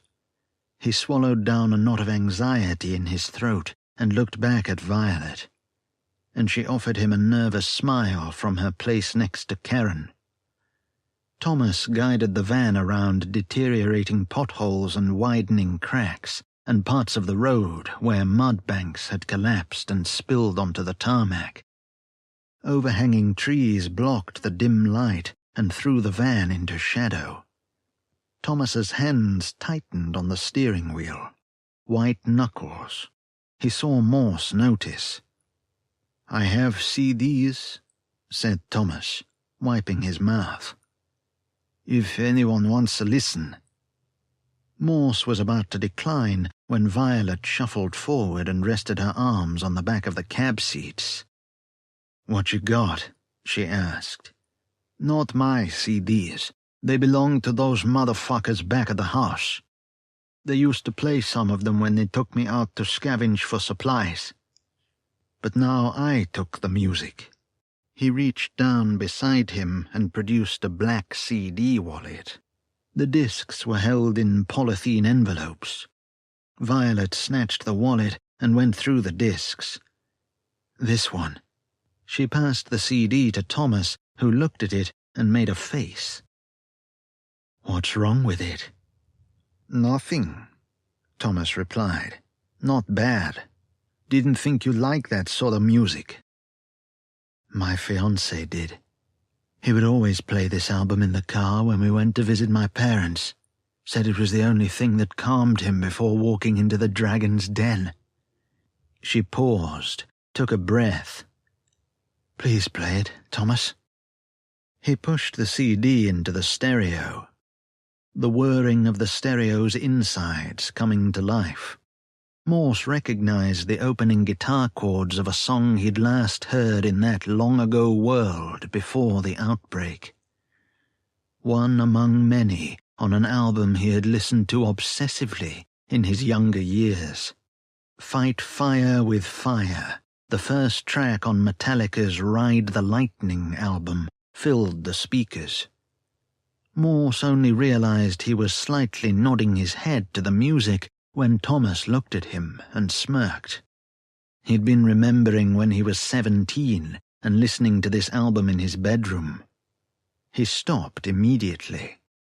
His foot was still tapping as he turned back to Violet. Your fiancé had good taste in music.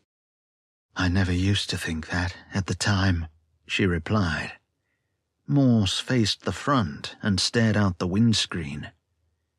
He couldn't remember the last time he'd heard music, and it saddened him. They had to stop at some places along the narrow roads to get out and push derelict vehicles out of the way. Morse and Violet cleared the roads while Thomas kept watch. Karen was little more than a frail figment wrapped in blankets. They passed a house where the roof had been ripped away and debris covered the garden. Spindly shapes moved past the glassless windows. Something glistening and tentacle-like, rotting in a puddle. Further on, Thomas had to brake hard when a pack of feral cats crossed the road ahead of the van. Mangy, thin creatures. Before they vanished into the undergrowth, Morse noticed the collars still in place around their scrawny necks. "I keep thinking about all the pets," said Violet. "I had a pet cat," Thomas said. "Someone ran it over and left it by the side of the road. I loved that cat." They drove through a cloudburst. The wipers struggled to keep the windscreen clear, even on their top setting, as the violent rain fell upon the earth. Thomas slowed the van to a crawl. Water poured from the ditches and ran off the fields. The road became a shallow river of standing water, bursting from under the van's wheels and spraying the hedgerows. They drove for a mile before the water receded from the road and left the tarmac wet and glistening. The branches of trees dripping into the dark thickets. A sky becoming black, consuming a drenched world. Chapter 32. 200 yards down the road, something large, pale, and spider-like lunged from amongst a group of crashed cars as the van was passing. Thomas shouted something incomprehensible and twisted the wheel.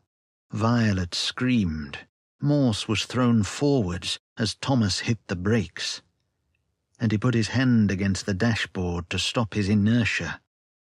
His seatbelt cut into him and left him gasping.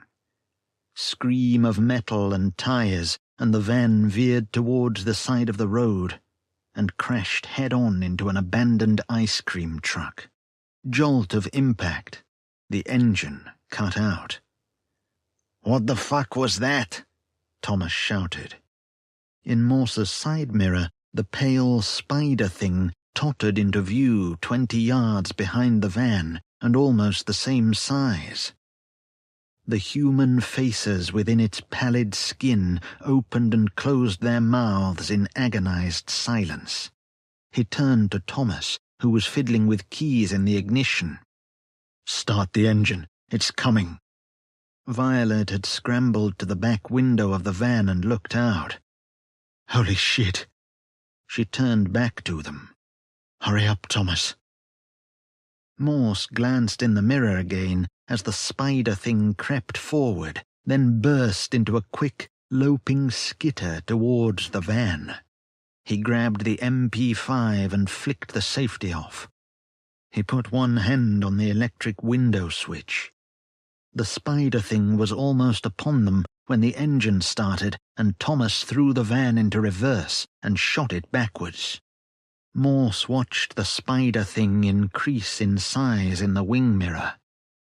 Its maw opened to let out an ear-splitting shriek as spindly limbs as sharp as knives propelled its glistening, segmented body along the ground. Morse braced himself. In the back, Violet held Karen tight to her. Thomas was completely silent and pale, staring over his shoulder to see through the van's back window. The sickening thump and shudder of collision as the spider thing crashed into the back of them. Heavy impact as metal hit flesh. The scrape of the creature's claw-tipped limbs along the side of the van filled the interior, and it slammed against the back doors. The van shook as if it were coming apart. The creature shrieked again. Thomas straightened the van and pointed down the road. Then he put it in first gear, slammed his foot down, and the van shot forward. The sounds of the creature's limbs upon the roof were the last things to be heard before they left it behind. Morse looked in the wing mirror and saw the spider-like monster return to its hiding place amongst the cars, waiting for the next traveller. Violet's voice was low and trembling, and barely heard above the roar of the over-revved engine. "What was that thing?" An ambush predator, Morse said. Something different. Thomas just looked across him, his eyes wide and still terrified. He shook his head as if he couldn't believe what he had seen. They turned onto the A1 as the light began leaving the sky. Thomas switched the headlights on to reveal the desolate road ahead. The dark was falling all about them, glimpses of figures in the roadside wrecks. The dual carriageway stretched into the distance, into nothing, chased by the headlights. Morse watched the darkness outside the window, reciting an old nursery rhyme inside his head to ignore the stiffening of his legs. He imagined what the road had looked like on the day of the outbreak and the days following. The chaos and terror. The refugees trying to leave the cities, fleeing south or north, oblivious that it didn't make any difference because the plague was everywhere. The van slowed to weave through a place in the road where an army truck had crashed into a limo. The van scraped barely through. In the failing light, he saw bones scattered around the back of the army truck, and he wondered if an infected creature would make its nest in such a place. The engine spluttered, and the headlights faded for a second. "We might have a problem," Thomas said. "What's wrong?" "Something wrong with engine. I think something damaged when the monster attacked us." The van began to shudder and rattle, and when it stalled 50 yards down the road and rolled to a stop, they looked at each other and said nothing, until Violet rose from the back with a blanket over her shoulders and asked them what was wrong. Morse stared down the road, beyond the light. "We could be in trouble." Chapter 33. Thomas popped the bonnet and climbed down onto the road, glancing around the carriageway as he walked to the back of the van. Morse stepped outside and switched on the MP5's torchlight, then pulled out the retractable stock and held it against his shoulder as he swept the darkness. He followed Thomas, who was gathering a toolbox and some road flares. Morse was given a handful of light sticks. "You think you can fix it?" Morse said. Thomas's face was severe and bloodless. "My brother was a mechanic. He taught me some things. Have to find out what's wrong with it first, then I fix, hopefully. You need to keep watch." Morse nodded. Thomas walked to the front of the van, hefting the heavy toolbox, a maglite torch in his other hand. Violet appeared from inside. "I can help." He looked at her, then stared out at the dark. His eyes fooled him into seeing shapes that weren't there. He blinked and ran one hand over his face. The van was surrounded by numerous scattered vehicle wrecks in the dark, negating a clear field of fire. It was decent cover for an attack. He bit the inside of his mouth as he considered it all. Trash drifted on the breeze, and there was a distinct smell of rust and decay in the air. A graveyard for the vehicles of an old world. He felt a quiver of dread in his stomach. "Okay," he said. "But you do exactly as I tell you. Understand?" "I understand." "Good. Let's go." Morse told Violet to keep watch while Thomas tried to fix the van. He checked that Karen was safely ensconced in the back of the van, then closed the doors to shut her inside. He stood and watched the dark in the cold silence. He swept the wrecks with the light, and did not dwell on the skeletons strapped into their seats, especially the ones he imagined turning their heads towards him, once the light had moved past. The voice of a child came from the far side of the carriageway, past the dark shapes of dead vehicles, faint like an echo of a memory.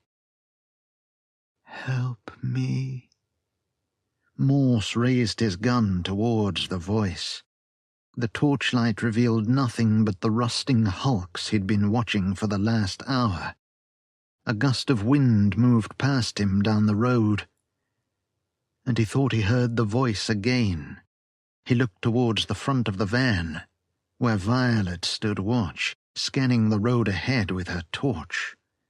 Thomas grunted and clinked under the raised bonnet. "Help me, please." Morse looked in on Karen and found her asleep. Violet appeared and shone her torch at him. "What's wrong?" "I thought I heard something," Morse said. "Heard what?"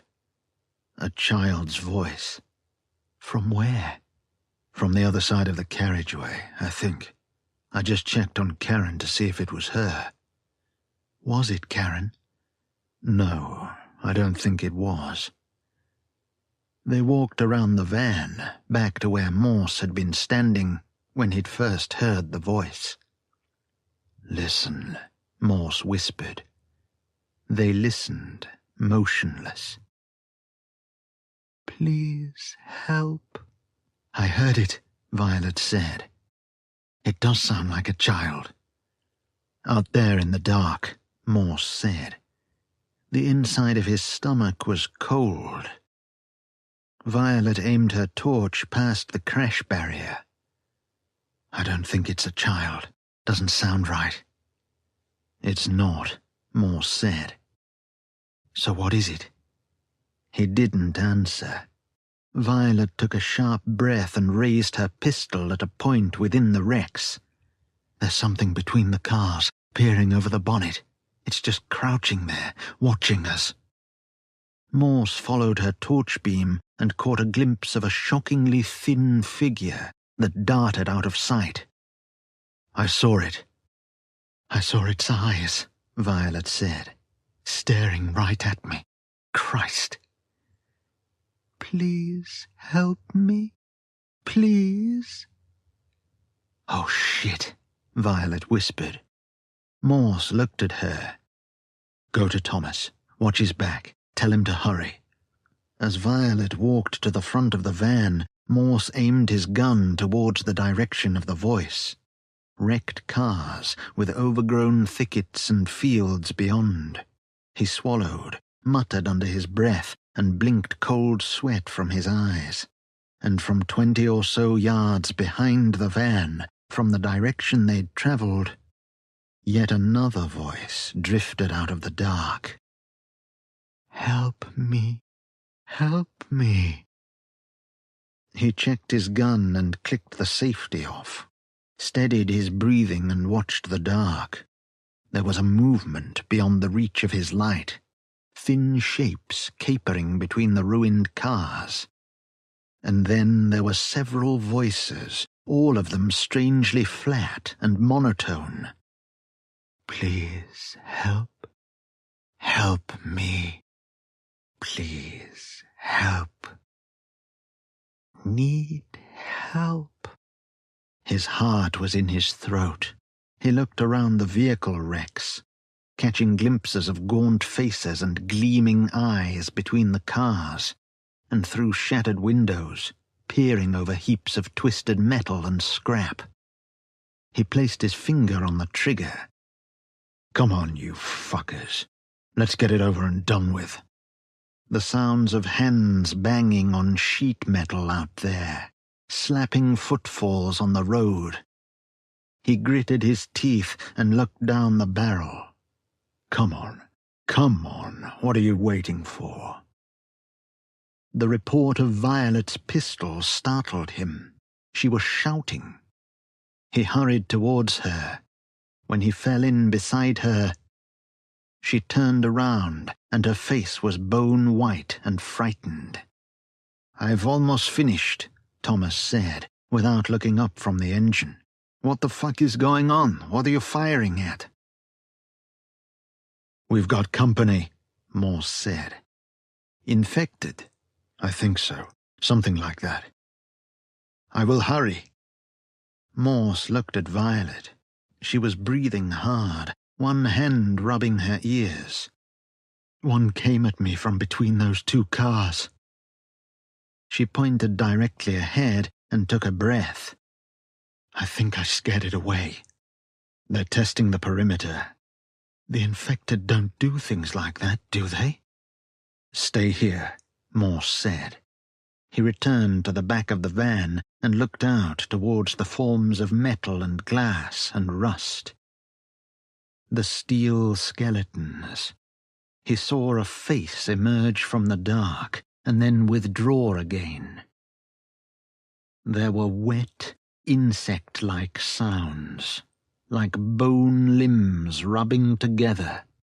A vague skittering followed. A smell came to him from his left, ammonia and old vomit. "Help me?" The voice was only a few yards away. Morse turned and put the gun to his shoulder. A thin shape rose from behind a car no more than 10 yards away. And when the flashlight revealed its face, Morse tried to scream, but his throat closed up, and the thing clambered over the car towards him. Chapter 34.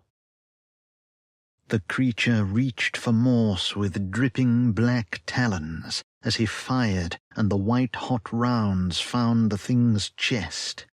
It collapsed 5 yards from him, writhing violently on the tarmac. "Help me!" Words scraped from inhuman vocal cords. Its mouth didn't move. A terribly emaciated thing with pale white skin tinged with jaundice and mottled with weeping sores. Prominent ribs and pelvic girdle. At the end of each limb, a hooked claw gleamed wetly. Hairless, save for a fine wisp of downy strands on its back. Its face was deathly pale and gaunt, and the stinking round maw of its mouth was like that of a lamprey. "Ugly bastard," Morse said. The creature snapped its mouth at the air and tried to crawl towards him on its flailing limbs. Morse stepped forward and put one round in its head, and it fell back against the car. The last sound from its mouth was a wheezed sigh. Out in the dark, figures scurried and darted. Morse struck the top of a road flare and threw it out amongst the dead vehicles. A gathering of thin, hunched forms scattered from the fierce red light, clicking in their throats as they skittered away. Morse turned towards the front of the van when Violet fired several shots from her pistol. He looked back towards the burning flare, and in the light cast by it, shadows were slowly encroaching towards him. Morse raised the gun and fired. Some of the infected shrank away and melted into the wrecks. He fired again. A 3-round burst took down a leering figure loping towards him from behind the warped bonnet of a Royal Mail van. More of the infected emerged again, and he picked his shots, and the rounds found their targets. Horrible shrieks and squeals. Violet had stopped firing. Morse hoped she knew how to reload the pistol before one of the creatures reached her. He should have told her. Stupid. He heard Thomas's voice, panicked and terrified. A creature bounded towards Morse on all fours, hissing from a slack mouth. When he shot it in the face, the back of its skull burst open, and black fluid splattered the ground behind it. The flare had burnt down. The infected were gathering again. He fired another burst into the dark and rushed towards Thomas and Violet. She was reloading the pistol, There was a dead creature nearby, slumped on the road, its chest caved in by multiple gunshots. Thomas raised his face from the engine, oil smudged on his forehead.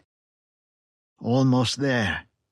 Morse looked toward the infected, and the torchlight revealed them watching from behind the cars before they ducked out of sight.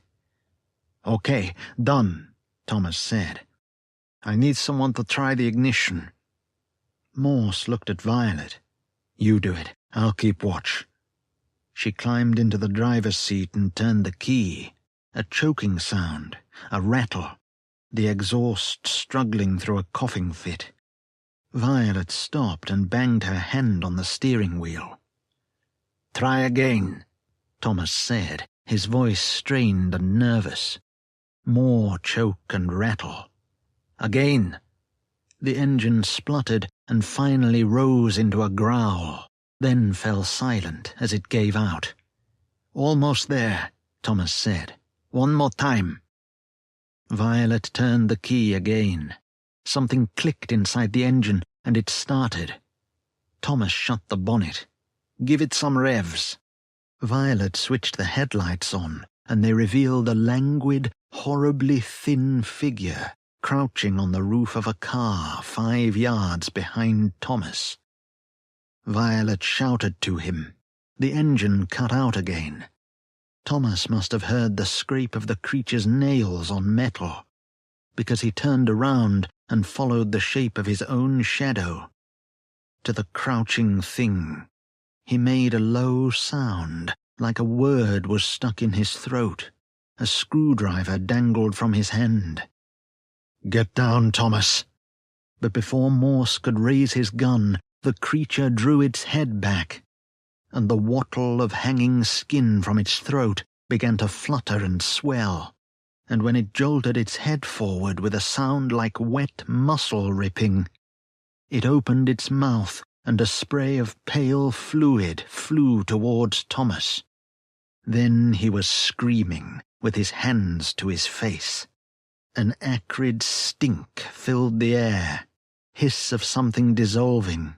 Morse fired at the creature, and the rounds blew the frail bones from its thin chest, and it tumbled out of sight.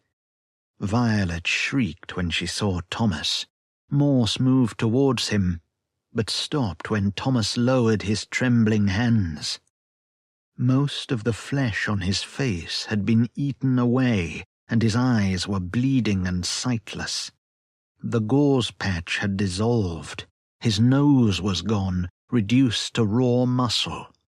The red hole of his mouth within his red skull yawned open, and the pain and terror in his excruciating, agonized scream nearly stopped Morse's heart. The palms of his hand were blistered and weeping.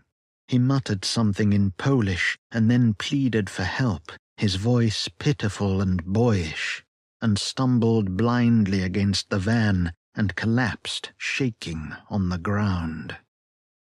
Morse stood frozen with shock. Thomas held his hands out and cried. His breath came in shuddering gasps until he fell still and lifeless, his head dropping to his chest. Morse crouched and checked his wrist for a pulse, but there was nothing. Violet was crying inside the cab, her head in her hands. Morse shouted at her, and she tried the engine again, but there was only a dry death rattle. Morse pulled her from the seat. "We have to go." He fired a quick burst towards the advancing creatures, and covered Violet as she hurried to the back of the van. She glanced back at Thomas, and her face was full of confusion and grief. "Get Karen," Morse said. "I'll hold them off." Violet opened the back doors. Morse pivoted just as an infected with raised claws and gleaming eyes climbed upon a car and prepared to spit. He shot the thing in the throat, and its neck exploded, throwing the acid-like fluid from beneath the ruptured skin of its wattle sack. showering the immediate area. Morse backed away and reloaded the MP5 before he downed 2 more infected rushing towards him. He turned back to Violet. "Karen's not responding," she said. "She won't move. I tried to pull her out, but she won't come with me." Morse looked into the van.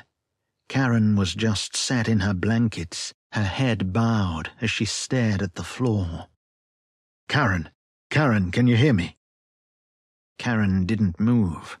Morse glanced away to see the creatures moving towards them, darting between and over the vehicle wrecks. There was only one ragged row of cars between them and the infected things. He looked at Karen, then at Violet. "Leave her." "What?" "If we stay, we die. She's already dead." "I won't leave her," said Violet. "Then you can both die together." "We can't leave her, Morse." "Do you want to die, or do you want to take revenge on the men who abused you?" Violet stared at him, her eyes full of anger. But when Morse grabbed the bag of guns and fled into the adjacent field, she followed and didn't look back, and left Karen behind as the creatures swarmed over the road. Chapter 35. They spent the remaining dark hours hiding in a tool shed in the back garden of a half-collapsed house. Neither of them spoke. At first light, Morse went outside and checked the area, then told Violet to follow, and she emerged into the cold morning, shivering within her clothes. She turned towards the rising sun, closed her eyes, and slowly inhaled. "Let's go back and see if we can salvage anything," Morse said. Violet opened her eyes. "Will the spitters be gone?" "If they've finished eating, yes." They started back towards the road.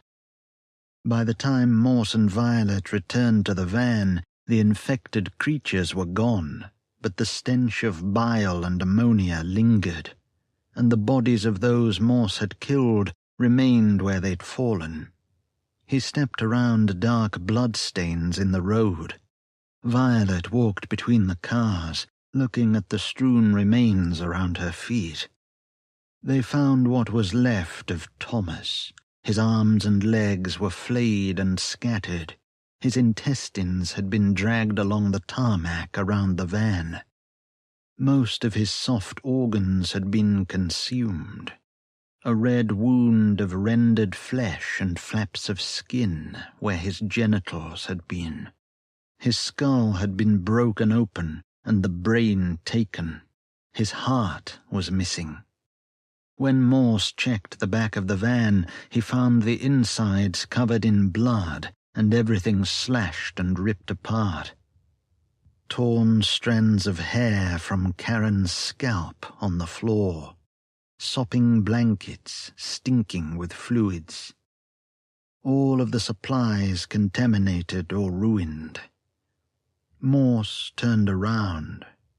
Violet was gone. He found her standing away from the van with her back to him.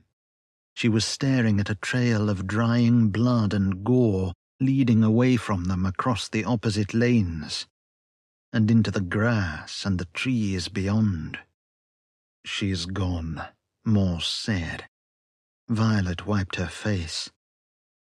"I know." "She chose to stay." "She didn't choose anything." "We should leave." "You fucking wanker." "There's nothing we can do." She climbed over the crash barrier and faced him. "I have to do something." "You're going after the creatures." She took the last of the spare magazines from him. "I think they're nocturnal, like vampires. So they sleep during the day. I'm going to find their nest." "They might not be nocturnal or have a nest." "I'll find them." "You won't come back." Violet said, I chose to leave Karen behind, to save myself. She suffered just like I did, more than I did, I suspect, and it destroyed her. I should have pulled her from the back of the van and taken her with us when we fled. So I have to do this. I don't care if it's insane. I'm sick of letting the monsters win. Morse handed over a torch and the last road flare from his pocket. "Thank you," she said. "Kill as many as you can." She nodded, slipping the spare magazines into her pockets. "I'll see you in Black Heaven, Morse." "Good hunting." She turned and walked away. He watched her leave.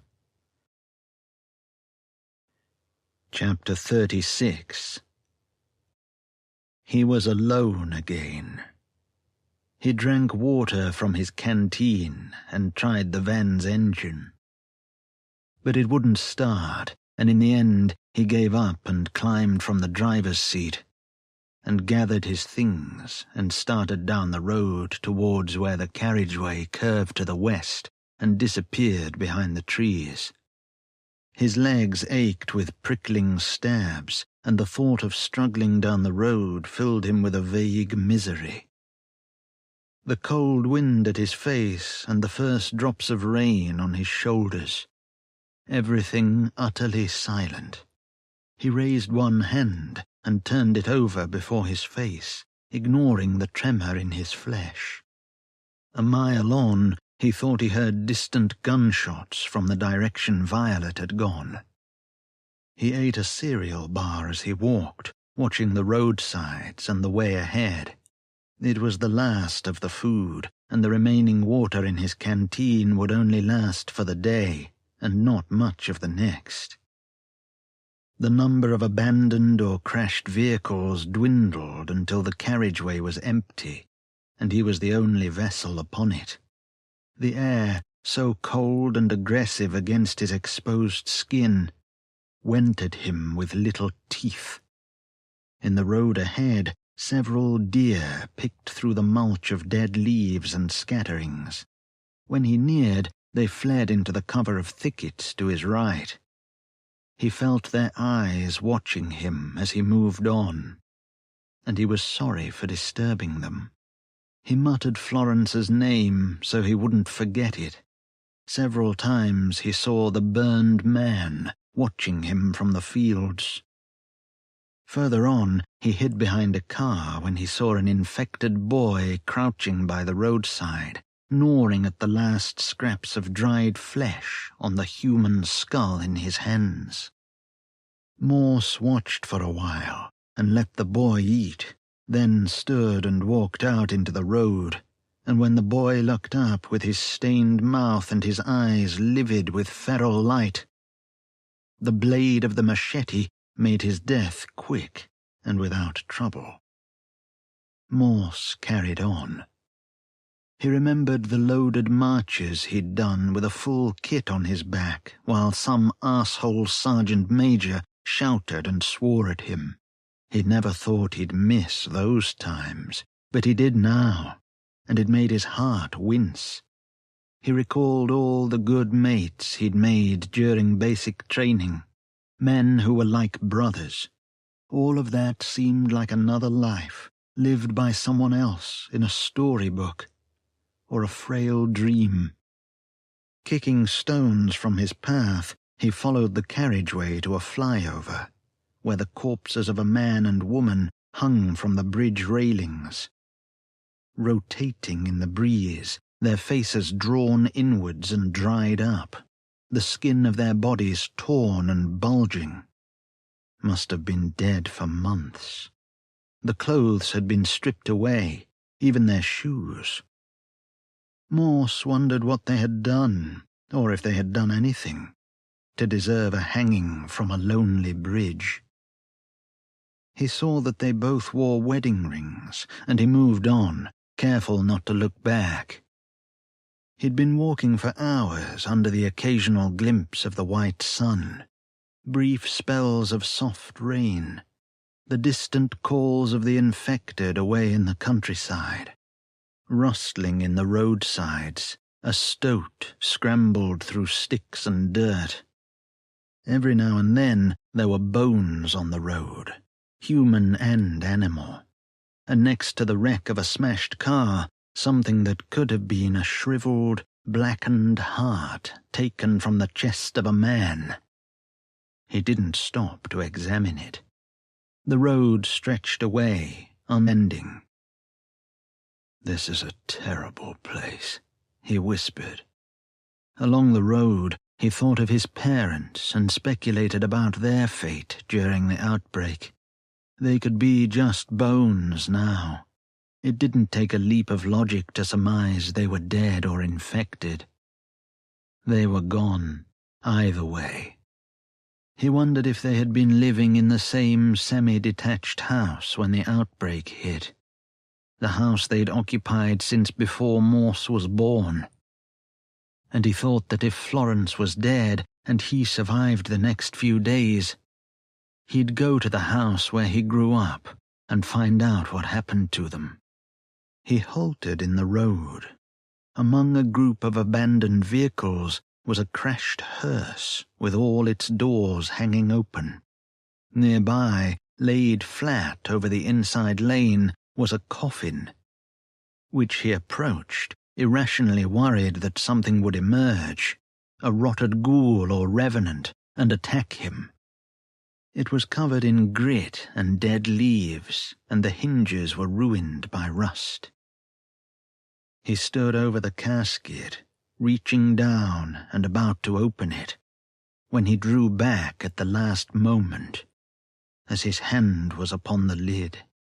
Later, a man wearing rags and a crown made of little bones and feathers emerged from the roadside trees across the other side of the carriageway, and stumbled towards Morse with his hands raised in exultation. Morse kept walking and raised his gun. The man traipsed across the road and stopped at the crash barrier, grinning. Saliva gleamed on his lips. His eyes shone with madness.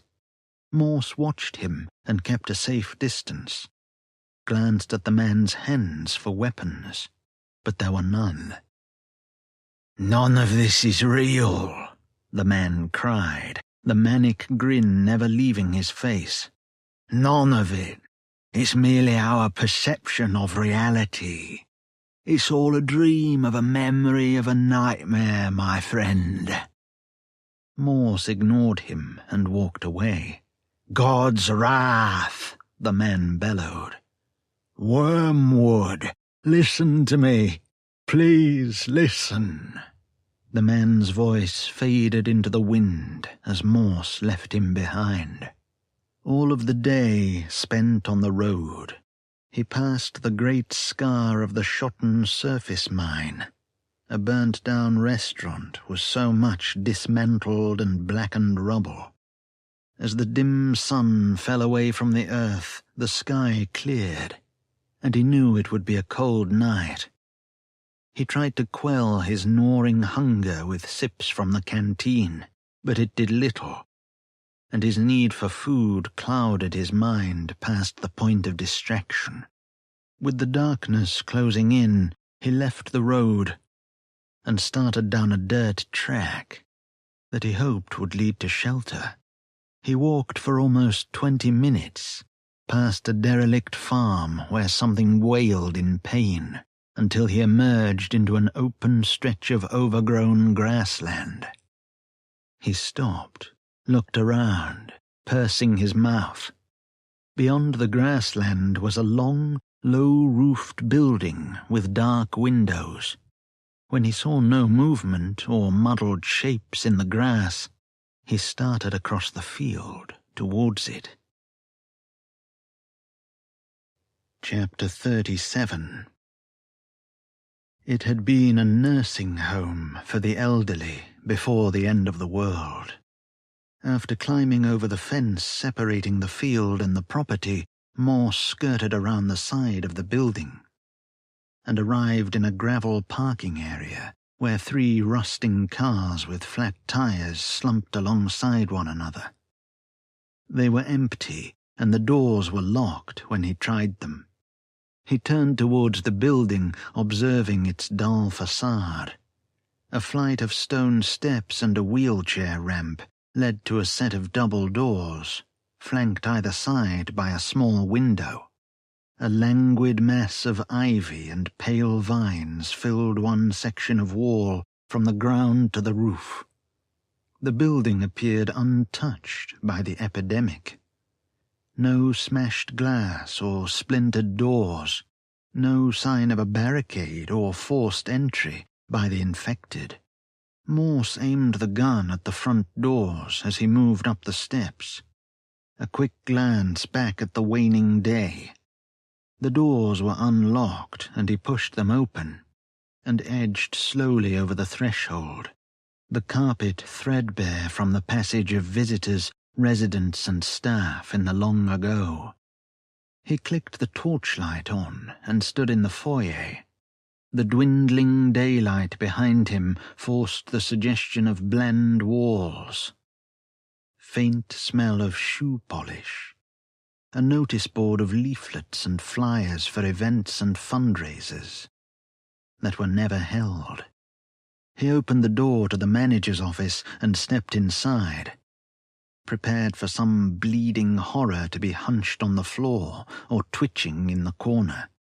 A relieved sigh left his mouth when nothing emerged to greet him. Above the desk, a window looked out at the side of the building, where a mound of bin bags had festered for over 2 years. The filing cabinet's drawers were left open. Some of the plastic folders of documents from inside were discarded on the floor. A corkboard pinned with notices and reminders, important dates, and a list of minor repairs to be done by the caretaker. A watercolor painting of a meadow. Morse inspected the desk while he kept one eye on the door. He was tempted to sit in the chair and rest for 5 minutes, but he ended up pushing it away from the desk before searching for food in the drawers. A paper tray of documents, letters received and ready to be sent, an invoice for a bulk order of toilet roll. His eyes strayed to the photo in a silver frame on the desk. A woman holding hands with a little girl, sand beneath their feet, a bucket and spade in the girl's other hand. They both had the same color eyes. Morse tried not to think about what had happened to them, especially the girl. He remembered the dead children in the mass graves he'd dug in the refugee centers. Those plague pits filled with cadavers. His heart crumpled. He left the office and took the door at the end of the foyer. And then he was in a dark corridor that led to another door at the far end. As he swept the walls and ceiling with the torchlight, shadows retreated like wary apparitions. He moved down the corridor, but they formed again behind him, and he felt them at his back and against the nape of his neck. He stopped at the end of the corridor and put his ear to the door, suddenly aware of the silence in the confined space. Breathing out, he slowly opened the door into the room, his ticking heartbeat too loud in his head. He raised the MP5, but its torchlight dwindled before it reached the darkness at the far end of the room.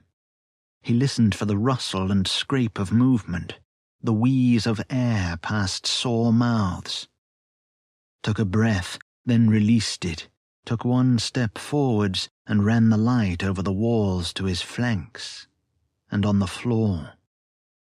The darkness was stifling, like he had been lowered into damp, peaty earth to roam in tunnels and caverns until he found an escape. His legs felt stiff and twisted. Older than the sum of his years, but not by much. He walked slowly, carefully, every movement deliberate. The torchlight fell over empty chairs arranged before a wall-mounted widescreen television, a game of chess left unfinished on a mahogany table. He stepped around playing cards scattered on the floor. Everything covered in dust. The air smelled of mold and desiccation. The curtains were drawn over the windows on the right side of the room, and between them was the withered corpse of a man in a wheelchair with his back against the wall. The blanket over his legs had absorbed the fluid expunged from his body after he died. His raggedy head had slumped forward until his chin touched his hollowed chest. Shrunken and wizened to little more than an artist's composition of bones in casual clothing, Morse swung the light away and onto 3 bodies under a white sheet on the floor. No blood, their feet protruding from under the sheet, clad in old slippers. He stood there and watched the lumpen shapes, wondering if some of the infected would pretend to be a corpse in an attempt to catch prey unawares. He was about to reach down and pull the sheet away when a scraping sound from nearby made him pause. He handled the MP5 and swept the torchlight around the room. It was a dry scraping, like the panic of a mouse in the walls. Morse turned to the man in the wheelchair, who was still dead and slumped. The scraping stopped. Morse swallowed. He tensed his shoulders and softly held his finger on the trigger. The sudden feeling that someone was behind him became a hot weight on the skin of his back, and he turned and gritted his teeth, ready to defend himself. Nothing there but empty floor. He moved the light over the walls and didn't see the crawling woman until her reaching hands were almost at his legs. Morse let out a strangled cry and swung the gun around, glimpsing her awful face in the torchlight. Her mouth bulged with tiny, jagged teeth, distending her jaws. The hole past her lips was full of squirming shapes. And then her hands were upon his thighs and scratching towards his crotch. When he kicked her away and stumbled backwards, his finger twitched and the gun fired into the ceiling. The flash of the gunshot revealed a bloodied housecoat hanging from the woman's spindly body.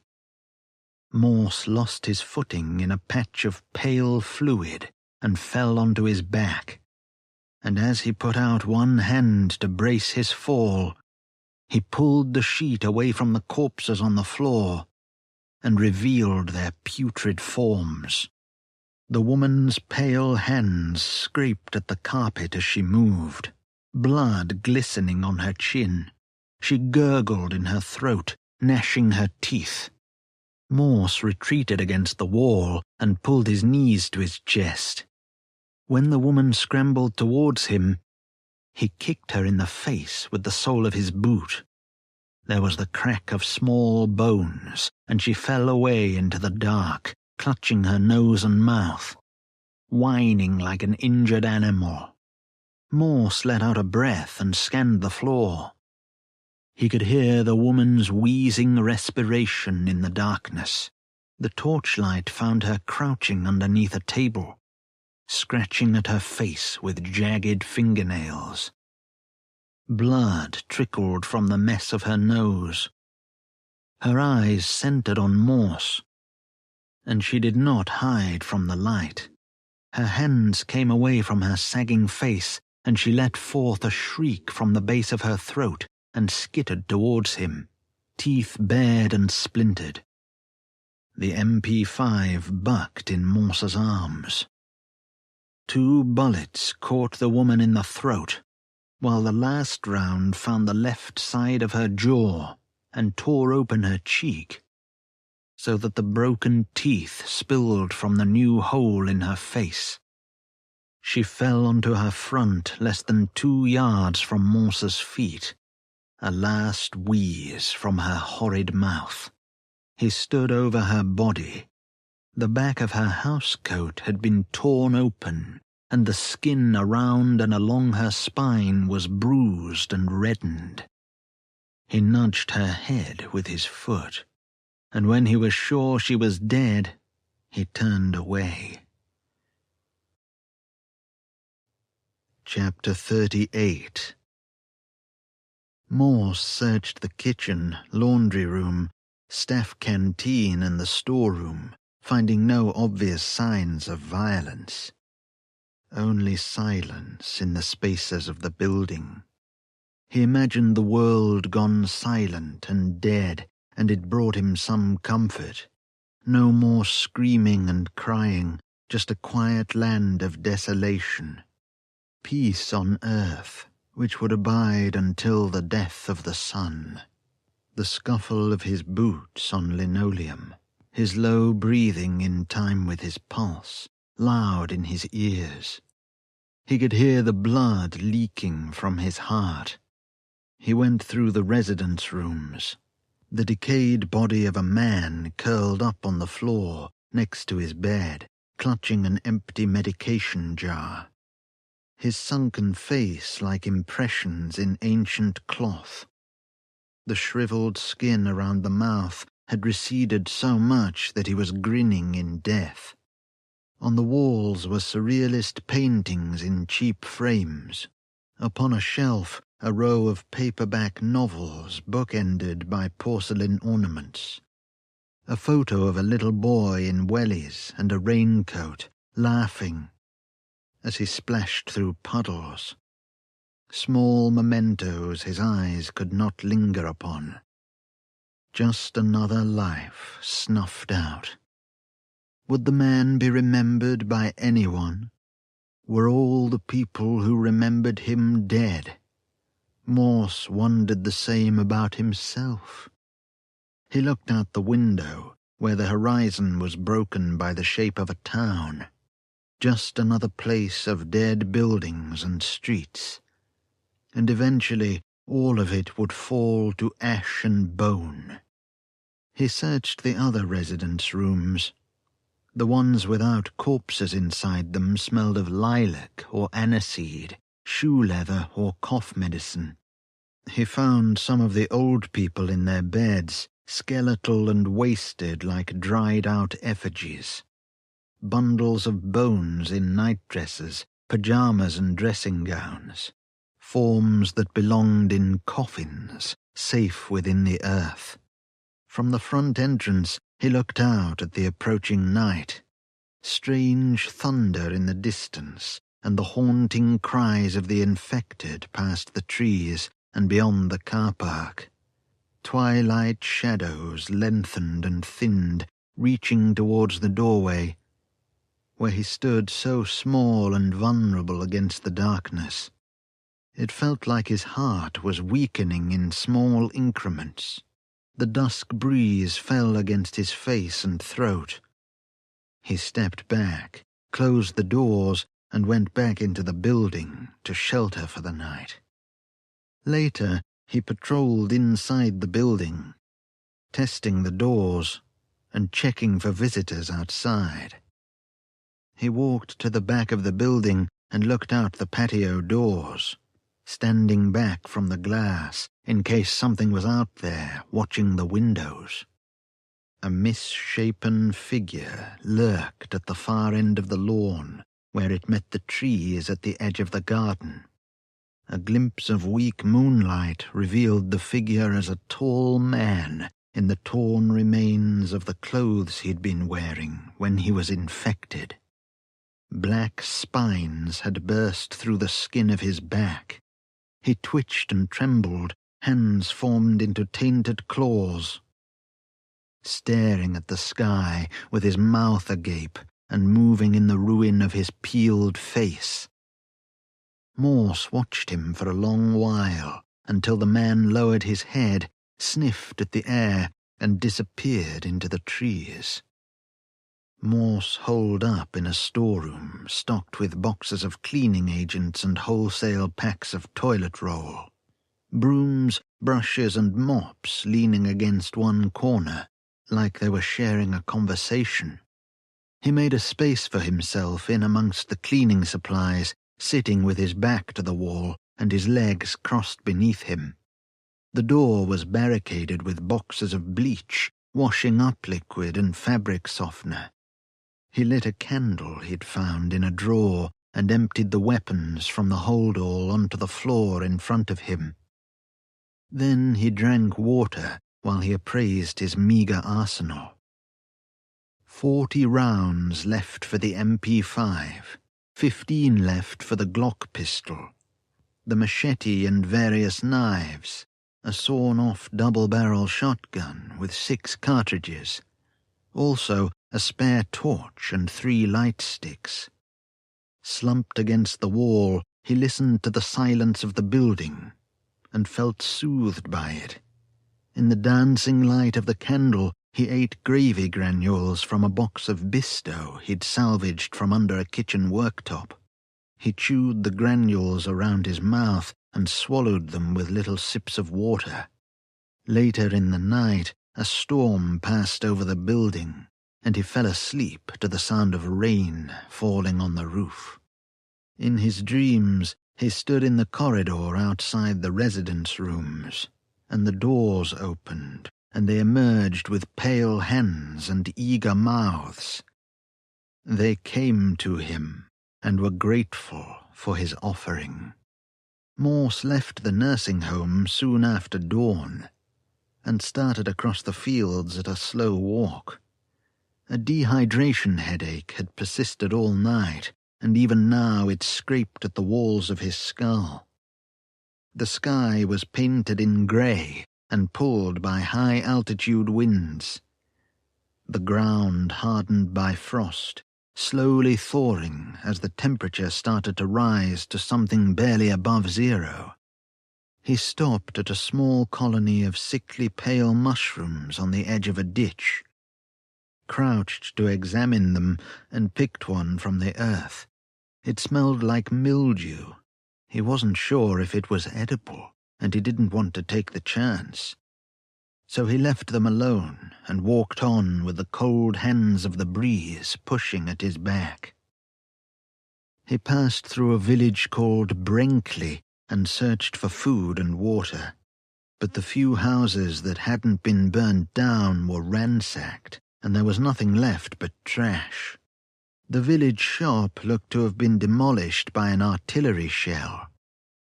The front doors of the small church were blackened, and the ground around it was charred and dead. An infected man, obese and naked, stumbled through wild gardens with a dead bird in his hands, wheezing, sniffing, breathing through a mouth flooded with fluid and saliva. Morse contemplated using the machete, but the risk of taking on such a hulking thing was too much.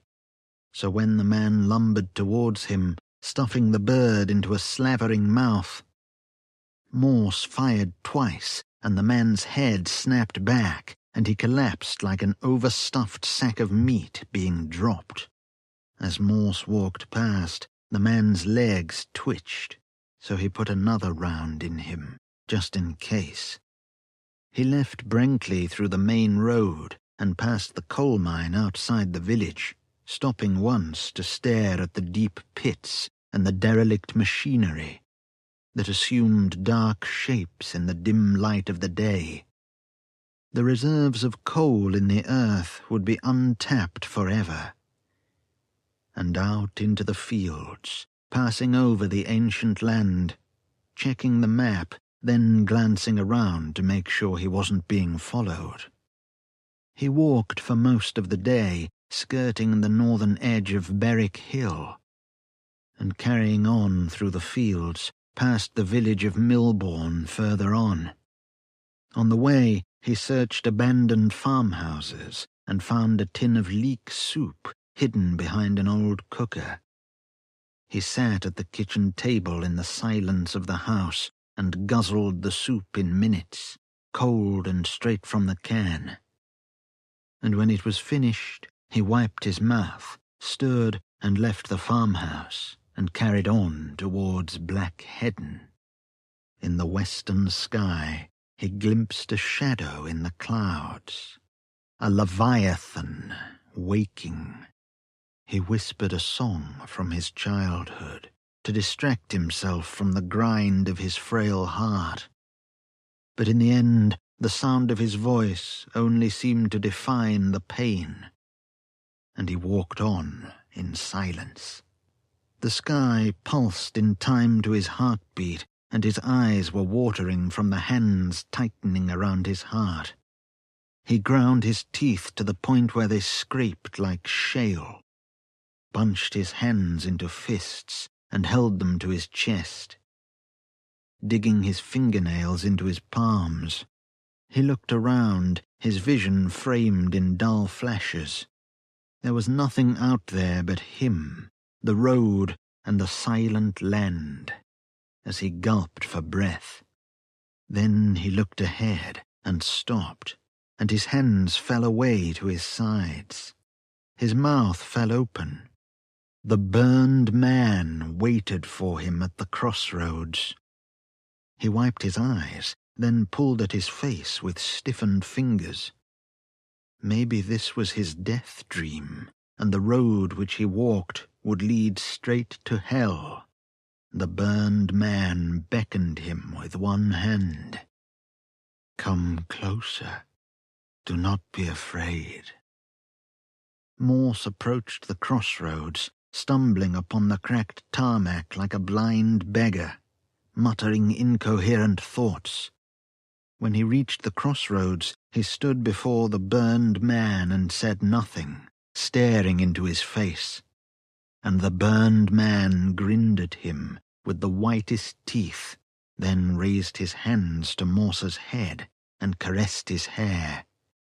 Morse started crying.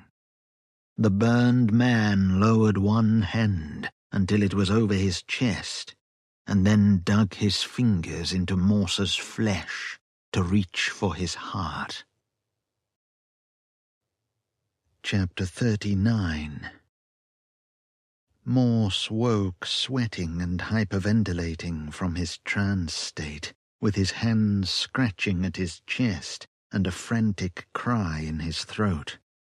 He looked down the road to where it entered the woods, and in the trees he saw several hooded figures watching him, motionless between the thin dark trunks. Their faces were hidden, and they clutched rifles to their bodies. They moved towards him silently through the trees.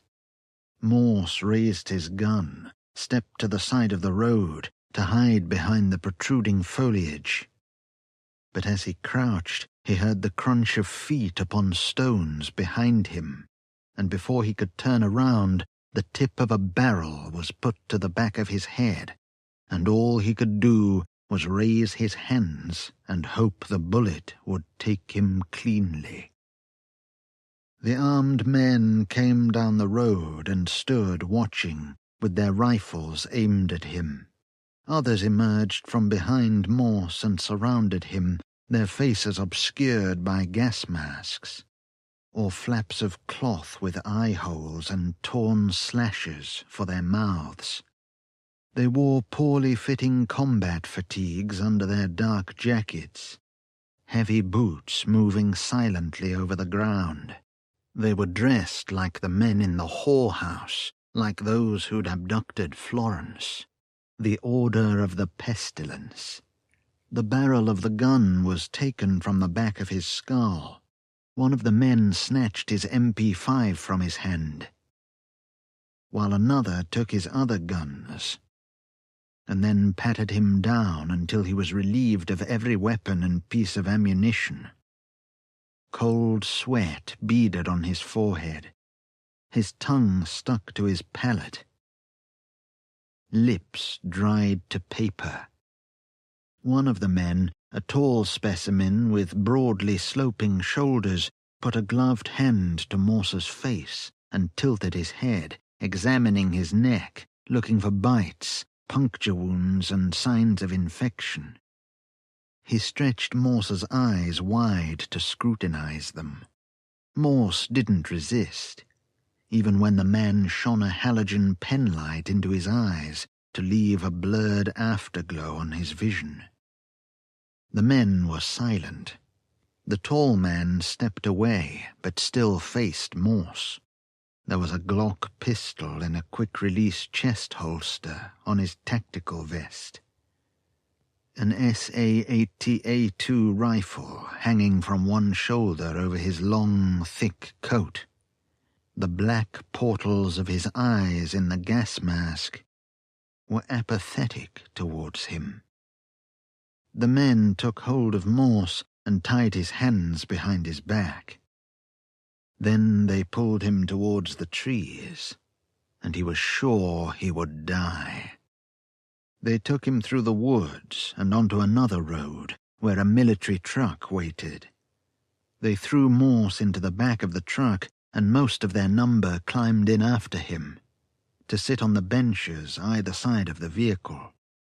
2 of the men lifted him up and seated him, and he did not look into their faces or attempt to struggle. The canvas canopy obscured the outside world. The men were but shadows around him. The engine started with the heavy growl of some carnivorous animal. The truck trembled around him. The men were muttering, but he couldn't discern what they were saying. And when the truck started down the road, rattling and bouncing over and around potholes, Morse bowed his head to his chest and wondered who the men were and what they wanted with him. Chapter 40. The truck began to slow a few miles on, and then idled for a moment. Morse heard men's voices and the sound of metal gates being opened. He kept his head bowed and his eyes down. The plastic binding chafed his wrists. When the truck moved on, he sensed an ending to the journey, and soon enough the truck stopped again, and the men began to disembark. 2 of them grabbed him by his arms and dragged him along, and he jumped down to the ground with them, and he only didn't fall over because they took hold of him again. He looked at his feet, thick grass and mud. The men didn't release his arms. He blinked at the dim light and looked back, the way the truck had come, down a dirt track towards a large metal gate set into a high stone wall that stretched 100 yards before it vanished beyond the curve of a rise in the ground. He was jostled away from the truck, and when he looked up in the direction they were taking him, he saw a great manor house about 200 yards away, set against the grey sky. Around the house were canvas shelters and tents in military green. Several trucks, vans and Land Rovers were parked nearby. Figures in combat fatigues and jackets ambled around the tents and vehicles. "What is this place?" Morse said. The men answered by pulling a burlap sack over his head and took him towards the house. They had taken Morse to a room, where he now waited at a metal table, his hands tied to the back of the chair he sat upon. Across the table was an empty chair. His arms were aching and stiffening. At least the men had removed the sack from his head. He looked around the room. There was nothing on the table or the walls. Strip lighting stung his eyes. The floor was concrete. He shivered in the cold air. All of his weapons, equipment, and clothes had been taken, and they had dressed him in shabby hospital scrubs. His bare feet were filthy, and his toenails needed cutting. The door opened. Raising his face from his chest, he watched the door swing inwards and realized he was biting the inside of his mouth. A tall man entered the room. He had a long, greying beard, and his shaven scalp was painted with runic tattoos. He appraised Morse and said nothing. Morse glanced at the pistol in the man's chest holster and recognized something in the way he was standing, straight-backed and rigid. He wondered if the man was ex-army. The man stood to one side of the doorway as an older man entered the room, clutching a walking stick in one gnarled hand.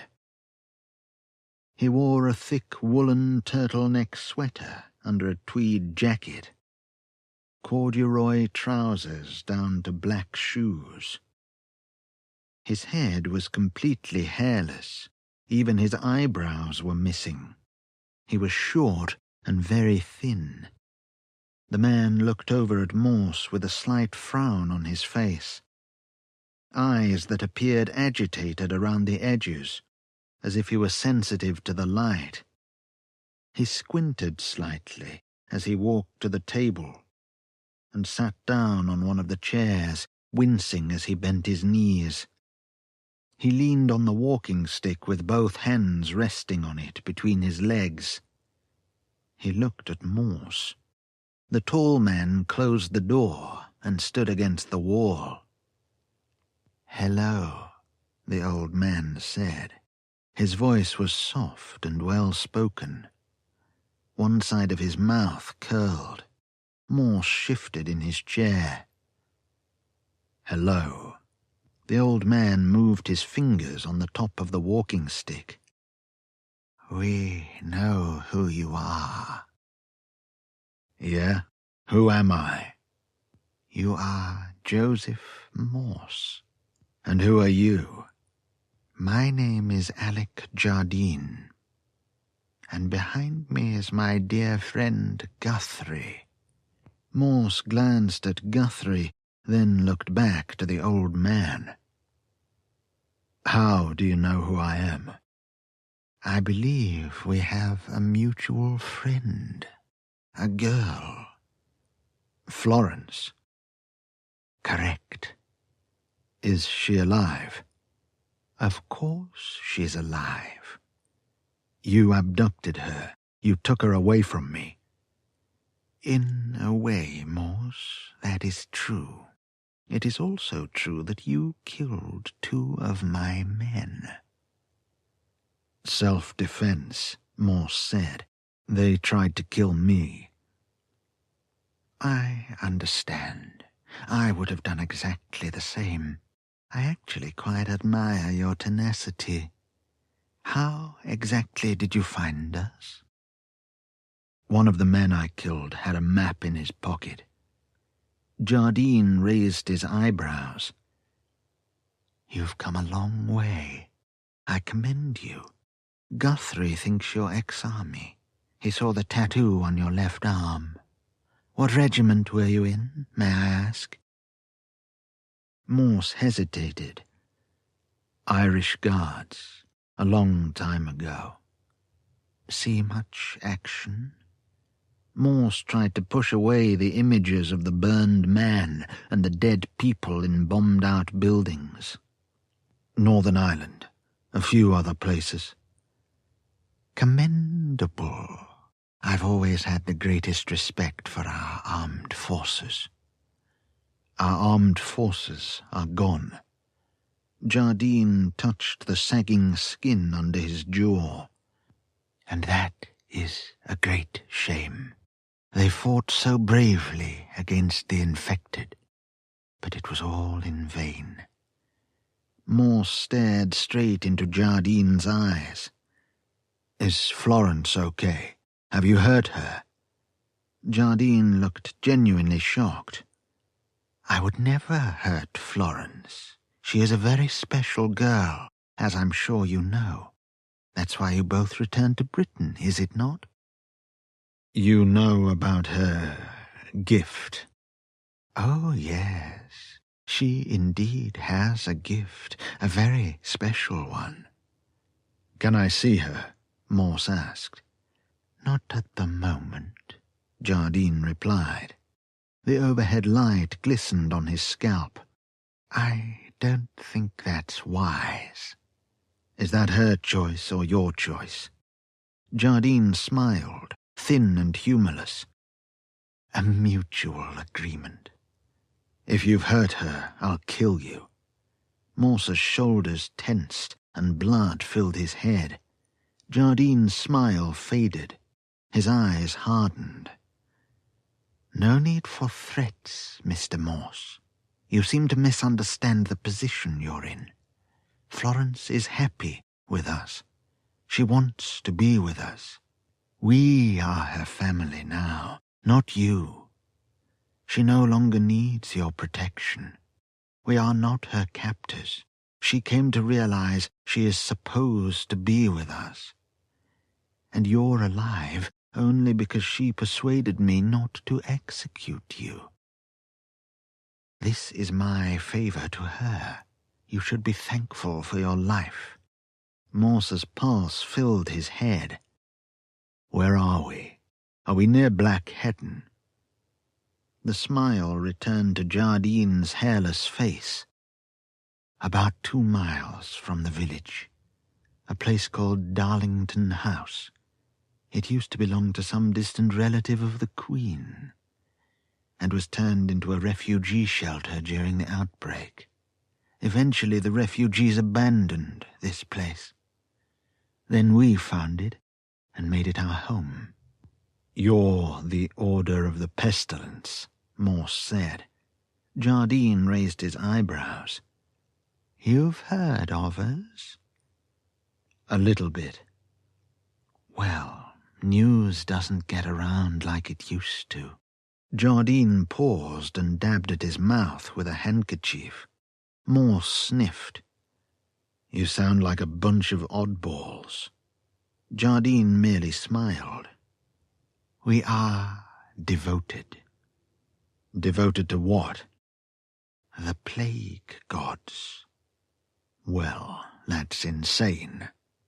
We see the plague gods as kindred beings that have come to this world to spread the gospel of their flesh. They want us all to join with them. By becoming infected, Morse said. Jardine shook his head. No, not at all. The plague gods have promised my people the gift of ascension.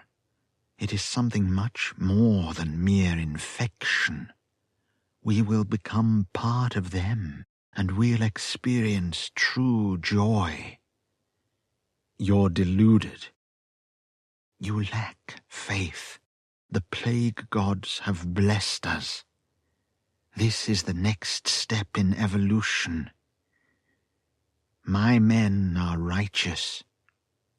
Morse spat on the floor.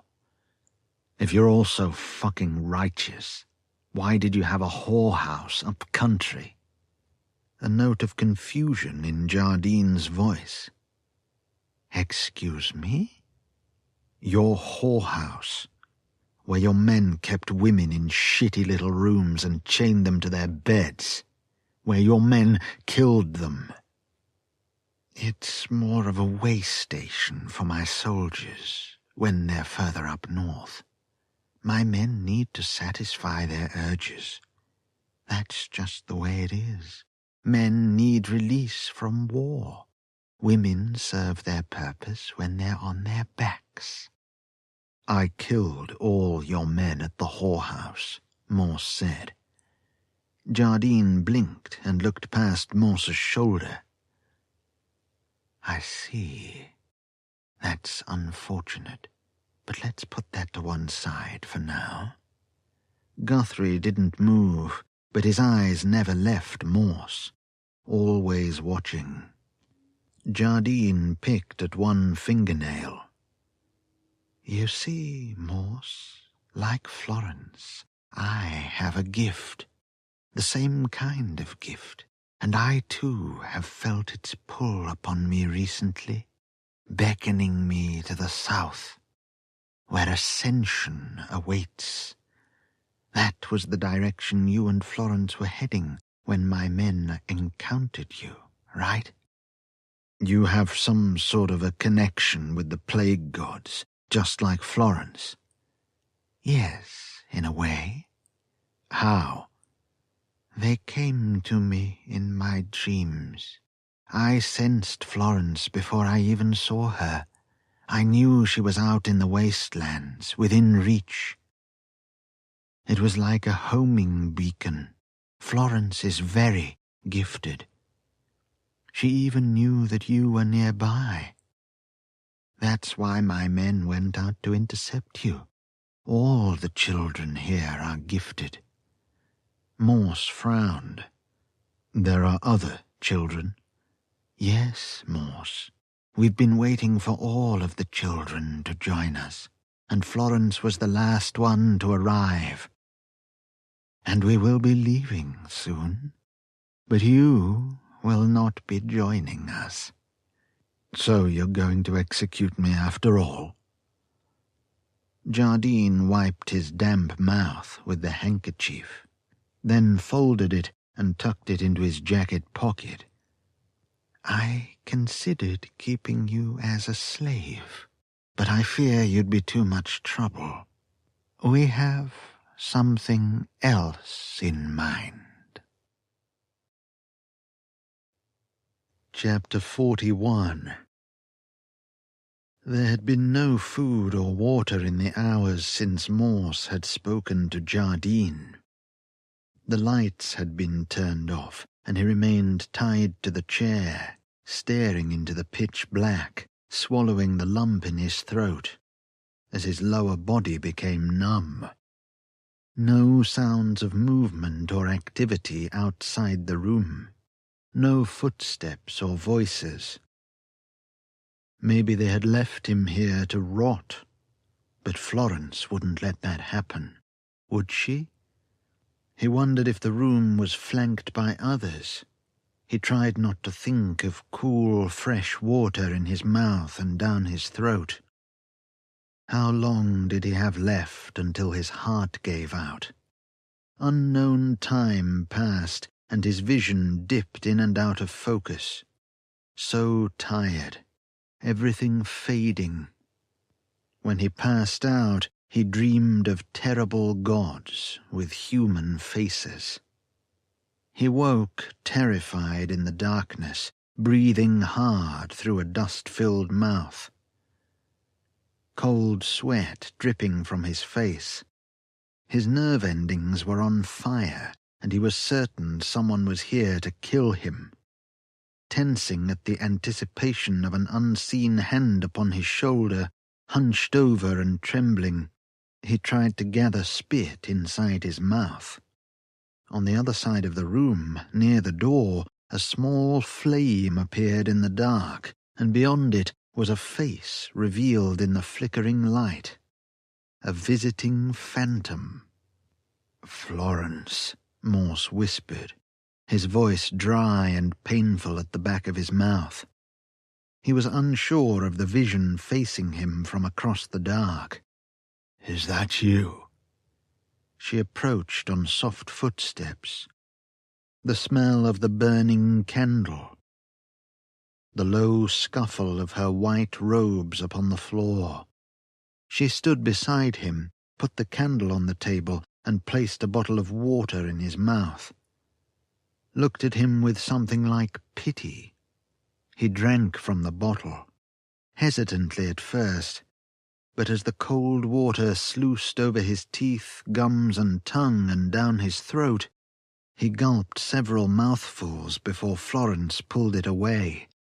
He sat there gasping. The water loosened his guts. Florence screwed the top back on the bottle. Morse was scared to look at her, in case closer scrutiny revealed her as a pale figment, and she'd melt away into the dark. "It's good to see you, Morse," she said, with genuine warmth in her voice. Morse's heart burst. "I was worried about you." "I'm okay," he said. "Have they done anything to you, Florence? Anything bad?" "Jardine has taken care of me. He has a gift, too." "Yeah," he said. "The plague gods will make us into something greater than human, more evolved." "This is insane, Florence. Untie me and I'll take you away from here." "You have to let me go," she said. "I can't. I promised to protect you." "You did protect me, Morse. Your work is done. You've been like my father for all this time since you found me. I wouldn't have survived without you, but now it's time for me to move on. Nothing can stop the ascension. Me, Jardine, the other children, we're all linked to the plague gods. It's why I was called back to Britain. We have to go to Hallow Hope." "Hallow Hope?" "It's where we'll find ascension." "They've brainwashed you, Florence." "They've helped me. I see colors and hear sounds you will never understand. In my dreams, I speak to the plague gods, and they tell me things you wouldn't believe, all sorts of secrets.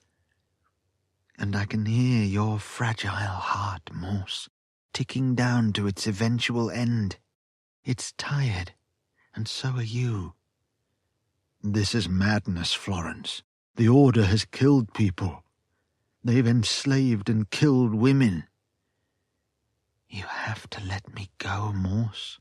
Don't come after me." "I can't let you go." "You have to." "I can't."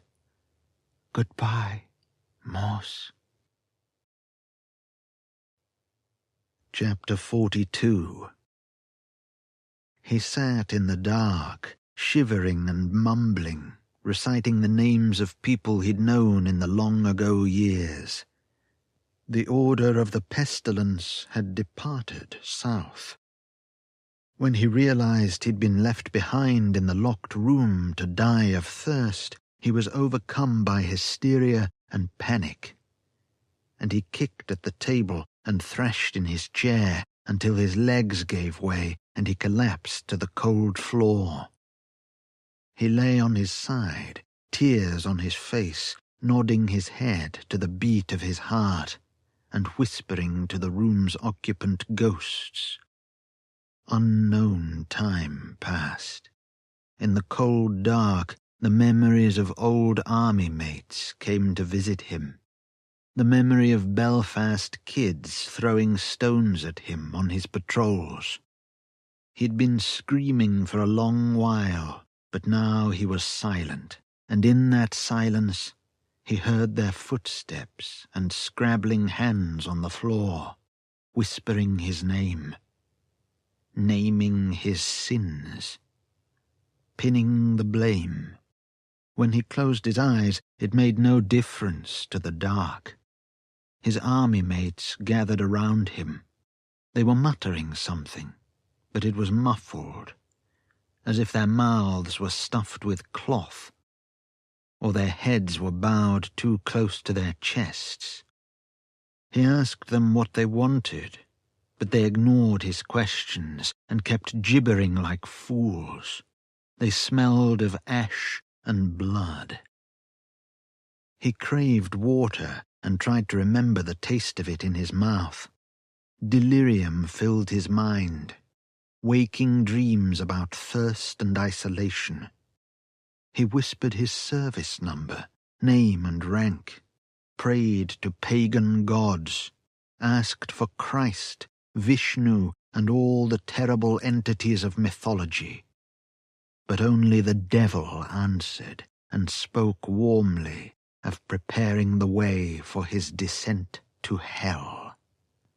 Morse was talking to his old mate, Pete Simmons, who had been killed by an IRA sniper back in 1987.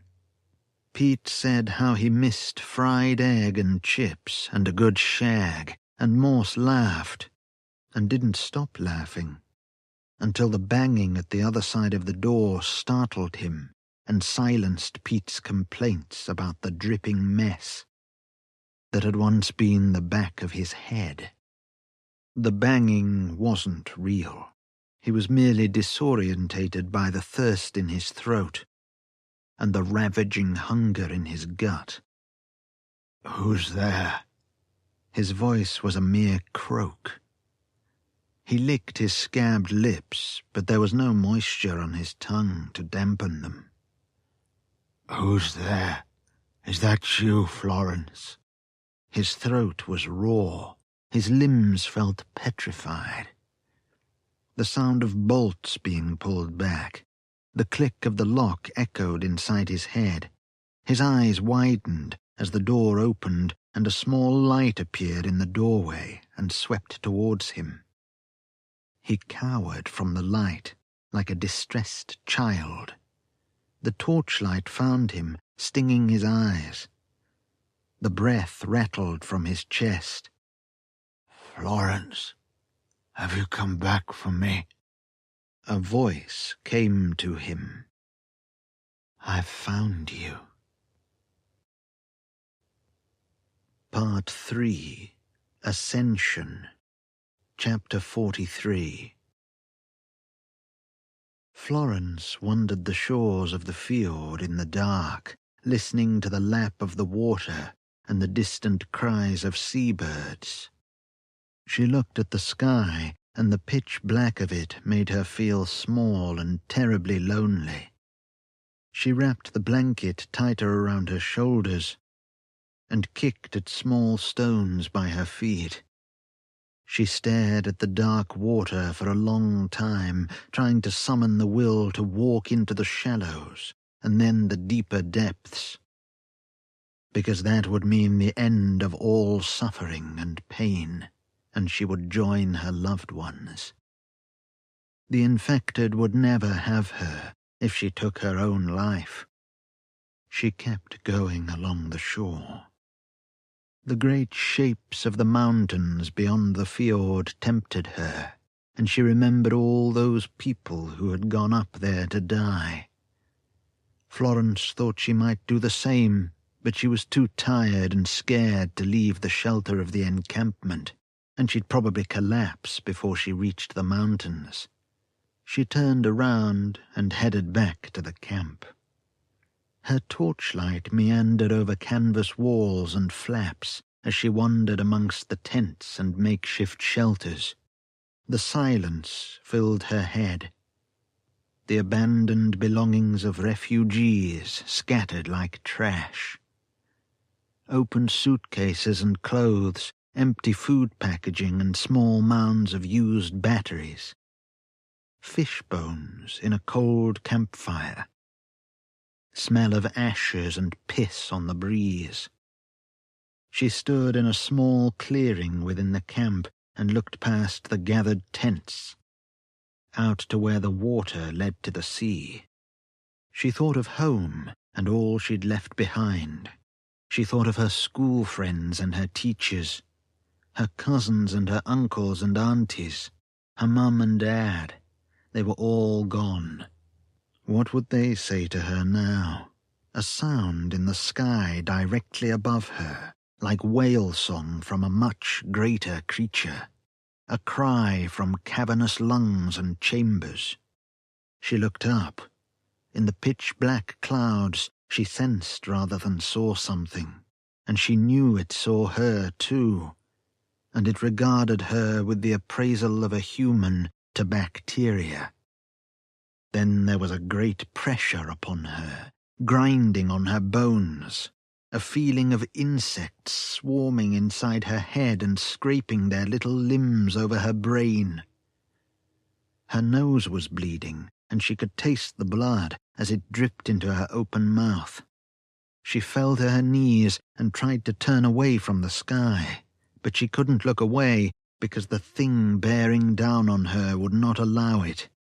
So she opened her mouth and screamed, and then collapsed onto the cold stones and dirt.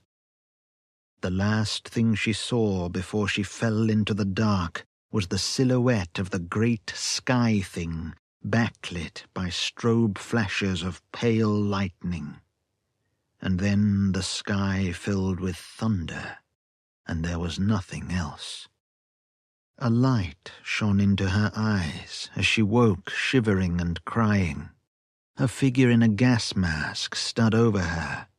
There was a rifle slung over his shoulder and a pistol in his belt. He smelled of engine oil and smoke. She looked up at him, at the black eye holes of the gas mask, and stifled her cries with her hand over her mouth. Behind the man, other people in similar masks surveyed the encampment, sweeping their torches over the abandoned tents and scattered rubbish. "Please," she said to the man. "Please help me." The man took hold of her and helped her to sit up. He gave her his water canteen, and she drank deeply until she was gasping and coughing. She flinched when he pulled his mask off because she was scared he'd have a monster's face instead of a man's. He smiled at her, his sad eyes. "Are you okay?" She drank more water as she nodded. "What's your name?" She wiped her mouth. "Florence." "Nice name." "What's your name?" "Morse. Pleased to meet you, Florence." Chapter 44. They had been on the road for 2 days. It had been 4 days since Violet rescued Morse from Darlington House. He was weak and stumbling like a drunk, holding his arms to himself in the cold. Violet helped him stand straight when he faltered. The rain murmured as it fell. They needed food and water. They were exhausted and freezing. "Have to keep heading south," Morse said, his voice muffled within the hood of the coat Violet had found for him. The trousers she'd scavenged were too short for him and stopped just above his ankles. Violet said nothing. She watched the fields, looking for the infected and for signs that the order of the pestilence had passed through here. "Hallo, Hope," Morse said. "Hallo, Hope." They arrived at the high ground outside a village, cowering from the rain. The downpour shrouded the black hills. "We need food," Violet said, her head bowed away from the sky. "We have to go down there and see if we can find something." Morse nodded, slow and listless, his face crumpled by melancholy. The despair and exhaustion in his eyes forced Violet to turn away. Something had happened to him in the darkness in that locked room. He had lost something about himself. She once had a friend who'd lost her baby son to meningitis, and was never the same afterwards. Even when she'd smiled, it was humorless and cold. The last Violet saw of her was only a few days before the outbreak hit. Morse reminded her of that friend. Violet checked the pistol.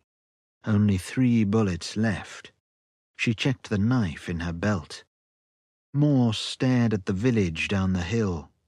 Red-rimmed eyes, bloodshot and squinting. He was bedraggled and forlorn. Violet pitied him, but she would take care of him because he had saved her life before, and she didn't want to be alone in the wasteland of Great Britain. The rain soaked them long before they arrived at the village. They walked the main road, past streetlights, derelict cars, and dilapidated houses. Violet entered the grocery shop, while Morse waited outside, frowning at the shattered windows and the post-box, which had been broken into and emptied. Violet searched the shop and its back rooms, but there was nothing, and when she returned outside, the disappointment on her face must have been obvious, because Morse turned away and stared down the road to where 2 cars had collided on the vicarage lawn. They went through the houses, watching for infected or other survivors.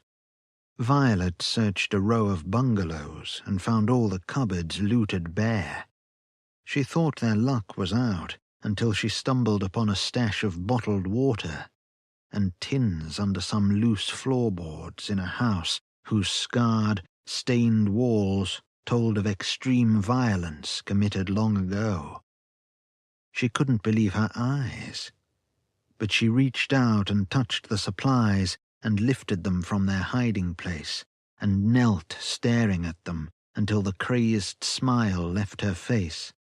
She kissed one of the water bottles and muttered her gratitude to whoever had left the stash there. Maybe they had been killed before using the supplies, or had simply forgotten and moved on.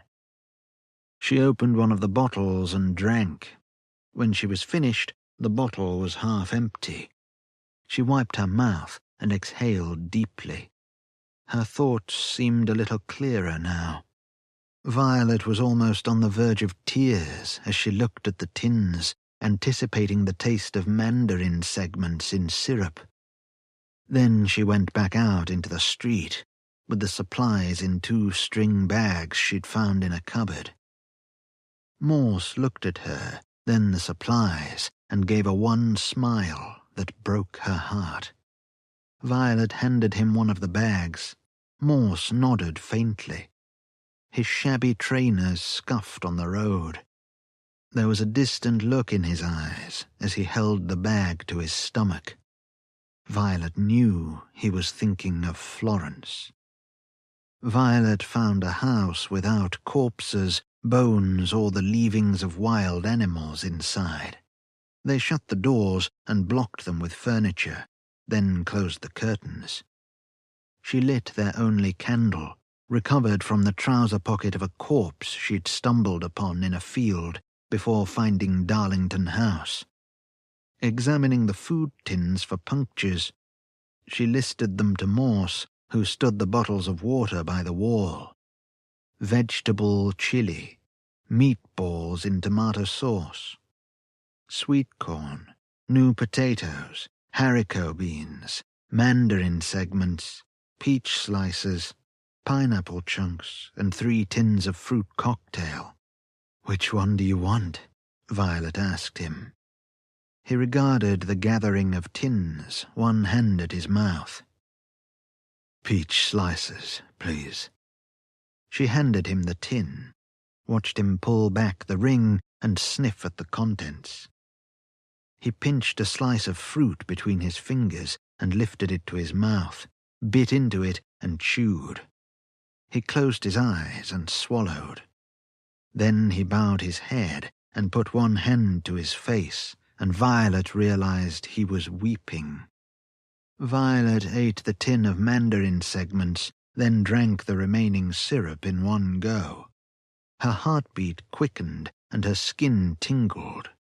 It was wonderful. She hadn't eaten mandarin segments since well before the outbreak. She licked juice from her lips and fingers, then slumped back against the wall. Morse watched her while he sipped water. "You okay, Morse?" He took the bottle from his mouth. "I can't believe you're alive."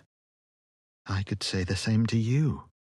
When we parted back at the van, I was certain you'd die. Did you destroy the nest?" "I killed them all." "Impressive." "Their nest was in an old building site. They were asleep when I found them, curled around each other. There were bones and scraps of clothing on the ground. I found Karen's head." "How did you kill them?" Morse asked. "There was a liter bottle of turpentine in a tool shed. Poured it over them as they slept. Then I chucked in the road flare you gave me, and the bastards went up in flames. Even then, some of them tried to attack me, so I shot them. The ones I set on fire took a while to die. She could still smell the turpentine on her hands and hear the screams of the infected creatures as they burned and reached out to her. What did you do afterwards? I walked. When I arrived at Black Heddon, it was deserted. Then I saw the Order's soldiers going back and forth from the manor house. So I watched and waited, hoping to see if you were there, until they left in a convoy of vehicles and headed south. I found you in that room on the basement level, in the dark. Morse's face tightened, like he was recalling a bad memory.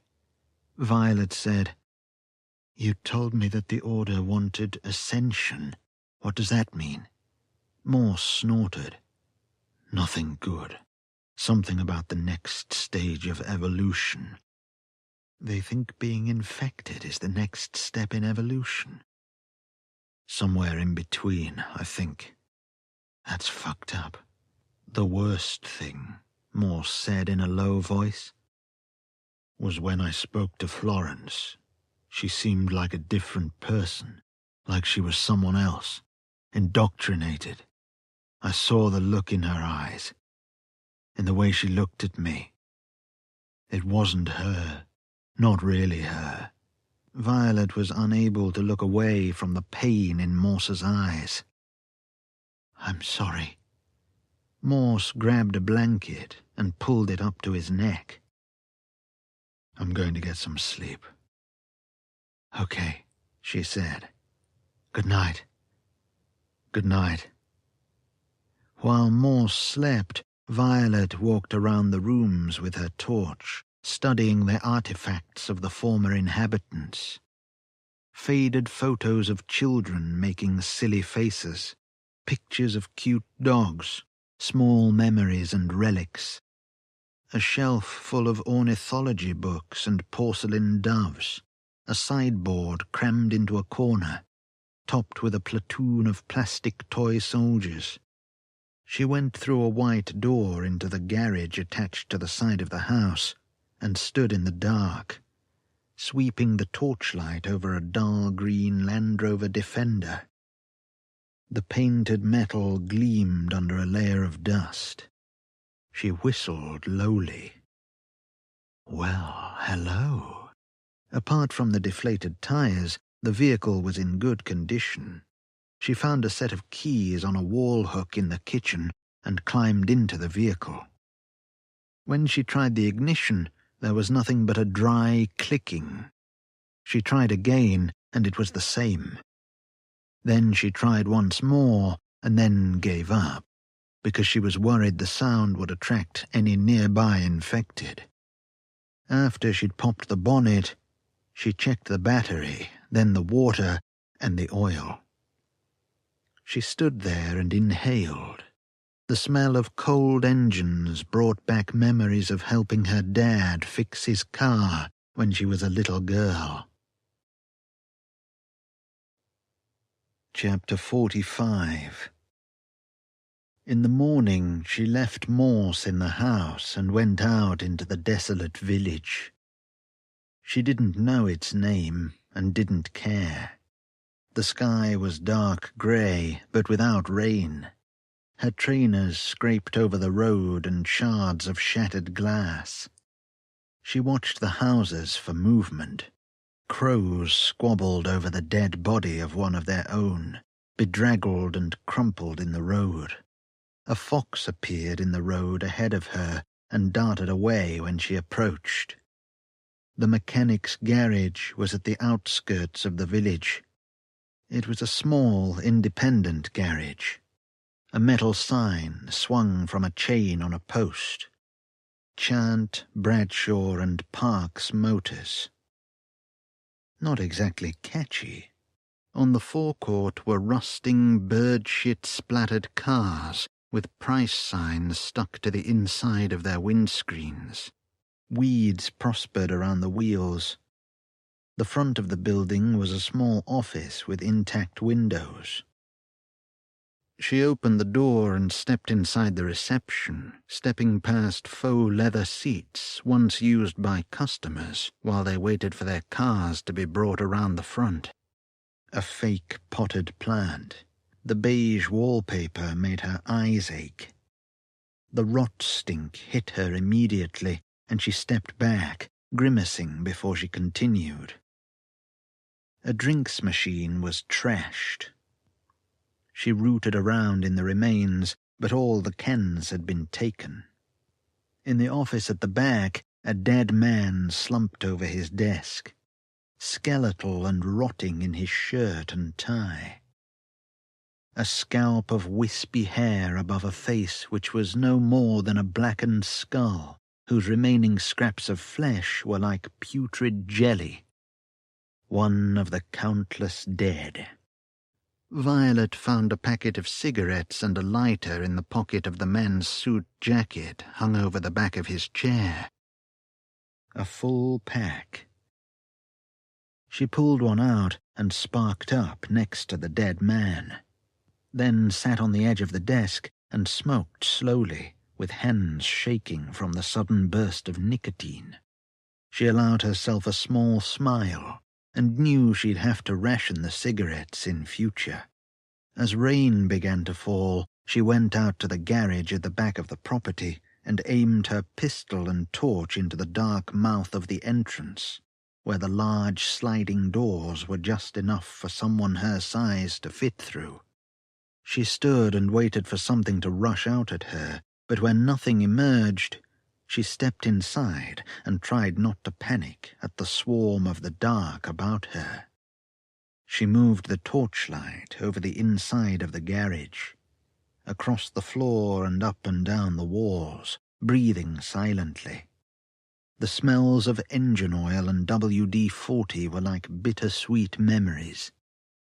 She swept the torch over hydraulic presses and racks of tires, stacked toolboxes and jacking beams, diagnostic machines, engine cranes and emission analyzers. While she searched among the various equipment racks and stands, looking for a battery compatible with the Land Rover, she scavenged a lump hammer and crowbar and put both of them into an empty gym bag she'd found under a workbench. In a tool chest, she uncovered a packet of cheese and onion crisps beneath some gloves.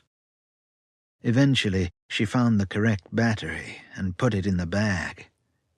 Struggling to lift the bag, she slung the strap over her shoulder and emerged from the garage into the dull light of the day. The rain had dwindled to drizzle. There was thunder far away. An infected man in overalls staggered from the birch trees on the other side of the property. He was wretched and hunched, almost skeletal, and he halted and sniffed at the air. When his gaze fell upon Violet, tendrils emerged through the torn holes in his overalls and swayed in the air, dripping pale fluid from their sharp tips. His face contorted into a snarl, and his mouth slowly split open down the middle, to display an inner maw of serrated teeth.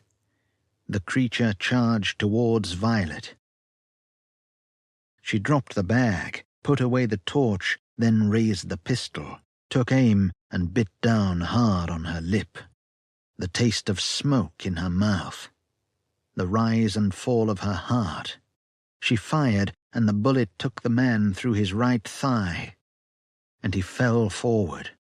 His hands clawed at the air, and he tried to rise, but before he could climb onto one leg, Violet put the pistol away, took the lump hammer from the bag, and walked over with the intention of breaking his body into bits. Chapter 46. Morse was slumped on the sofa when she returned to the house. She gave him the packet of crisps she'd found, which he ate while she unpacked the crowbar and lump hammer from the gym bag. They looked at each other and said nothing. Morse finished the crisps, screwed the packet up and dropped it behind the sofa. In the vague light of the garage, Violet fitted the battery, while Morse held the torch beside her. It took her a while to remove and replace the old battery, and when it was done, she tried the ignition, and after 4 attempts, the engine started with a muffled crack of the exhaust. She revved the accelerator and then let the engine tick over. According to the fuel gauge, there was just over half a tank left. She hoped the diesel hadn't deteriorated too much. Morse opened the garage door to disperse the fumes and watch the street, while Violet used a foot pump to inflate the tires. Afterwards, her legs ached and throbbed, and her face was slick with sweat. She turned towards the doorway. Morse looked back at her. "I think we're ready to go," she said. Violet smoked and drove, while Morse navigated from the seat beside her, surveying a road map he'd found in the glove compartment. The roads outside the village were mostly clear of car wrecks and obstructions. Rain pattered against the windscreen between the screeching of the wipers. The tires ground upon the deteriorating tarmac and kicked up puddles of grit. They passed the dark stain of Newcastle away to the east. The countryside faded to dull tones. Infected people wandered the land, wailing towards the sky in the pouring rain. Abject creatures slumped and impassive, as if in mourning for the dead world. Morse watched them and could only feel pity for their distressed lethargy. A man clad in soaking rags, kneeling in the mud, reached one hand towards them as they passed, his face broken with pain and misery.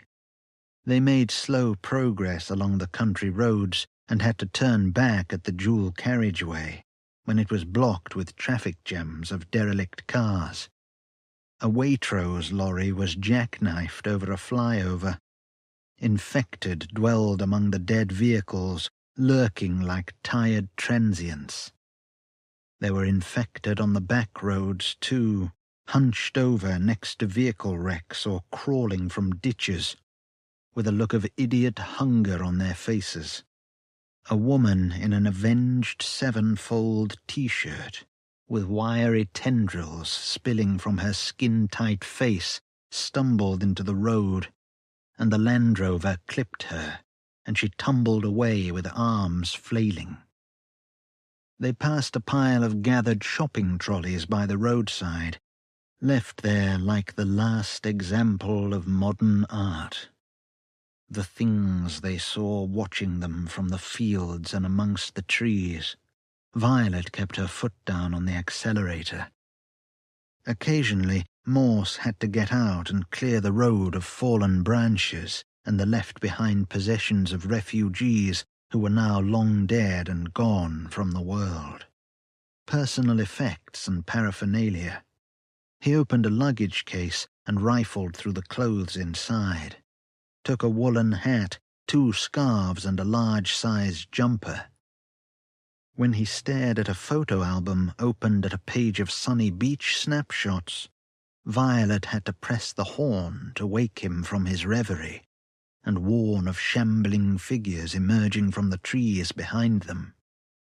He climbed back into the vehicle and gave one of the scarves to Violet.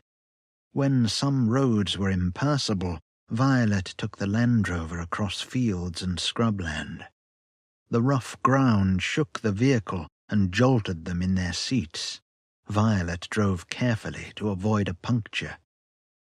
After they returned to the road, they passed an infected girl of no more than 6 years old, with a sodden teddy bear still in her hand. Morse had to look away from her sorrowful face. He turned to Violet. She looked at him and then turned to face the road again. She had seen the girl too. There was nothing to be said. The roads the Order had taken on their way to Hallow Hope were cleared of obstructions and wreckage. They had covered 50 miles by the time the light faded from the sky. Violet stopped the car next to a field. There were fresh tire tracks in the roadside mud. In the field, a man had been tied to a wooden cruciform, and his heart cut from his body and burned in a small campfire nearby. Morse and Violet stood looking at the dead man. His head was bowed to his chest. Neither of them wanted to look at his face. The red hole in his chest glistened. A sliver of white bone was visible. "Looks like a sacrifice," Morse said. Violet prodded at the cold ashes with her foot. "Didn't the Mayans rip out the hearts of sacrificial victims?" "That was the Aztecs." "Yeah, them as well." "Old rites," Morse muttered. Violet looked at the dead man. What was he sacrificed to? The plague gods. Sick fuckers. Morse stared across the field. Blood sacrifice. Morse swapped with Violet and drove for a while as darkness fell about them and covered the land. He turned the headlights on. Violet found a Johnny Cash CD and listened to The Man Comes Around over and over again until Morse had a headache and switched it off despite her protests. They stopped and left the engine running while they drank water and ate. They kept the doors locked. Morse stepped outside and pissed in the grass. Then he got back inside, put the vehicle back into gear, and started down the road again. They travelled parallel to a railway for a few miles. An abandoned train left upon the tracks. 4 carriages burnt out from the insides and no glass in the windows.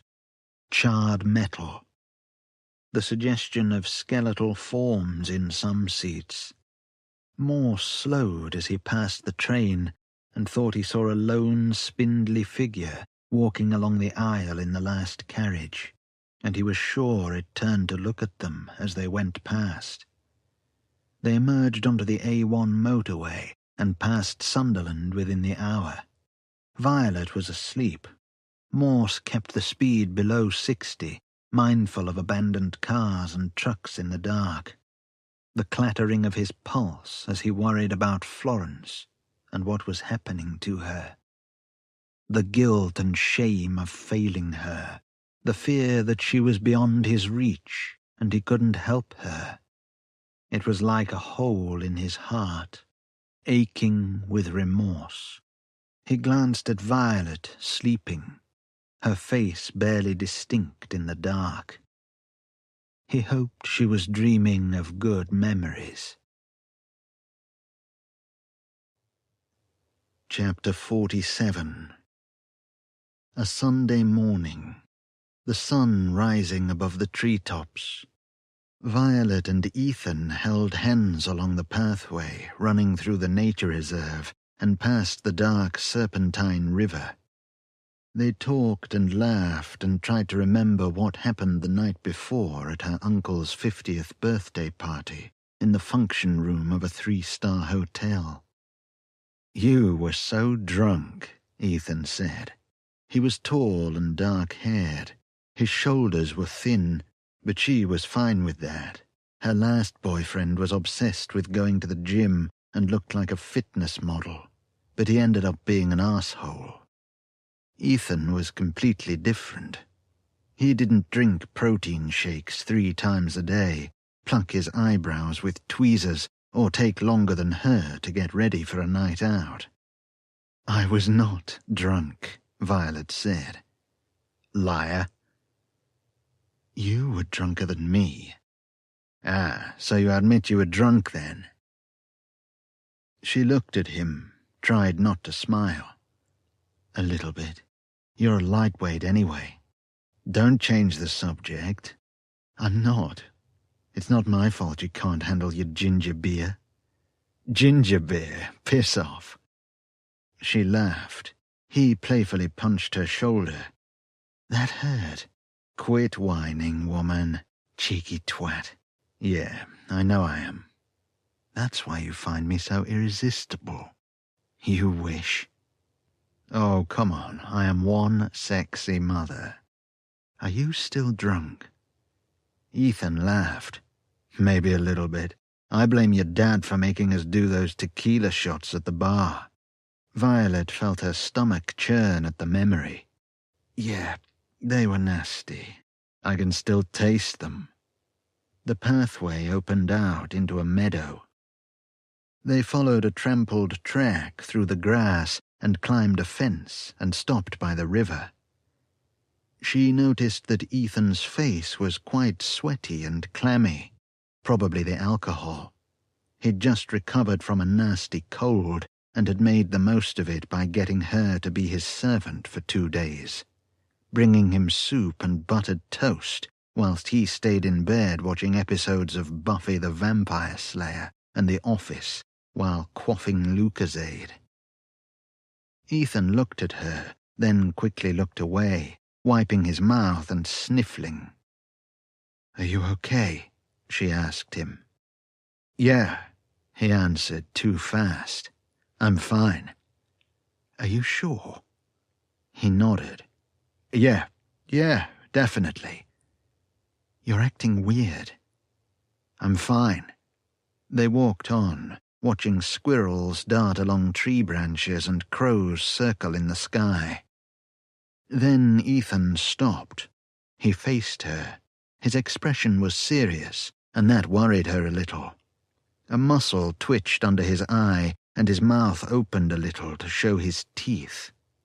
He brushed a strand of hair away from his face. "He's going to break up with me," she thought. 3 years, all for nothing. It's his flat, so I would have to move out. All of these thoughts went through her mind. She frowned. "What's wrong?"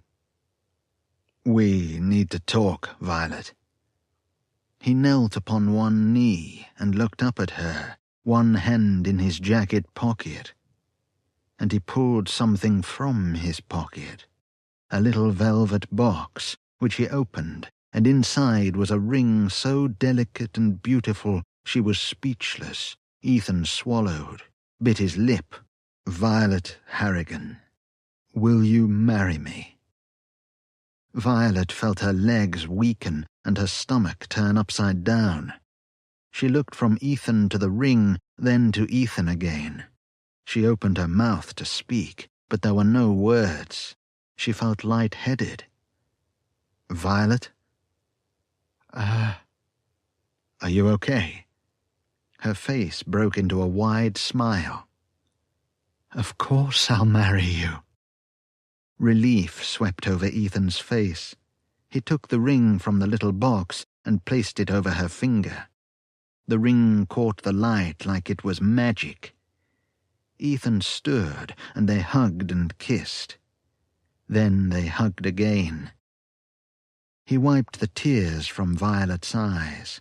The ring was a perfect fit as Ethan slipped it over her finger. "I love you," she said, looking up at him. "Back at you," he said, smiling. "I've got to say, that's a fucking relief."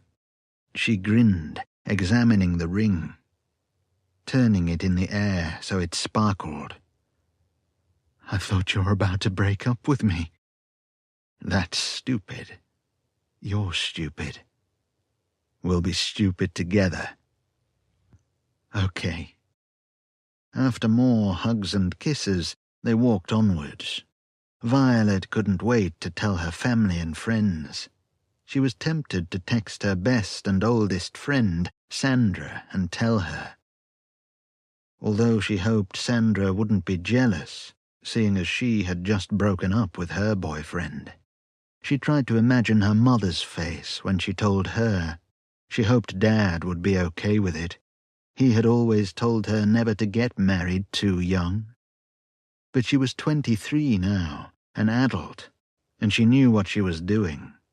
Ethan was the man for her, even with his horrendous flatulence after eating a meat feast pizza. She put her arms around him as they walked. He stroked her hand and said it would be a beautiful day. "It is already," Violet replied. Ethan pointed across the field to where a man had emerged from the trees. She looked towards the man and squinted. He was about 50 yards away, stumbling through the grass. Part of his t-shirt was ripped. He was jerking his head around, like there was a wasp buzzing around his face. Violet thought his face was twitching, but she couldn't be sure because of the distance. He was heading towards them. "What's wrong with him?" Violet said. "Maybe he's got a hangover too." "Can we turn back? I don't like the look of him." He smiled at her. "I'll protect you, my wife-to-be." "Oh, my dashing hero." "That's right, baby." They turned around and started walking back up the river. Violet glanced back and saw that the man was following them. He did not look away from them and had shortened the distance to less than 40 yards. His mouth was moving. Violet thought she could hear him gibbering. She thought there was blood on his hands. It could have been red paint. Yeah, red paint had to be. "Walk quicker," she said to Ethan. He glanced over his shoulder and frowned. What the hell? They quickened their pace. Violet checked behind to see the man had gained on them, and now he was only 20 yards away and loping into a staggering run. Perhaps he was only out for a morning jog. With red paint on his hands and a torn t-shirt. He was almost upon them when Violet screamed. Ethan turned around and raised his hands as the man lunged forward and took hold of him. And before he could protest or even ask what he was doing, the man jerked his head towards Ethan's face and seized the skin of his cheek in his mouth. Ethan screamed, his eyes going wide with shock and pain. Violet couldn't move. The man pulled his head back and tore away a patch of skin from Ethan's face. A sound like ripping cloth. Blood spurted and covered his lips and chin. Ethan pawed uselessly at the man, who knocked him to the ground and fell upon him, snapping jaws working against the torn mess of his face and throat. Ethan screamed wordlessly, called out to Violet. His legs kicked at the air. "Leave him alone!" Violet screamed. The man raised his face from Ethan's trembling body and stared at her, his mouth hanging open and bloodied. Bits of Ethan were on his face and down the front of his ripped t-shirt. Violet bunched her hands into fists as she backed away. She risked a glance at Ethan. He wasn't moving. His eyes were open and staring at the sky. His throat had been opened, and much of the skin was gone from his face. Violet was muttering, crying, and wiping her eyes, trying to stand upright, because if she collapsed now, she would suffer the same fate as her fiancé. "Oh, God," she whispered, close to hysteria. "Oh, God, help me." She said Ethan's name as she realized he was dead. Her lovely, poor, sweet Ethan, gone. Gone. Dead. There would be no engagement party and no wedding, no marriage and no children, no life together, nothing. She felt reality falling away, and she wondered, absurdly, what her mother would say when she got home. The man rose from Ethan's lifeless form and started towards her, reaching with bloodied hands. She turned and ran. Violet fled up the pathway and into the stretch of woodland that would take her back to the street directly outside the nature reserve. She cried and wailed as she ran, senseless and beyond logic. There was thunder in the sky, and she thought that was strange, because there had been no clouds only a short while ago. The man bolted from the trees to her right and bundled into her. They fell down together. She landed next to him and rolled away, just as he swept out a hand that raked across the ground. She shuffled backwards, using her hands to move. He crawled after her, snarling, his eyes wild and bloodshot. She backed up against the bottom of a tree trunk, and the man bounded forwards like a crazed animal. She drew her foot back and kicked him in the face. He flinched, but it barely slowed him down, and then he was upon her, his mouth opening wide. She noticed how sharp his teeth were.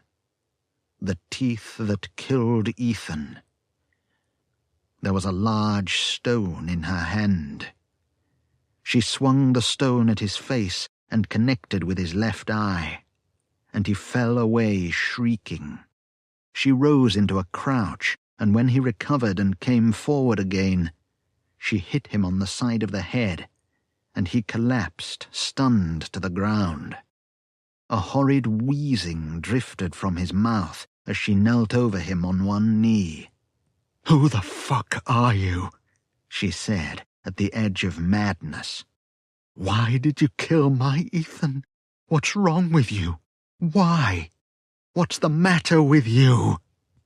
The man growled in his throat as she brought the stone down again and again until his face was caved in and destroyed, and all recognizable features were nothing more than red pulp.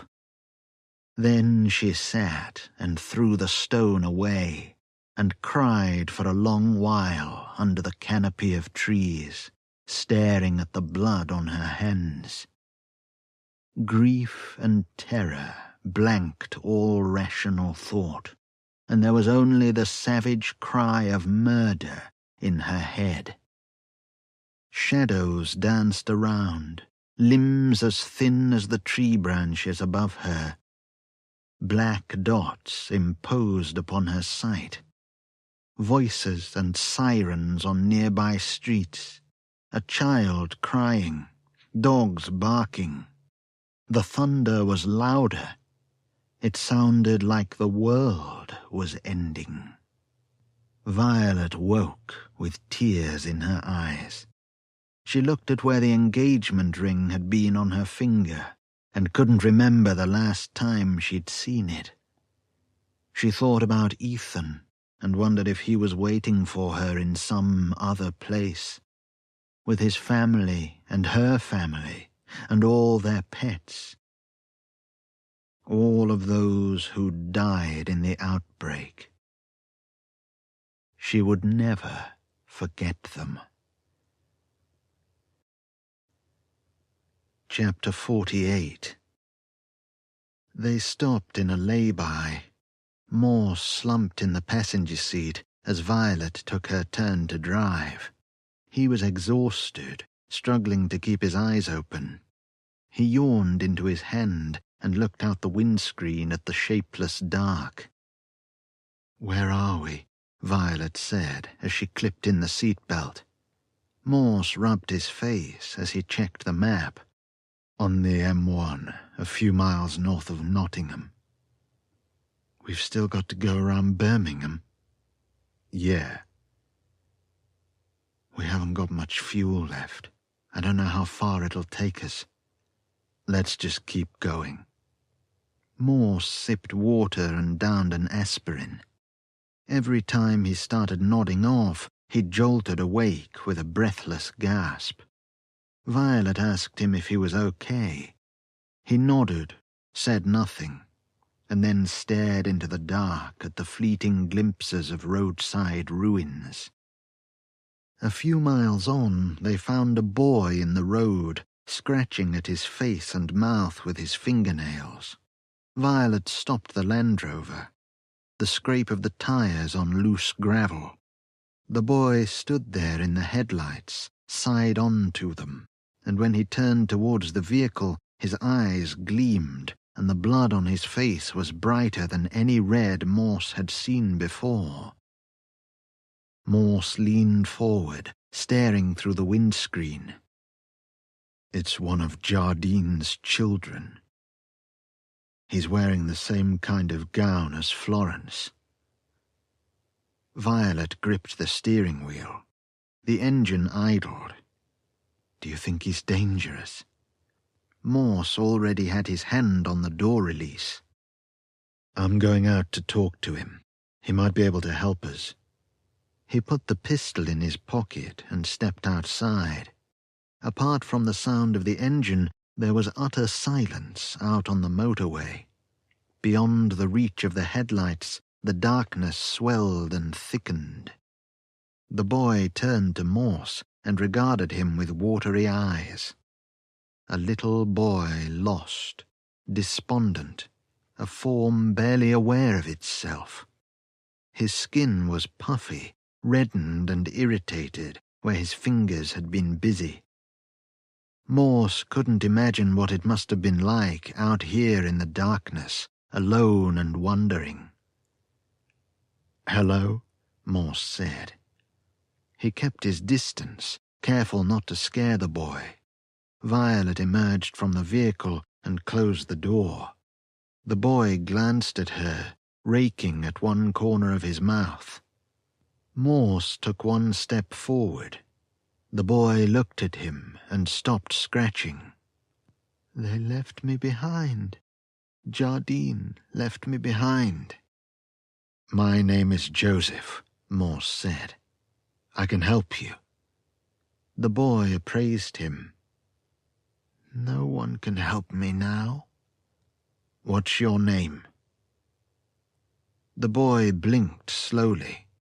"Darrell Duncan." "Pleased to meet you, Darrell." The boy nodded at Violet. "Who's she?" "I'm Violet." "Like a flower?" She snorted. "Yeah, that's right. Tell me what happened, Darrell," Morse said. "The thing inside my head that connects me to the plague gods. Something wrong with it. Something wrong with me. Not working properly. Malfunctioning. Jardine said I wasn't special anymore and of no more use. That I wasn't worthy of ascension. He told me I had to be discarded. I just wasn't feeling very well, that's all. I had a bad belly, and I've been looking forward to the ascension since Jardine found me. Now he's abandoned me. What did I do wrong?" Morse stepped towards the boy. "You've done nothing wrong, Darrell." "I feel bad." "You don't need to feel bad. None of this is your fault." "No, I feel ill again. My belly hurts." He placed his hands on his stomach, and before Morse could go to him, the boy hunched over and vomited blood and bile onto the road around his feet, retching horribly as the muscles in his neck stretched tight. Morse stepped back. The boy fell to his knees as more fluid spilled from his mouth. He was making an awful sound, like he was being strangled. His bulging eyes flicked towards Morse, and the pain in them was severe. "Get back here, Morse," Violet said. Darrell collapsed, writhing onto his side, clutching his stomach, whimpering and mewling. Bloody vomit covered his garments and the lower half of his face. "Morse!" Violet's voice was shrill. "Get away from him!" Morse didn't move. "Move! He's turning!" The boy turned onto his back and arched his spine, and his mouth opened in a silent cry. His hands scraped at the road. His legs kicked. Something tore, and Morse realized it was the boy's clothes, as sharp, insectoid limbs and appendages erupted from his stomach and chest. His human limbs fell still and hung limp. He was gasping, such pain and terror in his eyes. A tortured scream rose from his mouth as his body was ravaged and transformed. His face began to fold inwards like melting plastic. Violet put her hands to her mouth and stared, unable to move. Morse could watch no longer. He took the pistol from his pocket and walked over to Darrell, standing out of reach of the jerking insect limbs. He raised the pistol and fired 2 rounds into the vulva-like maw of the boy's face. Darrell stopped moving, and his glistening pale limbs slowly trembled and faltered until they went still. They remained upright, curved towards the sky. Morse turned and looked at Violet. She climbed back into the Land Rover and sat in the driver's seat, staring at her lap, her face deathly pale and slack. Morse returned to the vehicle and sat beside her. They said nothing. The silent dark seemed to thicken beyond the windows. They left the boy on the road and carried on. Morse had fallen asleep thinking of the boy and the monster he would have become. When he woke and smelled smoke in the air, he swiveled towards Violet and saw she had a lit cigarette in her mouth. She drove carefully, scanning the road ahead. "You okay, Morse?" He clenched and unclenched his hands, staring at his knuckles as they whitened each time. "I feel useless. I couldn't save Florence from the Order, and I couldn't save that little boy." "You did save that boy," Violet said. "You put him out of his misery. Better to be dead than infected, or whatever he was becoming. What if we reach Hallow Hope too late, and the ascension has already taken place? What then?" "I don't know, Morse." "Will Florence transform like the boy did?" Violet tapped the end of her cigarette into the ashtray. "The boy said there was something wrong with him. Malfunctioning, didn't he say? Fuck knows what that all means. Maybe Florence isn't malfunctioning. I don't know how this shit works. I don't know if I could shoot Florence if she transformed." "If it was to put her out of her misery, you would, Morse. I know you would." He looked out the windscreen, the motorway stretching away from them into the fog. "Maybe. I don't know." Violet took one last drag on the cigarette, then put it out. "Get some more sleep, Morse. I'll drive from now on. I don't want to sleep anymore. I've no wish to dream again." Chapter 49. Past Birmingham and Coventry, Warwick and Stratford-upon-Avon, they travelled the M5 towards Cheltenham and stared in silent awe at the town's destruction. Past the Cotswolds, which were beautiful even in the harsh and unforgiving grind of winter. There were no infected on the roads as the sky brightened in the east and the darkness began to recede. Morse glimpsed in the wing mirror and saw movement. A black dot slowly growing larger behind them. He rubbed his eyes, then looked again. Something far back on the road, gaining on the Land Rover. He turned in his seat and looked back down the road. "What's wrong?" Violet said. "We've got company." Violet looked in the rearview mirror and muttered something under her breath. The SUV weaved between crashed cars over the damp road, closing in on them. Its bumper was fitted with a snowplow, which it used to shunt wreckage aside as it screamed down the road. When it closed to within 30 yards, Morse saw hooded men in cloth masks seated within. "It's the Order of the Pestilence," Morse said. He grabbed the pistol and looked at Violet. "Drive faster." She put her foot down, and the engine whined in response. The SUV rammed the back of the Land Rover and jolted it forward. Violet struggled for control of the steering wheel as the Land Rover juddered and rattled. Morse gripped the sides of his seat with bone-white fingers. Violet glimpsed in the rear-view mirror, her face screwed into a panicked, wide-mouthed frown. She kept her foot down on the accelerator, the Land Rover darting between vehicle wrecks, kicking up scraps of rubbish and debris. Morse looked back at the SUV as it closed in and again hit the Land Rover's back end. Screech of metal crumpling, hard impact, shattered plastic. He was thrown forward until his seatbelt cut into his chest. There was a metallic rustling from the rear of the vehicle, like something coming loose.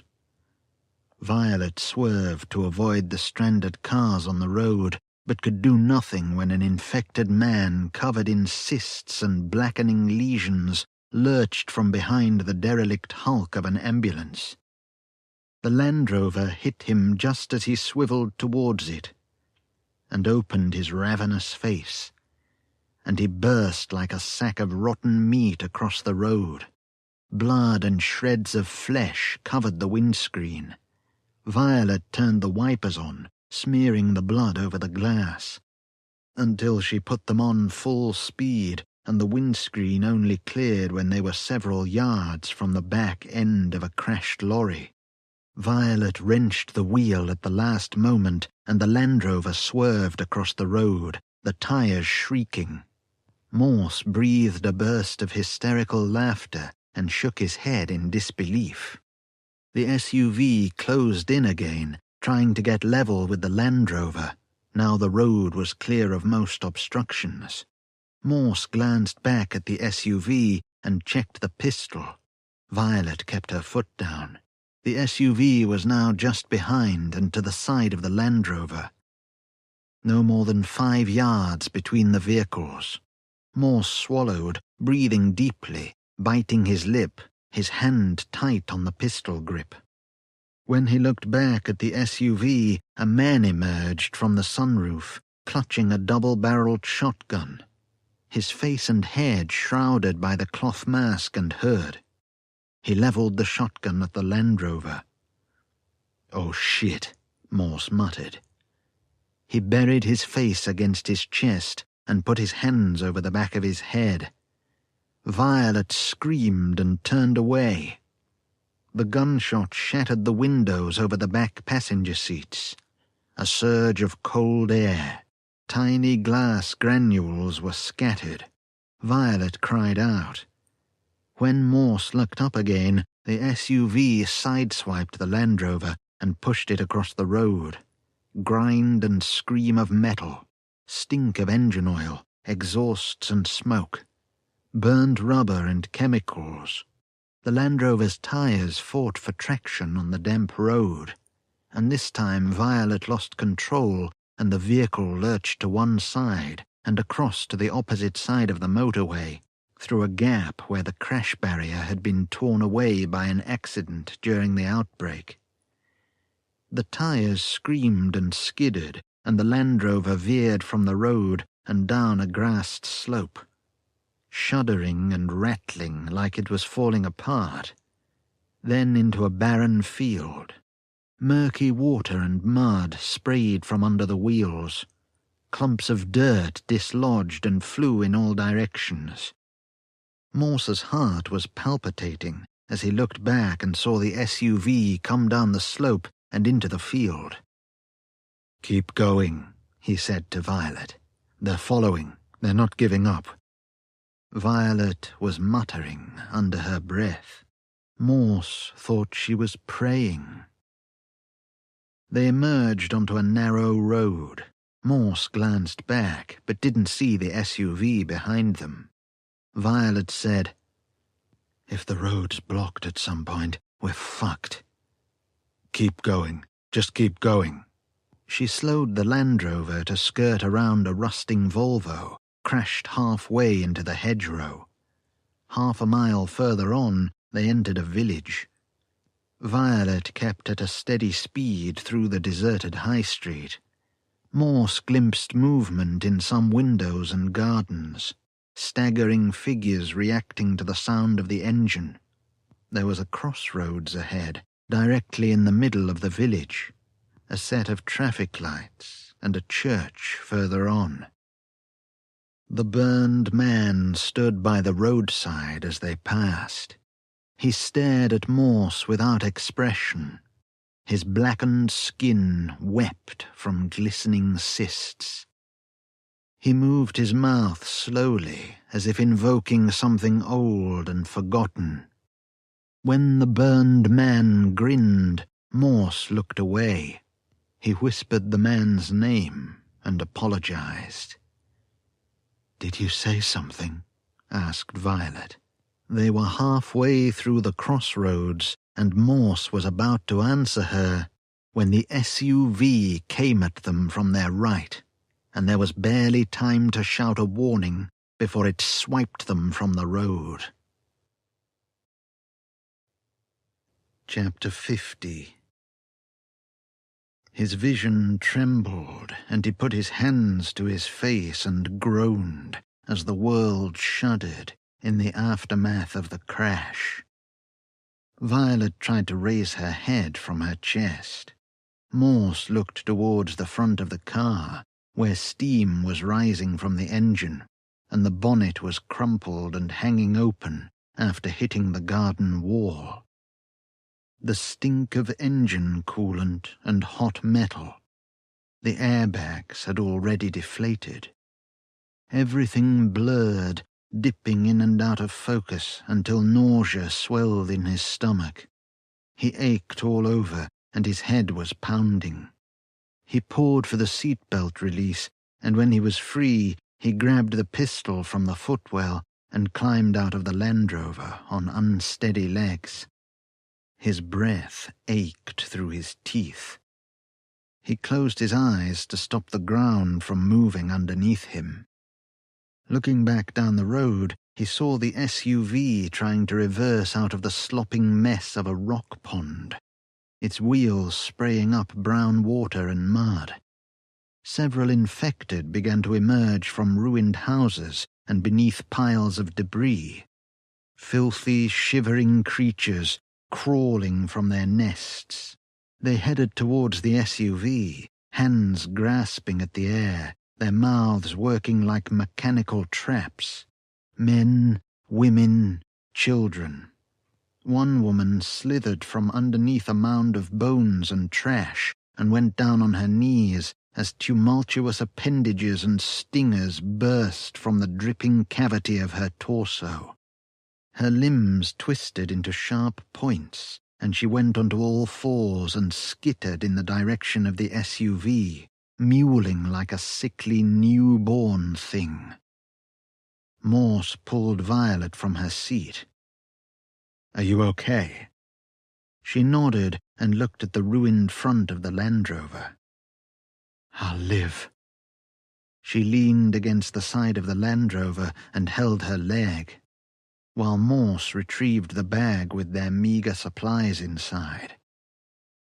"Let's get out of here," he said. "We seem to have agitated the villagers." Violet took the lump hammer from her pocket. Morse slung the bag over one shoulder, the crowbar in his hand. The pistol was tucked under his belt. They hurried down the road, away from the Land Rover, just as more infected appeared from between the houses, drawn by the sound of the SUV's engine and the gunshots. The men of the Order were fighting off the infected. Pain shrieks and cries stirred the air. Morse glanced back to see two of the men stood either side of the SUV, firing pistols at the diseased villagers, who fell in their disordered ranks. Violet gasped and grimaced, trailing her right leg slightly. Morse helped her along as they approached a short stone bridge flanked with iron railings. An infected man in a ripped chef's tunic stumbled from the doorway of a half-collapsed building, painfully contorted and gasping. The man sighted them and opened his mouth. The squirming horror of his tongue flicked at the air past his teeth. Another infected creature appeared behind him, covered in dirt and encrusted fluids, its neck swollen with rippling tumours. "Keep moving," Morse said, trying to move faster. Violet moaned at the pain in her leg. "We're not giving up now." "You should shoot her," a voice at the back of his mind said. "She's slowing you down." He shook his head. "Do it. Survival of the fittest. Otherwise you'll die with her." More infected emerged from the other side of the road, slavering and squealing. "Shoot Violet in the leg. Cripple her. Escape. Survive." The infected screamed and wailed, hungry for flesh, lost in a haze of bloodlust.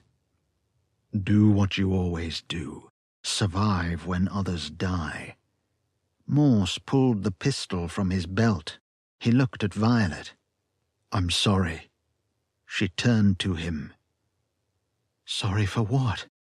He let out a rasping breath. He felt sick, but when he spoke, his voice was calm and ordered.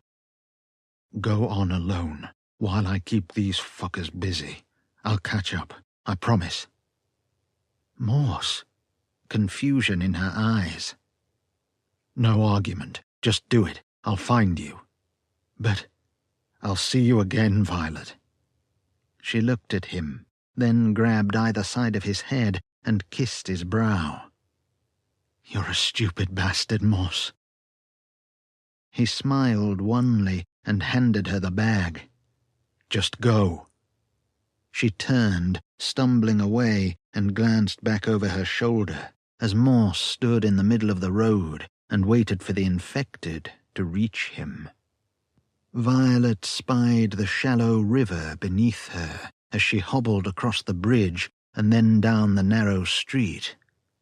She entered the churchyard, caught in the shadow of the church tower looming above her. Glancing around to make sure she wasn't followed, she stepped amongst the old graves, using the headstones to support her weight. She winced and stopped, then tried to continue, but in the end she slumped to the ground with her back against one of the gravestones, exhausted and sore, watching the rise and fall of her chest while she tried to regain her breath. The lump hammer's grip was slick with sweat as she held it tightly. The gunshots from back up the street sounded so distant. She exhaled in shuddering breaths. Her eyes were stinging with tears. A wave of regret at leaving Morse behind swept through her body in juddering bursts. She hoped death came quickly for him. It began to rain. She made a sound like the beginning of hysterical laughter, staring up at the sky with her mouth open, and stayed that way for a short while, and only when she heard the pattering of limbs nearby did she lower her face to meet the spindly-legged thing coming towards her from between the graves. Chapter 51. Morse stood on the small bridge, flanked by old metal railings, and shot the first infected that reached him. The shuddering old man, whose back was covered in needle-thin spines, collapsed near his feet, with his black heart blown from his chest. He put the pistol away to save the last round for himself, and raised the crowbar, as a woman in the flapping remnants of a dressing gown reached for him with raw hands. and when the crowbar impacted with her face, it crumpled inwards, and she fell down wailing until Morse silenced her with a downward swing that broke her skull and exposed the glistening pulp of her brain. More infected came for him, disjointed and frail, murmuring in spasmodic bursts, and he killed them all, crushing their skulls and shattering their bones until their broken bodies lay around him, and he was the last man standing. They had been weak, malnourished creatures, like starving street addicts. He felt no pride in their murder. After he wiped his eyes of tears, he looked down the road. The SUV was facing him. The masked men of the Order watched from behind the windscreen. They had killed the other infected. Bodies sprawled all over the street. Gardens of flesh and twitching piles. The stink of them was abhorrent. More death in the shattered wastelands. Morse stared at the SUV, his shoulders sagging and tense with exertion, his limbs heavy and aching. The rev of the SUV's engine was the only sound. Morse spat. Nowhere to run. A flickering image of Florence appeared in his mind. He said her name and smiled through the pain of his mouth. The masked men watched him. He took the pistol from his belt and considered using it on himself, but it felt pointless when so many others in this damp hell wanted to take his life instead. The SUV started towards Morse, tires screeching over the tarmac and building up speed until it was screaming straight for him down the road. He raised the pistol, took aim, steadied his hand with the other, and as he let out a ragged breath, he pulled the trigger. He said her name. The bullet pierced the windscreen and took the driver in the chest. His hands flinched on the steering wheel, and the SUV veered to the side of the road, passing Morse by less than an arm's length, as it crashed through the bridge's iron railings and plunged to the river below. Morse fell to his knees and dropped the pistol, lowering his face to the surface of the road. He crawled to the side of the bridge and looked down to the shallow river. The SUV had landed on its roof, and two of the men were trying to climb out of the battered vehicle, flailing in the water, soaked and gasping, their masks fallen from their faces. Smoke rose from the underside of the vehicle. The wheels were still spinning.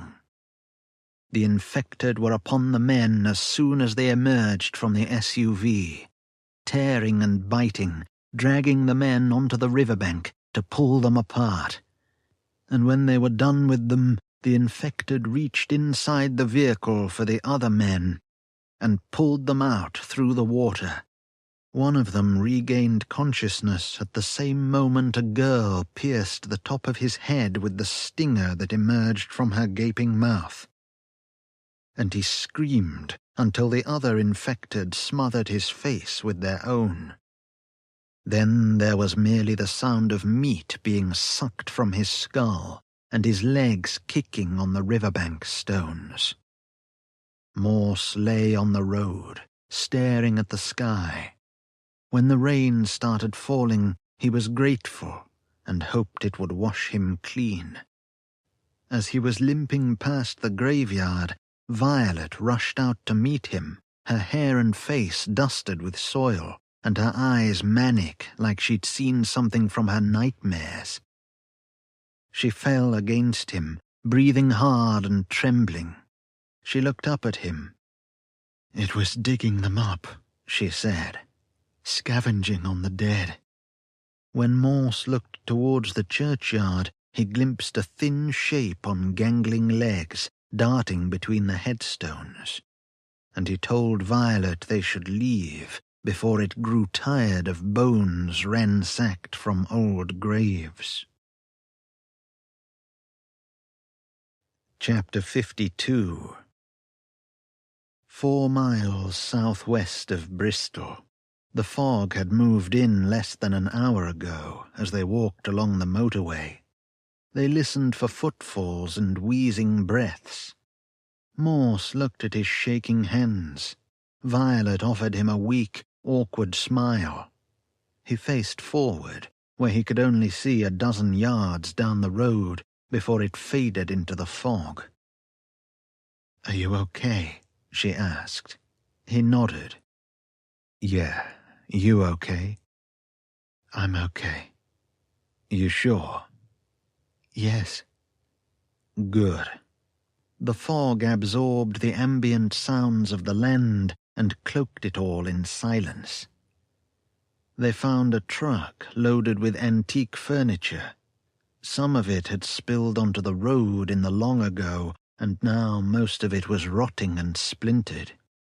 A mahogany table and a grandfather clock, a sideboard, a piano tilted at an angle on the road, its back legs snapped and buckled.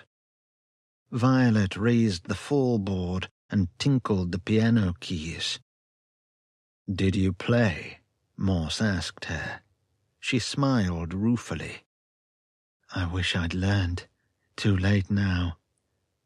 The truck's cab was burnt out, anonymous bones all blackened and covered in ash.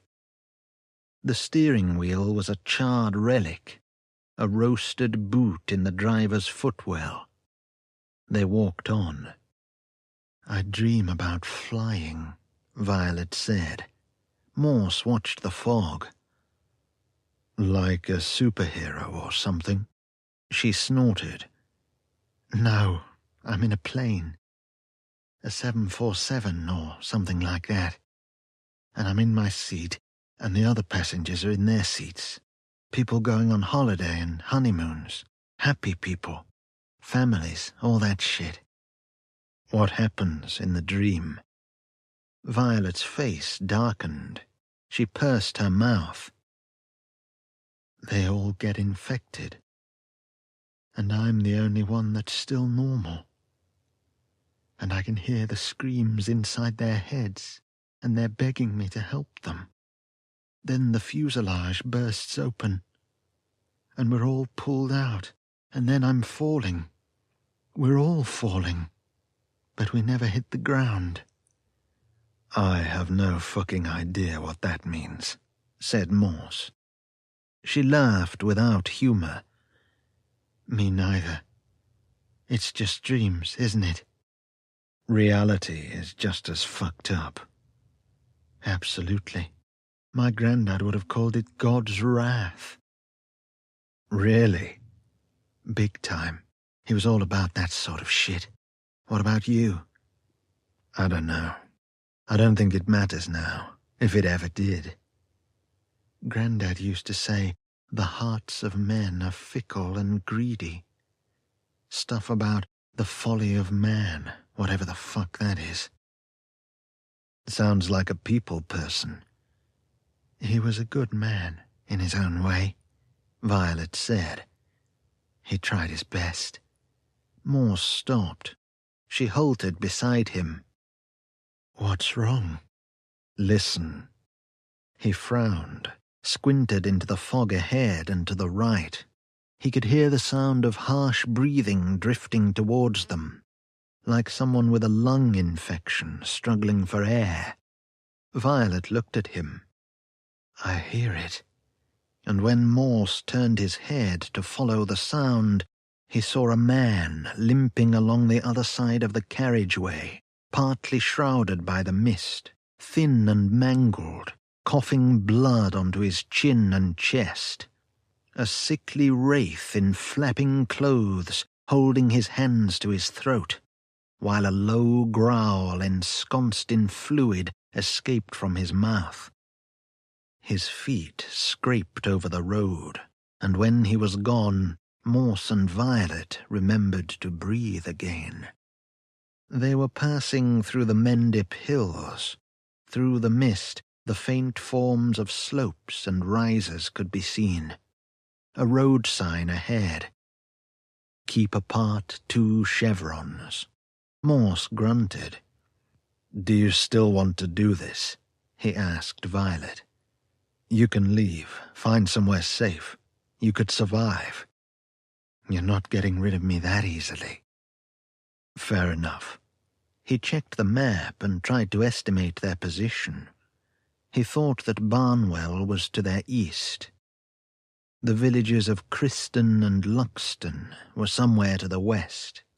They arrived at an old army truck, abandoned on the motorway, a hulking shape with no shadow. Violet looked up at the vehicle. This belonged to the Order. Morse checked the truck, but there was no one inside and no supplies left behind. He spat. Violet walked around to the front of the truck and returned a few seconds later. "Ran out of diesel. Engine's cold." Morse looked on the ground for any signs that Florence had been there. He only gave up when Violet said they should move on, and he agreed and followed her down the road. Chapter 53. As they went on, Morse stared at the traffic master cameras atop 4-meter-tall poles. Sensors and antennae. All of it dead. No one was watching. A cluster of buildings to the left of the motorway past a wire fence, possibly a factory. A sign for a metalworks. They kept walking, their feet dragging on the road. Crackle of grit, stepping over weeds, rags and trash. Dead leaves. The top layer of tarmac was crumbling in places. "The fog smells like decay," Violet said. "I imagine most of the world smells like it," Morse replied. Much further down the road, they came to a road sign. "Welcome to Somerset." "You've come a long way, baby." Violet spat a laugh out. Away to the left, in a shrouded field, the thin shape of an electricity pylon emerged like an abandoned wicker man. A dead sentinel on the Somerset levels. They'd walked for hours, and now the dark was closing in, and all about was the dying of the light. They cut across a wild field and entered a hamlet of several houses, where nothing moved or made any sound, and the buildings welcomed them with open doors. They moved slowly, carefully, listening to the fog. Violet led Morse to a house on the very edge of the hamlet and stepped through the doorway, sweeping the insides with her torch. She knocked on the jamb and waited. Morse gripped his crowbar and looked around. And when he turned back to Violet, she nodded at him and moved further inside the house. He followed, closing the front door behind him. Violet waited for him in the hallway. Together they searched the house for infected.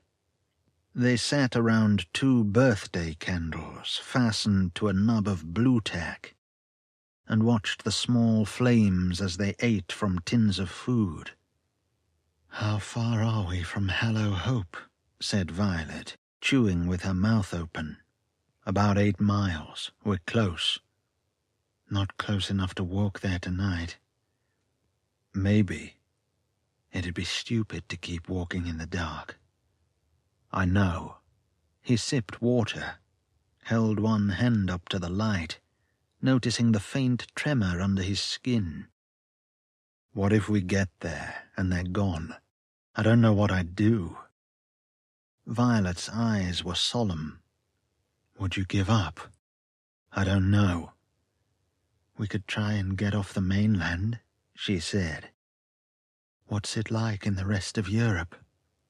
He put the water bottle down. "It's about as fucked as it is here. Wherever you go, it's fucked." So, is this it then? What do you mean? The end. The end of us, of the human race. Who knows? We don't know how the other parts of the world are doing, but the last we heard, it had all fallen. Parts of the United States could be surviving. Canada and South America. The Middle East.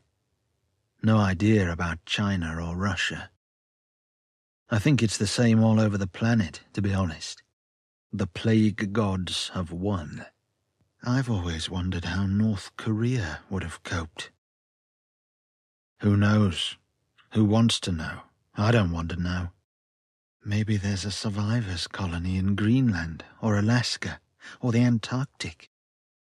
Maybe, Morse said. It's not impossible. What about the tribes in the Amazon? Fuck knows. He rubbed his aching face. It's insane, said Violet. Her eyes were watery in the candlelight. One day, everything is rosy. Fast food, smartphones, Amazon, Google.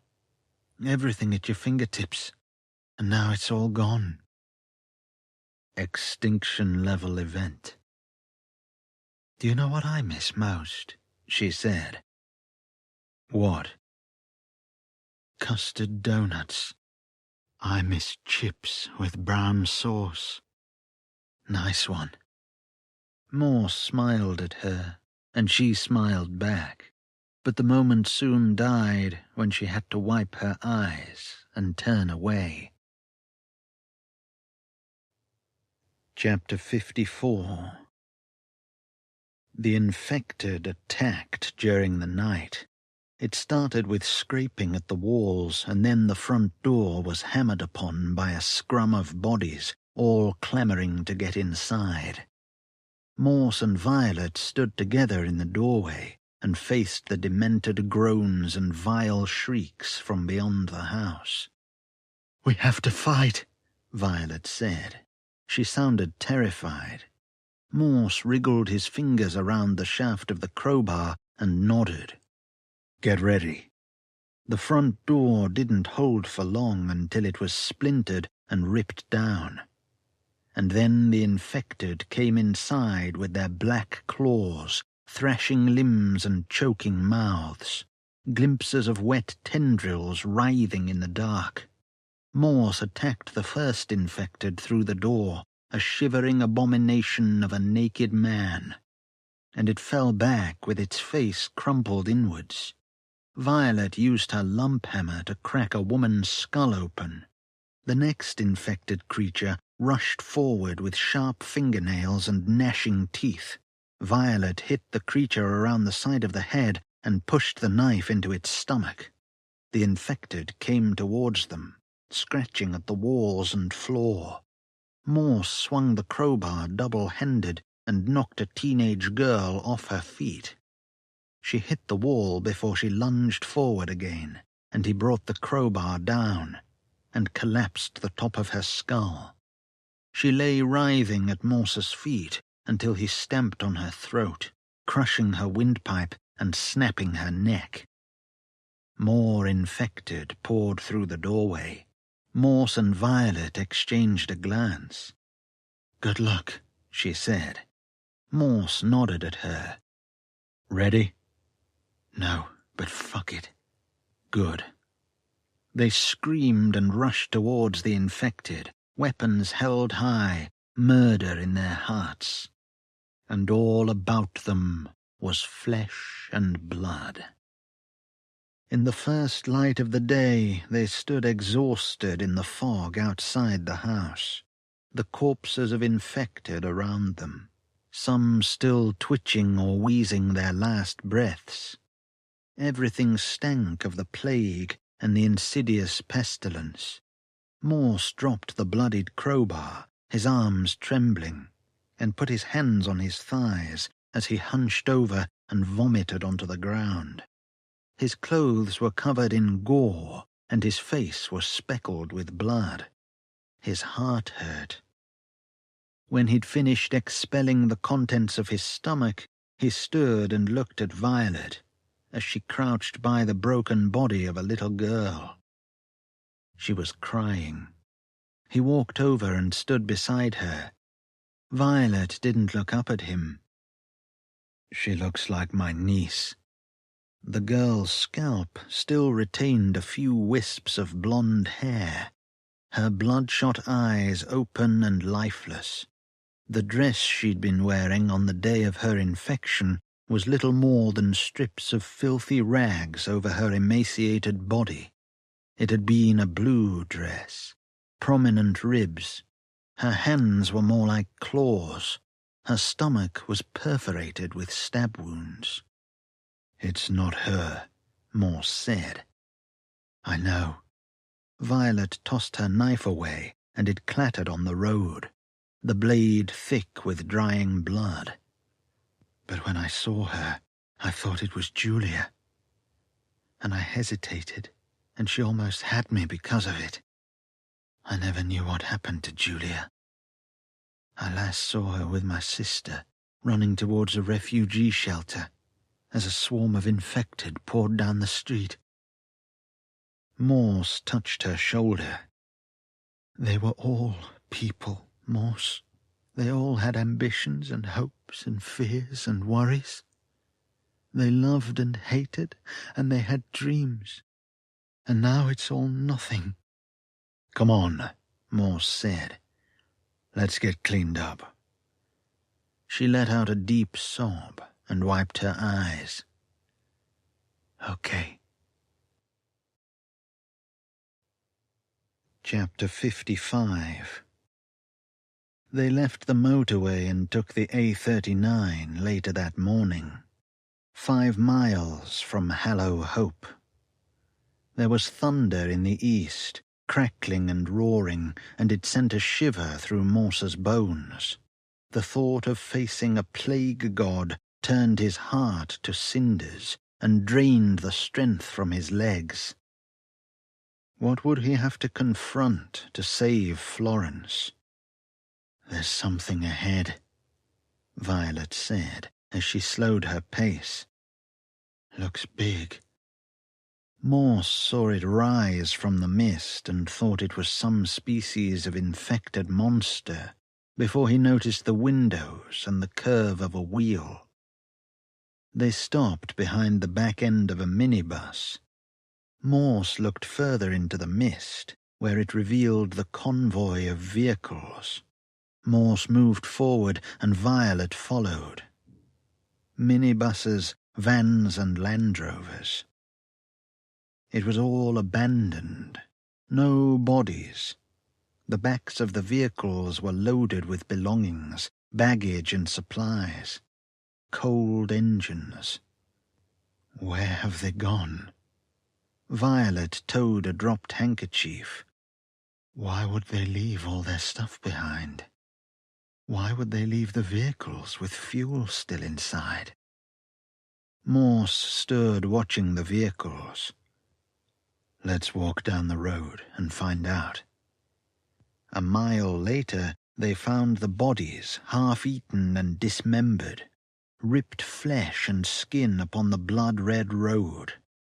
Throats slashed, hanging tongues, vacant eyes. This was the order of the pestilence, or what remained of it. Morse looked down at the cadavers scattered across the road, searching for Florence's corpse among the remains, but the sheer violence of their deaths made it impossible to identify anyone. His eyes were hot and stinging, and he felt sick. The smell was of slaughterhouses and carrion rooms. "I can't see Florence anywhere." His voice was weak and unsure. His legs felt unsteady. The ground seemed so far away. A mounting pressure reared inside him as he tried to hold the trembling of his hands, while stepping over severed body parts, hair and peeled skin. Awful stink made him dizzy. "It was a fucking massacre," Violet said. "It's like they just disembarked willingly from the convoy and came here to be killed. like cattle. It doesn't make sense, Morse said. Violet stood next to him and put her hand on his arm. I don't think Florence is here. We'll find her. Morse had never before noticed the blueness of her eyes. It's okay, she said. He nodded and wiped his mouth. She smiled at him with something like hope. He touched her arm. Thank you. The bullet made a neat hole in Violet's forehead before the back of her head was blown out. Her eyes met his, and she opened her mouth to say something before her legs failed and she collapsed at his feet. He stared down at her, shocked into silence, her blood warm on his face and hands. His mouth hung open as he tried to say her name, but all that spilled out was a trembling breath. The next bullet took Morse in the shoulder. Chapter 56. His hands scraping raw on the tarmac, Morse crawled over the road as someone came through the mist after him. The shoulder of his coat was soaked with blood. He gritted his teeth at the pain and dragged himself to the roadside and sat against the wheel of a rusted car. His body had failed him, and this was the end. Faint and sick, he clasped one hand to his shoulder to stem the bleeding, and all he could do was look at Violet's body lying on the road. A shape manifested in the mist and struggled towards him, hunched upon a walking stick. "You bastard," Morse said. Jardine emerged and stood looking down at him with such an expression of hate and anger that Morse almost turned away. The old man looked at the pistol in his hand, the weapon he'd used to kill Violet. "You didn't have to kill her," Morse said, and spat at him. "You didn't have to. What was the point?" His voice faded with his strength. Jardine wiped his mouth. "She had to die. It seems that we all have to die. Are you ready to die now, Morse?" "What happened to your army? Looks like the infected fucked up your plans."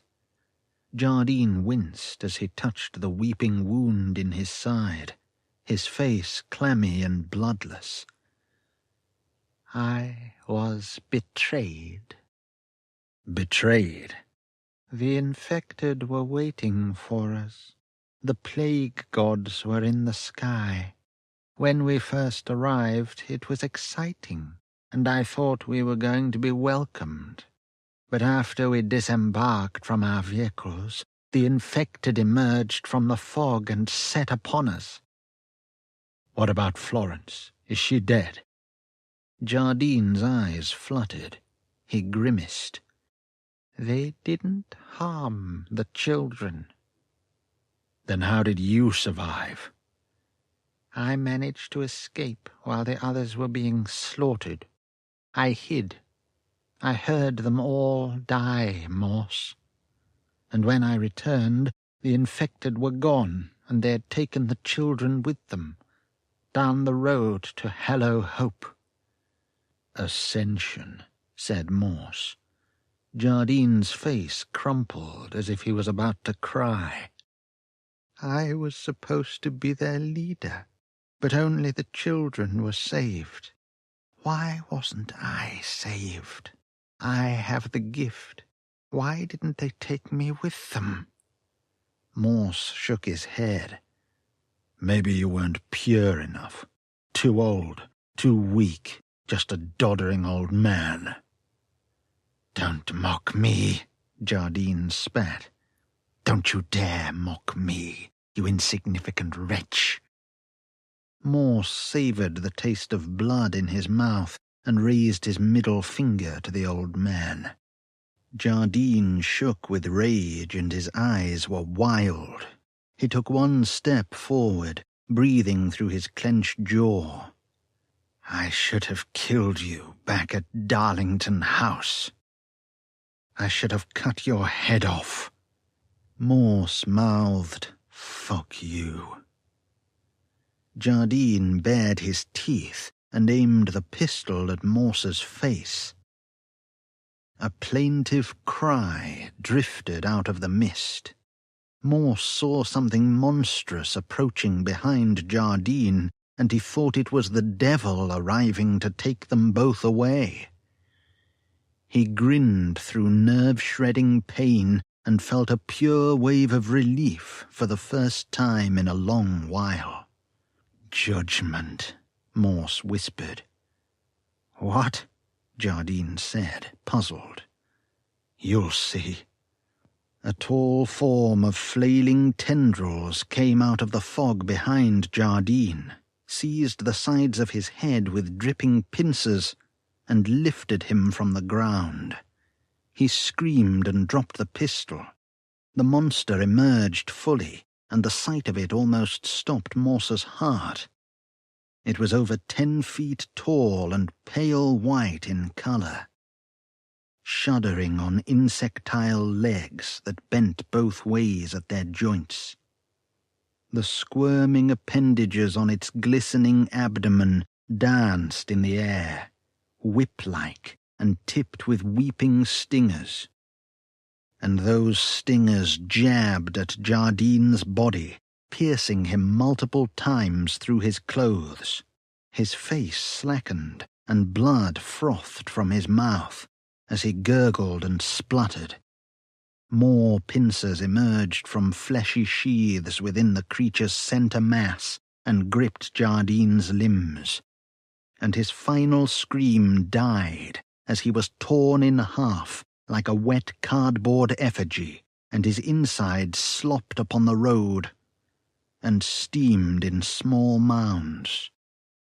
The creature opened its vertical maw and pushed the 2 parts of Jardine inside, gobbled up his dangling legs, and then there were only the sounds of bones being snapped and flesh chewed to paste. Morse's chest tightened, a squeezing hand around his heart. He stared in awe at the monster, waiting for it to come forward and work itself upon his quivering body. He felt his mind slipping away, and it was for the best, because he did not want to be aware when it fell upon him. The monster skittered forward until it towered over him. Its smell was of stagnant water and brine. Jardine's blood stained its mouth and limbs. A shivering breath slipped from its maw. Morse saw the teeth inside, gnashing in anticipation of his flesh. "Hurry up and get it done," he said. "I've had enough. We've all had enough, you fucker." The monster's appendages descended to him and paused before his face, wriggling and floundering, dripping a pale fluid onto his clothes. One of the appendages touched his forehead, and he had to stifle a horrified cry by gritting his teeth. The appendage's sharp tip ran across the skin of his brow, but didn't break the skin. He swallowed bile down his throat. The back of his mouth watered with nausea. "What are you waiting for?" he whispered. The monster backed away until it was indistinct in the fog, and it stayed there watching him, a tumultuous form mewling softly, sated by the feast of Jardine's body. Another form melted from the mist and approached, stepping softly over the corpses. A small, slight figure that smiled and reached towards him. A girl he once knew. He tried to stand, but his legs failed, and his ailing heart was a terrible weight. The girl stirred and looked down at him, Her scalp was completely hairless, and her eyes were soaked in a deep red. The gown she wore hung from her thin shoulders, speckled with dried blood. Her mouth was pretty, and when she smiled again, Morse felt the pain leave his body. He smiled back at her, his dark angel. "Florence," he whispered. She reached down for him and took his hand, and her skin was warm. "You came back for me. I'm sorry I was mean to you before. I'm so glad you're here." "What's going on, Florence?" She showed her teeth. "Something wonderful has happened, Morse. It's all going to be okay. There will be no more pain, no more death. Not for any of us."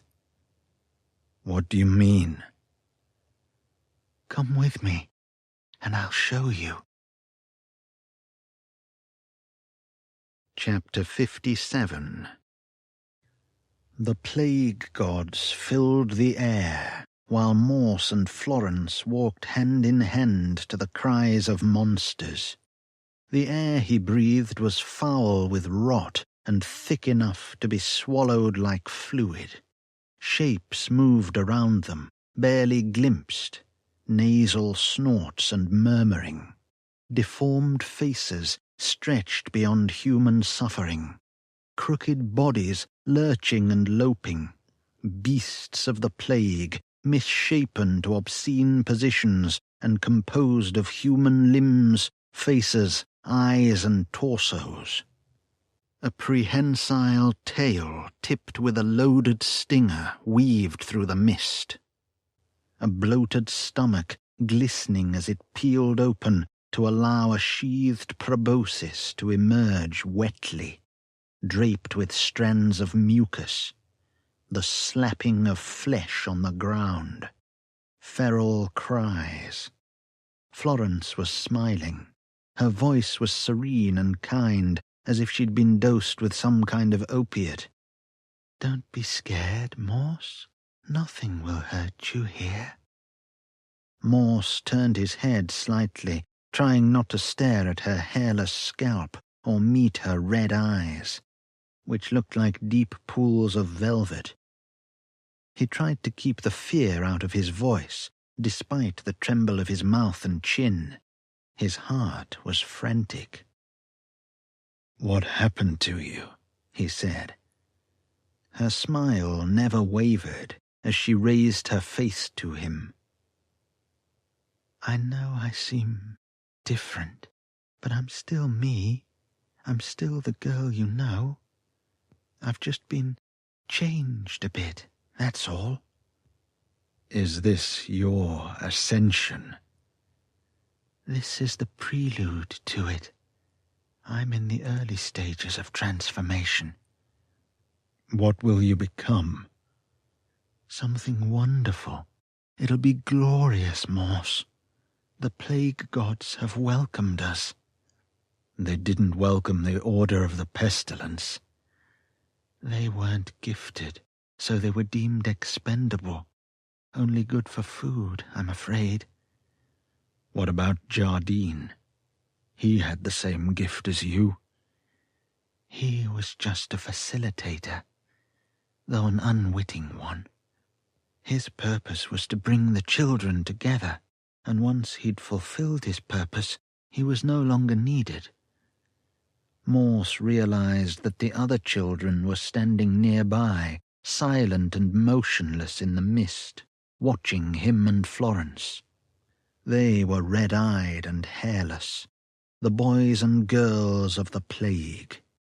He thought of them as larval forms, eager to shed their human skins and reveal the monsters lurking underneath. "Why haven't you killed me yet, Florence?" She wiped her mouth with the back of her pale arm.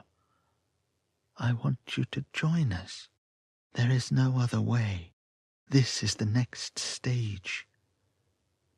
"You want to infect me, you mean?" She halted. "Look ahead at what is waiting for us, Morse. He stared into the fog as it swirled and capered, and when it thinned and allowed him to see beyond, it revealed an enormous pit whose edges faded into the vapor. The ground had collapsed or been scooped out. Endless, incomprehensible, nothing but darkness within.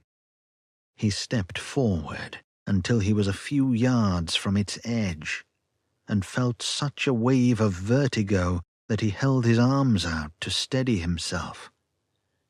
"That's what's left of Hallow Hope," Florence said, a note of victory in her voice. She'd appeared beside him, gazing down into the abyssal dark. "What happened here?" Morse said, trying to comprehend what his eyes showed him. "The plague gods came down from the heavens," whispered Florence.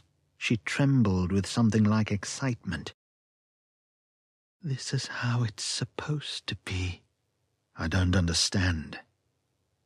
"You won't be a drone. You'll be something else, something better, something greater." "Like what?" "A protector, a guardian. My guardian, again." A deep rumble travelled underneath their feet, like massive tremors in the deep earth. Morse swayed and almost fell down, but Florence gripped his hand and held him up. The tremor passed beyond them. Morse didn't let go of her hand, despite the damp meat feel of her skin. "What do you mean?" he said. She turned away and faced the pit as something emerged with the sound of colliding mountains. "Oh, God." "Yes, that's right," Florence said. "A god." The immense form rose and extended into the sky, at least 400 feet tall. A gargantuan entity that roared through a mouth as wide as a quarry, claiming the world and all life upon it.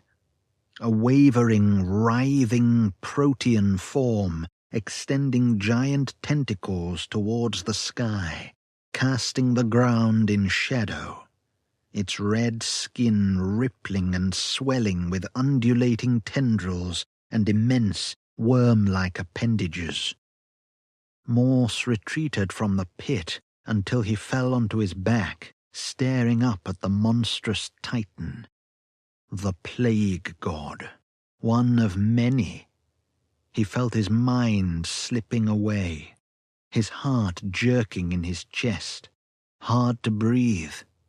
He realized he was crying and biting into his fist so hard that his teeth left dimpled marks in his skin. He couldn't speak. Florence stood over him as he put his hands to his face and stared through the gaps between his fingers. Past her, membranous winged beasts swooped, circling the towering plague god, screeching and wailing.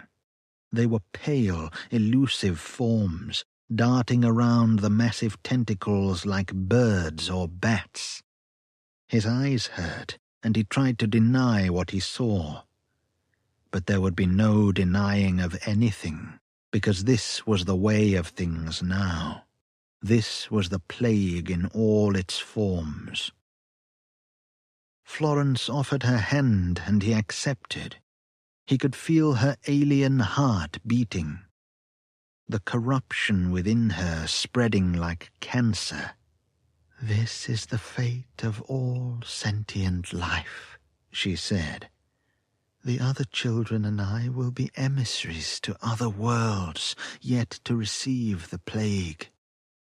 "Emissaries?" "The plague has evolved, Morse, and it wants other life forms to accept infection willingly. Communion is so much easier that way." She pulled him to his feet, and he stood there breathing weakly, grasping his shoulder. He glanced beyond her at the abomination that filled the sky, the plague god in all its dark glory. Florence unhanded him but stepped closer until he could smell her, the foul odor of her mouth and her bloodless skin. I can talk to the plague gods. All the children can. We're linked. Our thoughts are shared. The plague gods have agreed to let me take you, Morse. We can still be together. He reeled, pleading to her with his eyes. I can't join you like this, Florence. This isn't life. It's not supposed to be like this. Doubt passed over her face. There is no other way, Morse. Human survivors are slowly being wiped out or absorbed. And soon there will be none left. Come with me, Morse. I can save you from an agonizing, lingering death. What will you do if you flee? You'll die out in the wastelands or become infected, and you'll join the swarm. And you'll just be another drone. This is the only way. Come with me, Morse, please. She held out her hand. Morse swayed on his feet, wiping his eyes. I don't know. I need time to think about this. It's all too much. His heart winced. He put one hand to his chest. Take my hand, she said. It's the only way. He met her crimson eyes. She was still the girl he'd sworn to protect, but she was being consumed from within, and it broke his heart beyond comprehension. The children gathered around them. No one spoke.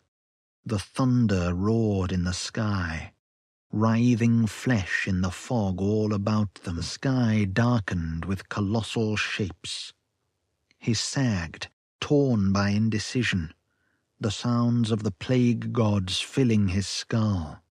He looked at Florence, saw her the way she had once been, the little girl he'd rescued from an abandoned refugee camp, the girl he'd saved, the girl he'd come to love as a daughter. And then he saw the truth of her, transformed by the plague gods, changing into something that would be soon unrecognizable as human. She would be lost. She was already lost. His mouth trembled, and he let out a low, mournful moan.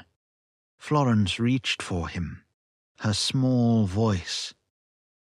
Come with me, Morse. We can be together until the universe dies. He let out a low sob. She touched his arm gently, like old times. With one hand, he reached behind him into the waistline of his trousers, under the hem of his coat, and grabbed the pistol stashed there.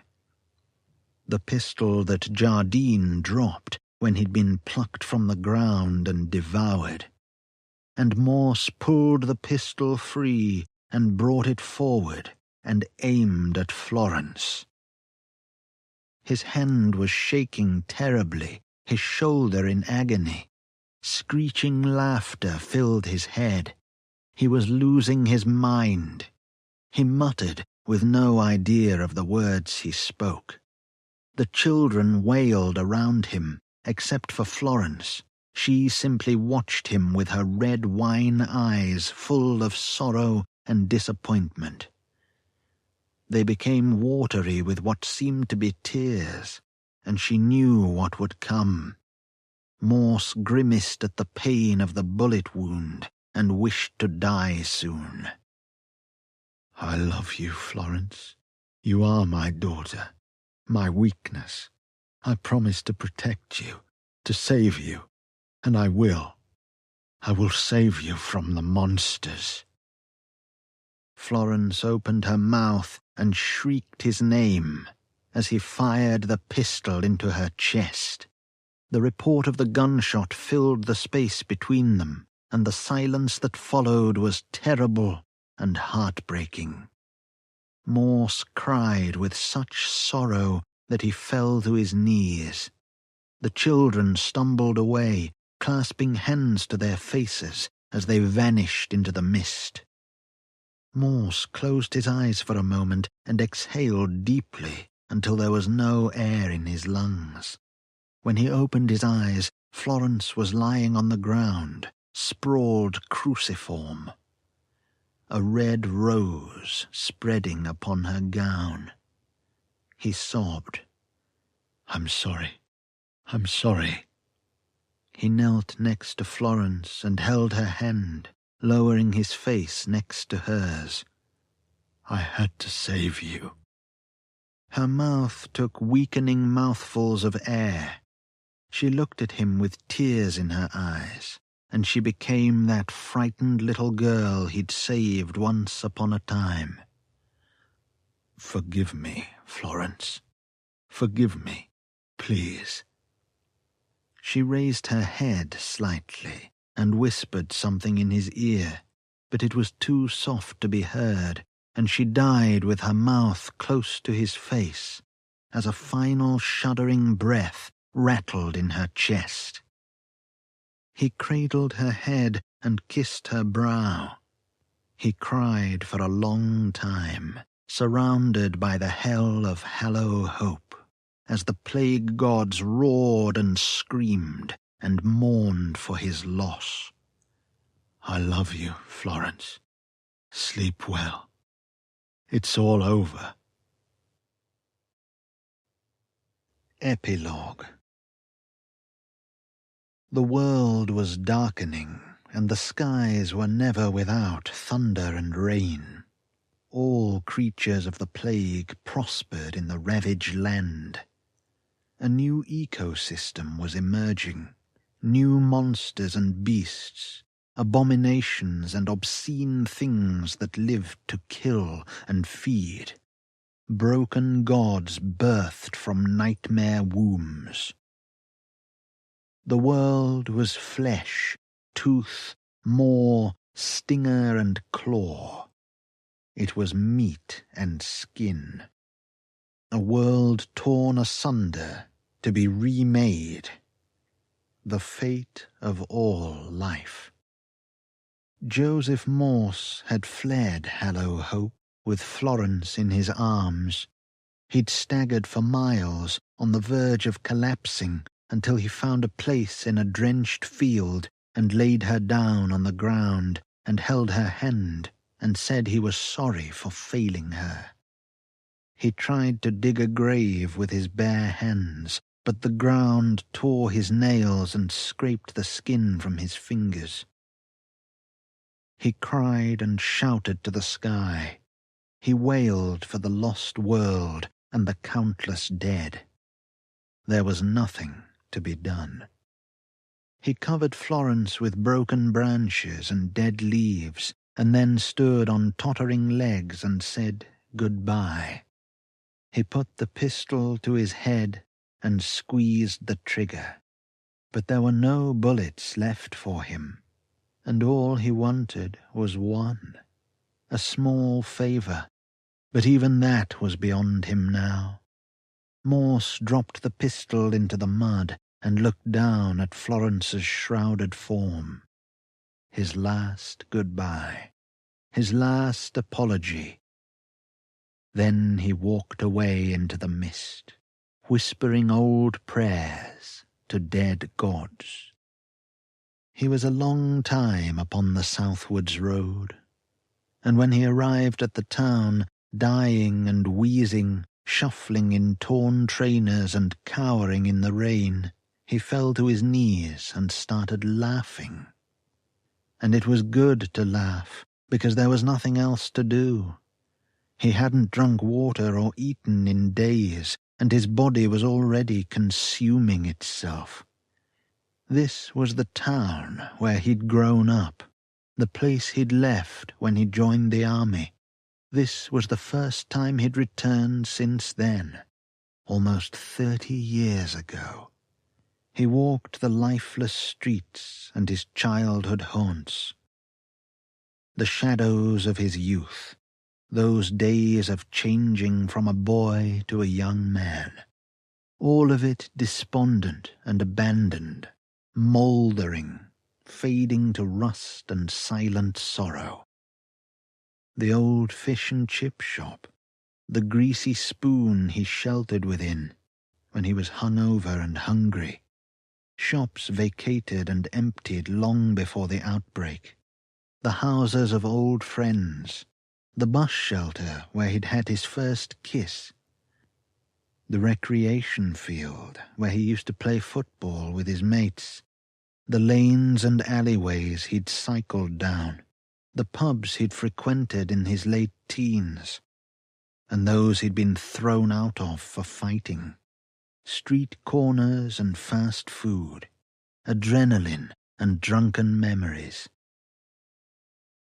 All of it gone now, and his recollection of these times was waning as his heart dwindled in its beating, ticking down to the end.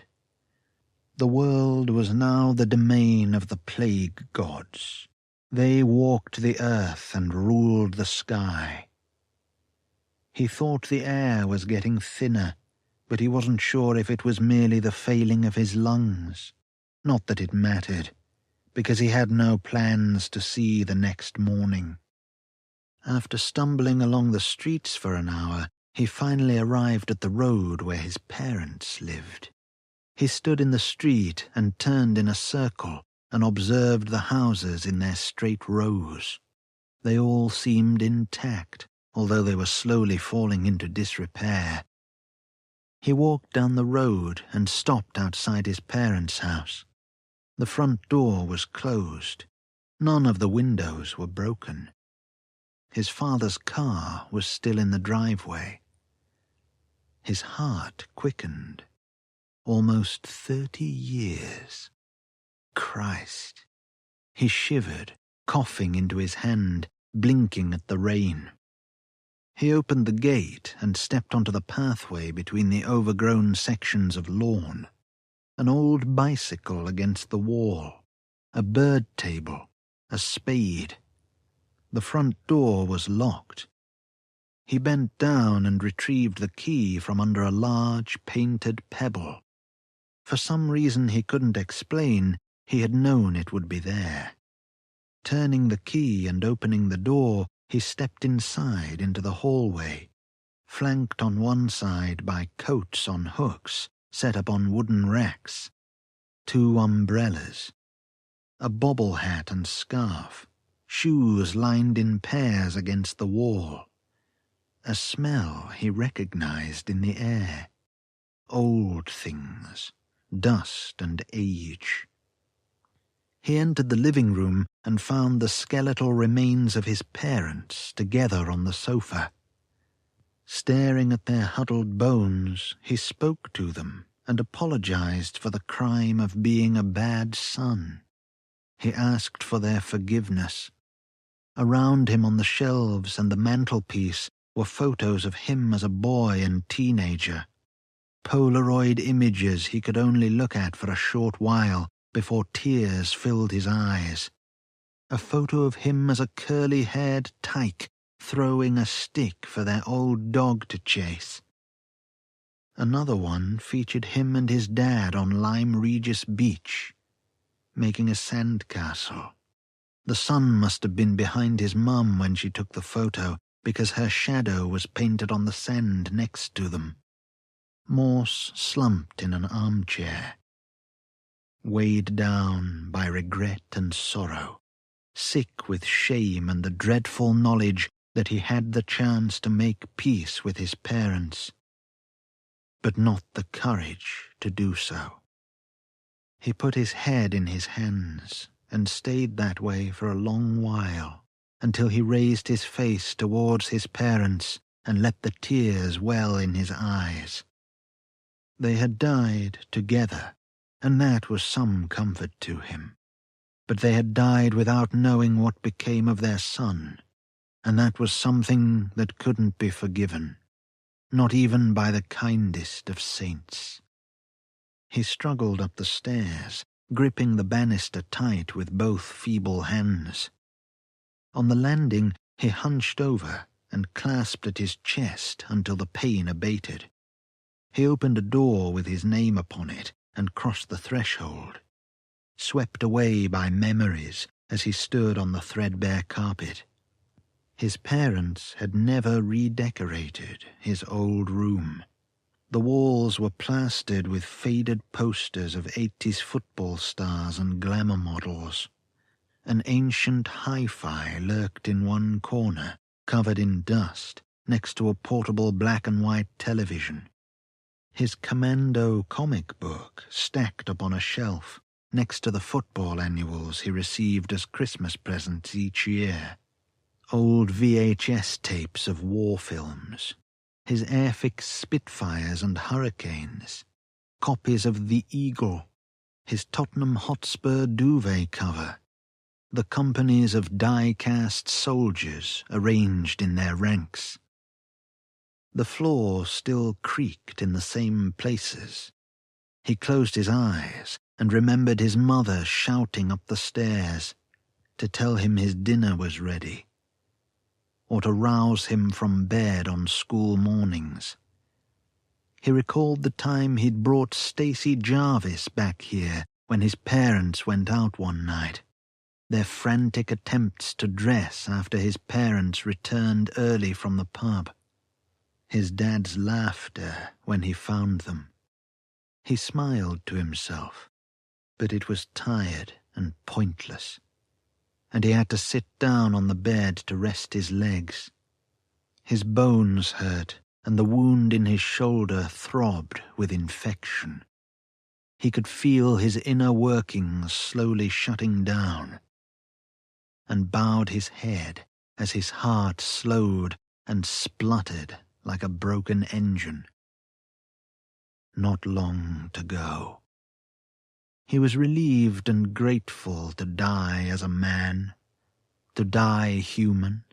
It was a rare gift in these final days.